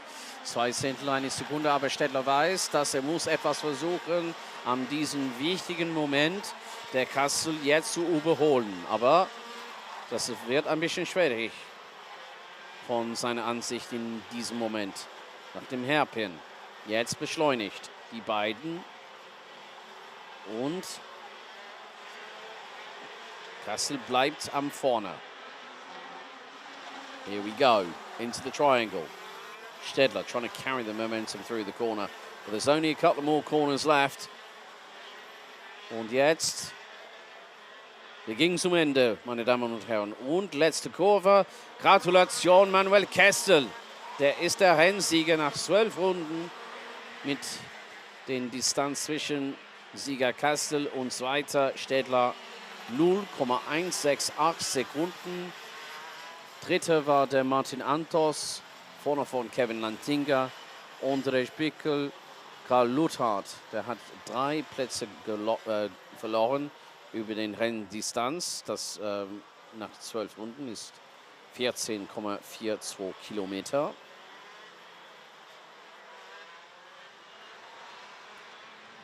And after that, Vaclav Prochaka, Sasha Dreher takes the fastest lap of the race on the last lap, 50.182 by the German driver. Louis Esser and Quinten van Leuven round out the 4.20. Matthias Purcell, Mateusz Kukowski, Marcel Ernst, Oskar Steinbach, Kevin Wagner, Khalil Soda, Max Hazel, Karl Lisma, Lucas Lehnert and Barry Gregory round out the 20 finishers. Kevin Rosenbeck's race came to an abrupt end on lap 3 and Noah Kaltenbach was a non-starter. One more race to go here at Kart Arena Cheb here on Saturday afternoon.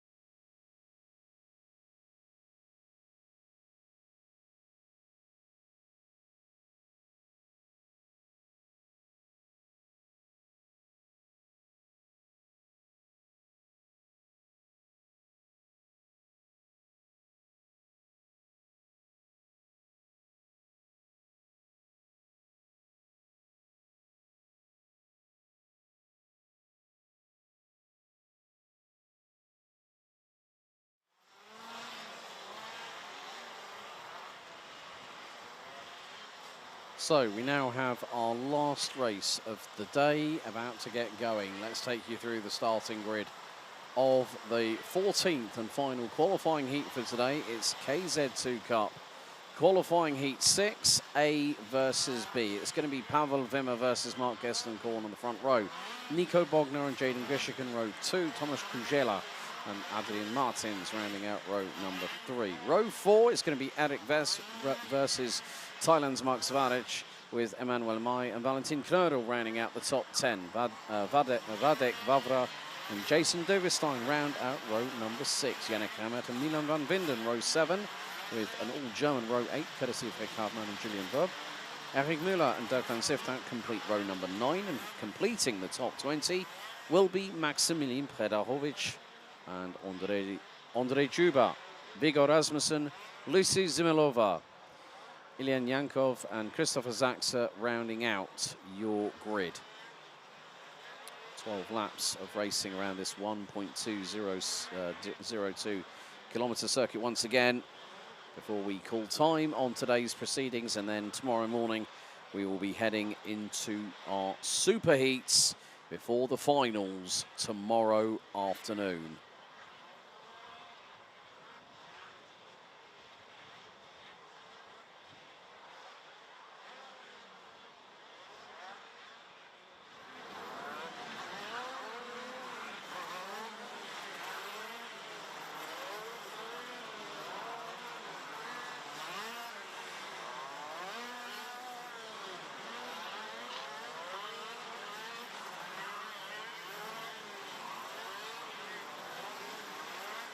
So, can Pavel Wimmer, the driver from the Czech Republic, get 3 wins in a row? And that would effectively put the driver in the 433 on pole position for Super Heat A tomorrow morning. Oh, that will be quite a good one on home soil. Red flag is being shown at the front end of the grid as the first 2 rows now hit their grid positions. It's been a very, very busy day for everyone involved, and now at this point it comes to that inevitable crescendo, as you can hear the drivers blipping the throttles. And now the green flag waves for the final time at the back end of the field. We are ready to go racing one more time as qualifying heats A versus B is go. Oh, and a slow start. Big time. I think that might have been Jaden Gushiken that did not get the run off the line that he wanted, but it's side by side for the race lead, and to the inside we go. Was that Gestenkorn on Wimmer for the race lead? Yes, it was. The Swiss driver from ADAC Motorsport has got through. Someone has been left down at the back end of the field, trailing behind everybody else. But a great start by Mark Gestenkorn, who is looking for 2 wins here today. But even if Wimmer does finish second, because Nico Bogner is not that far behind, neither is Tomasz Kujela in the Sodi kart on the 451. And you can just see it's going to be elbows out plentiful here this afternoon for this final race of the day, as it's 72 thousandths. Wimmer's not wanting to hang around. He wants to get through on Gestenkorn, and Gestenkorn is keeping him guessing as to where to predict where Gestenkorn's going to put the kart on the racing line. And now there we go, change for the lead. Positionwechsel am Spitze, Wimmer vorbei an Gestenkorn. Und jetzt Kujela gegen West für Platz 3. Und die, oh, was kann man sagen? Richtiger harter Zweikampf über das ganze Feld.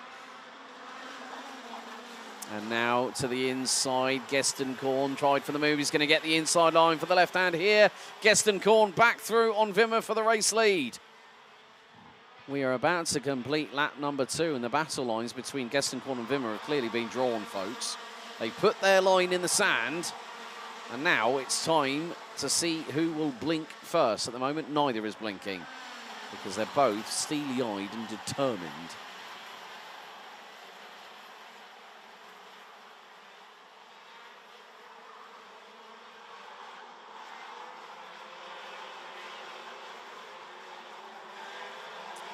Aber jetzt wird es ganz eng am Spitze des Felds, weil hinter Gästenkorn an Platz 1, dann Wimmer, dann Wes, Hugela, Göschiken, Wawra sind auch dabei. Und auch vielleicht Nico Bogner, Max Wallisch, der Österreicher, Adrian Martins. Oi, oi, oi, oi. Unfall den ersten Punkt vor dem letzten Sektor. Und das war leider Pech bei Eric Wes. Und auch in den zweiten Teil dieses Unfalls war das Pech bei der 451, der Pilot aus Tschechien, Tomáš Kůžela. Ui. Aber ich kann ehrlich wissen, dass es gibt ein bisschen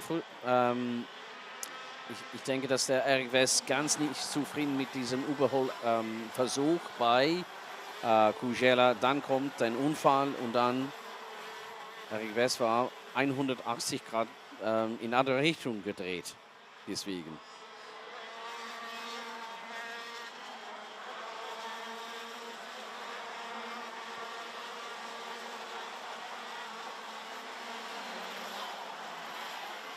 But at the moment, well, the Swiss driver is leading the way and he's got a gap of about a second. So Tomáš Kůžela, race is done and dusted, I'm afraid.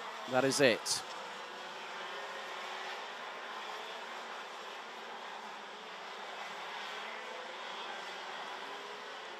So Pech für der Pilot aus Tschechien. Da ist das Rennen nach 3 Runden vorbei. Und wir haben insgesamt mit dieser Runde 8 bis zum schwarz-weiß karierte Flagge bei dem letzten Qualifying Heat A gegen B für KC2 Cup. Ich denke, dass nach dem Ranking After Heats und Wimmer geht immer näher zum Hinterachsel vor der Mark Gästenkorn am Spitze des Felds. Den Vorsprung, dass der Pilot aus der Schweiz am letzten Runde schon hat, war in die Nähe von einer Sekunde. Jetzt ist es knapp über 3/4 einer Sekunde. Die schnellste Runde seid bei der 433, 50,721. So fastest lap for Pavel Wimmer, who wants to get that three-peat. Dritter jetzt im Moment ist auch ein anderer Pilot aus Tschechien, ADAC Wawra, der 458, vorne von Jaden Göschiken. Nico Bogner, Max Wallisch jetzt auf Platz 6, vorne von Emmanuel May, Adrian Martins, Yannick Remmert. Und am Platz 10 ist der Nummer 466, Valentin Knödel. Und leider nochmal Pech für Eric Wes. Das Rennen für der deutsche Pilot auf den 414 ist leider vorbei, nach 4 Runden. Oh, who was that just went off the circuit? Touched one wheel on the grass. Someone had a big moment, and that was not what they wanted. I've got a feeling that is probably going to be... It was one of the Formula K karts, Nico Bogner. Oi, oi, oi, oi, oi.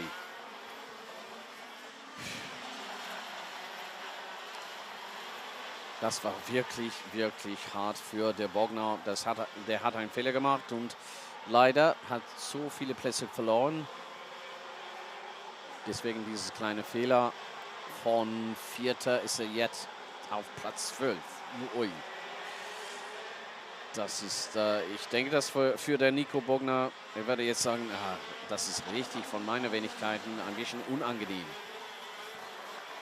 Aber jetzt, hier ist den großen Kampf des Felds und am Führenden des Kampfs ist der 458, der ADAC Wawra, ich denke. 4. Jaden Göschiken, Max Wallisch jetzt auf 5. vorne von der Emmanuel May und der Yannick Remmert.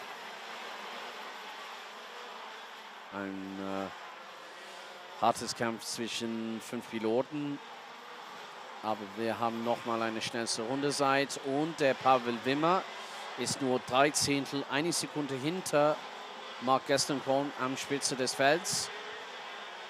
50,210. Schnellsten ersten Sektor bei Wimmer. Schnellster zweiten Sektor bei Gestenkorn. Aber was kann im letzten Sektor passiert?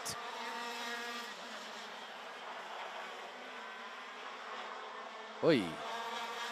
So, looking at it this way, best lap time of the race, last lap around, well, last lap before this one that has just been completed. Wimmer did a 50.210, then it did a 50.217. Gestenkorn's just done his personal best of the race, 50.214. There's a side-by-side exchange a little bit further back, which is going to be probably Maximilian Predorovic versus Christopher Sachse. But at the moment, Gestenkorn is looking to take 2 wins from today. But at the moment, it won't really mean much. It might put him on the pole position for Superheat B. But Pavel Wimmer has done pretty much everything he's needed to. Pole position award earlier on.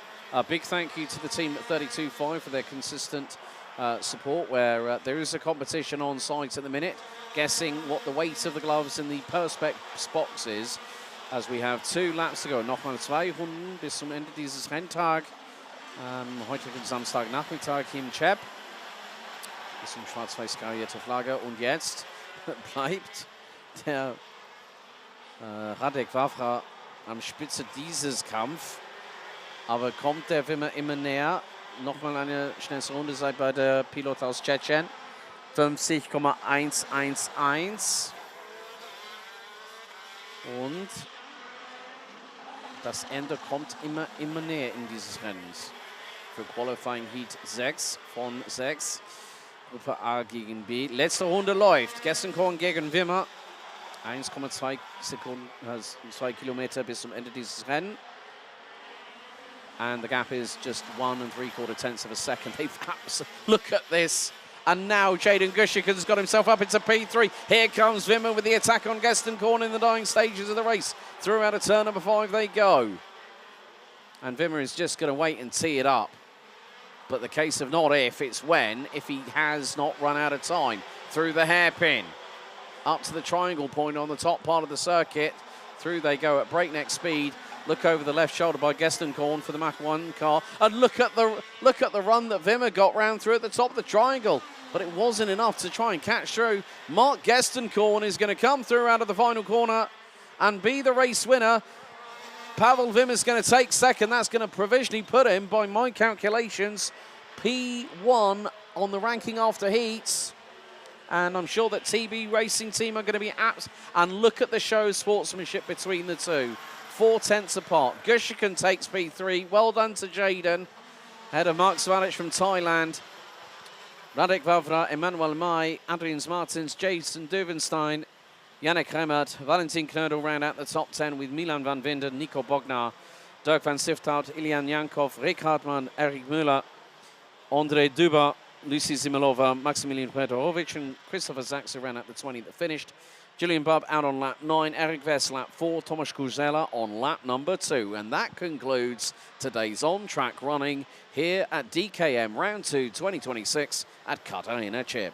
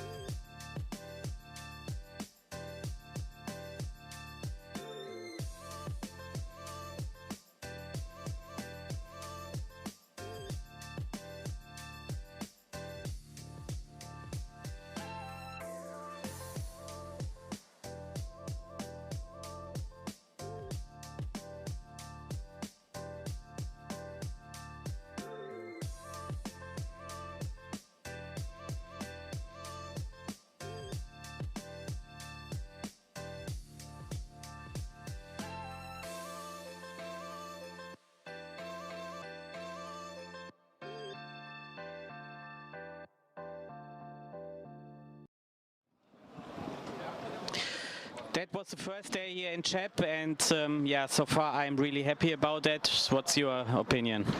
We've had some really great battles. I mean, Wimmer versus Gaston Korn in the last KZ2 Cup race. Henry Möhring, of course, now part of Team Deutschland. Ruling the roost in OKN Junior. We've had some dramas today, but it is a new track, so everyone's, when they came here for free practice, it was always going to be that steep learning curve. But it just goes to show how competitive the DKM is. It doesn't matter where we go racing, you always know there's going to be fireworks and great racing and close battles there too. Yeah, it was really close. When you see the gaps in the qualifying, there were nothing. So the heats were really nice, and we had great battles, great races, and it looks like that the drivers also seems happy. Yeah, I mean, one of the things that stands out for me was the dead heat between I think Matteo Mason was one of them. So Albert Paulsen went away and won it, and we had a dead heat for second, which in my karting commentary career of 10 years, I've never seen. But for it to happen here at a track which is a premiere here for DKM, it just showcases how competitive it is. And you know what, folks, we've got tomorrow to look forward beyond. We've got the super heats, and then of course with KZ2 Cup, it's going to be the top 36 to go through to the final. Yeah. And then we find out, heading into Cup-Bahn Ampfing in the mid part of the season, who's going to be the championship leaders, because we've already set that from Multon 4 weeks ago. But this circuit has really provided this kind of equalizer for, I think, a lot of drivers, especially those with experience that can come to a new track and get the pace in early. I think Kevin Lantinga is another standout for me, because he was saying, I didn't have much luck in quali, but you saw him today. He was direct drive, he's a rookie in KZ, but he's brought his know-how and said to the guys, I'm not here just to make up the numbers, and he's had 3 top 4 finishes today. So what can you say about that? Yeah, he was also really good at his premiere in Mulden. And yeah, there is one thing we do not know, how the weather will change tomorrow. I spoke with some drivers. They told me, oh, the German ones have not really much experience here in the rain, but the Czech people all, have much more experience. So that can be a bit of gamble and change results at the end. Yeah, well, the thing is, folks, I'm only going to see the rain when it hits the commentary box window. I will look at the weather, and this is a superstition. I've never revealed this on camera. I look at the weather app once, and when we had the rain hit just before the first race of Heats Day today, I was like, okay, if it hits the commentary box window, I'll call it like I see it heard. Wet race on the radio from race director Kevin Meinhardt. I thought, okay, spicy day in the office? Yeah, why not have it at Cheb? But you never know, anything's going to happen tomorrow, Bjorn, and you folks are going to enjoy the show here on the ADAC Motorsports YouTube channel. Yes, I think that is the best end we can give you. Hope you enjoyed the day, and we enjoyed it much, and now I think we will have a beer or something else. And yeah, we're really looking forward to tomorrow. It will be exciting, and hopefully you join us.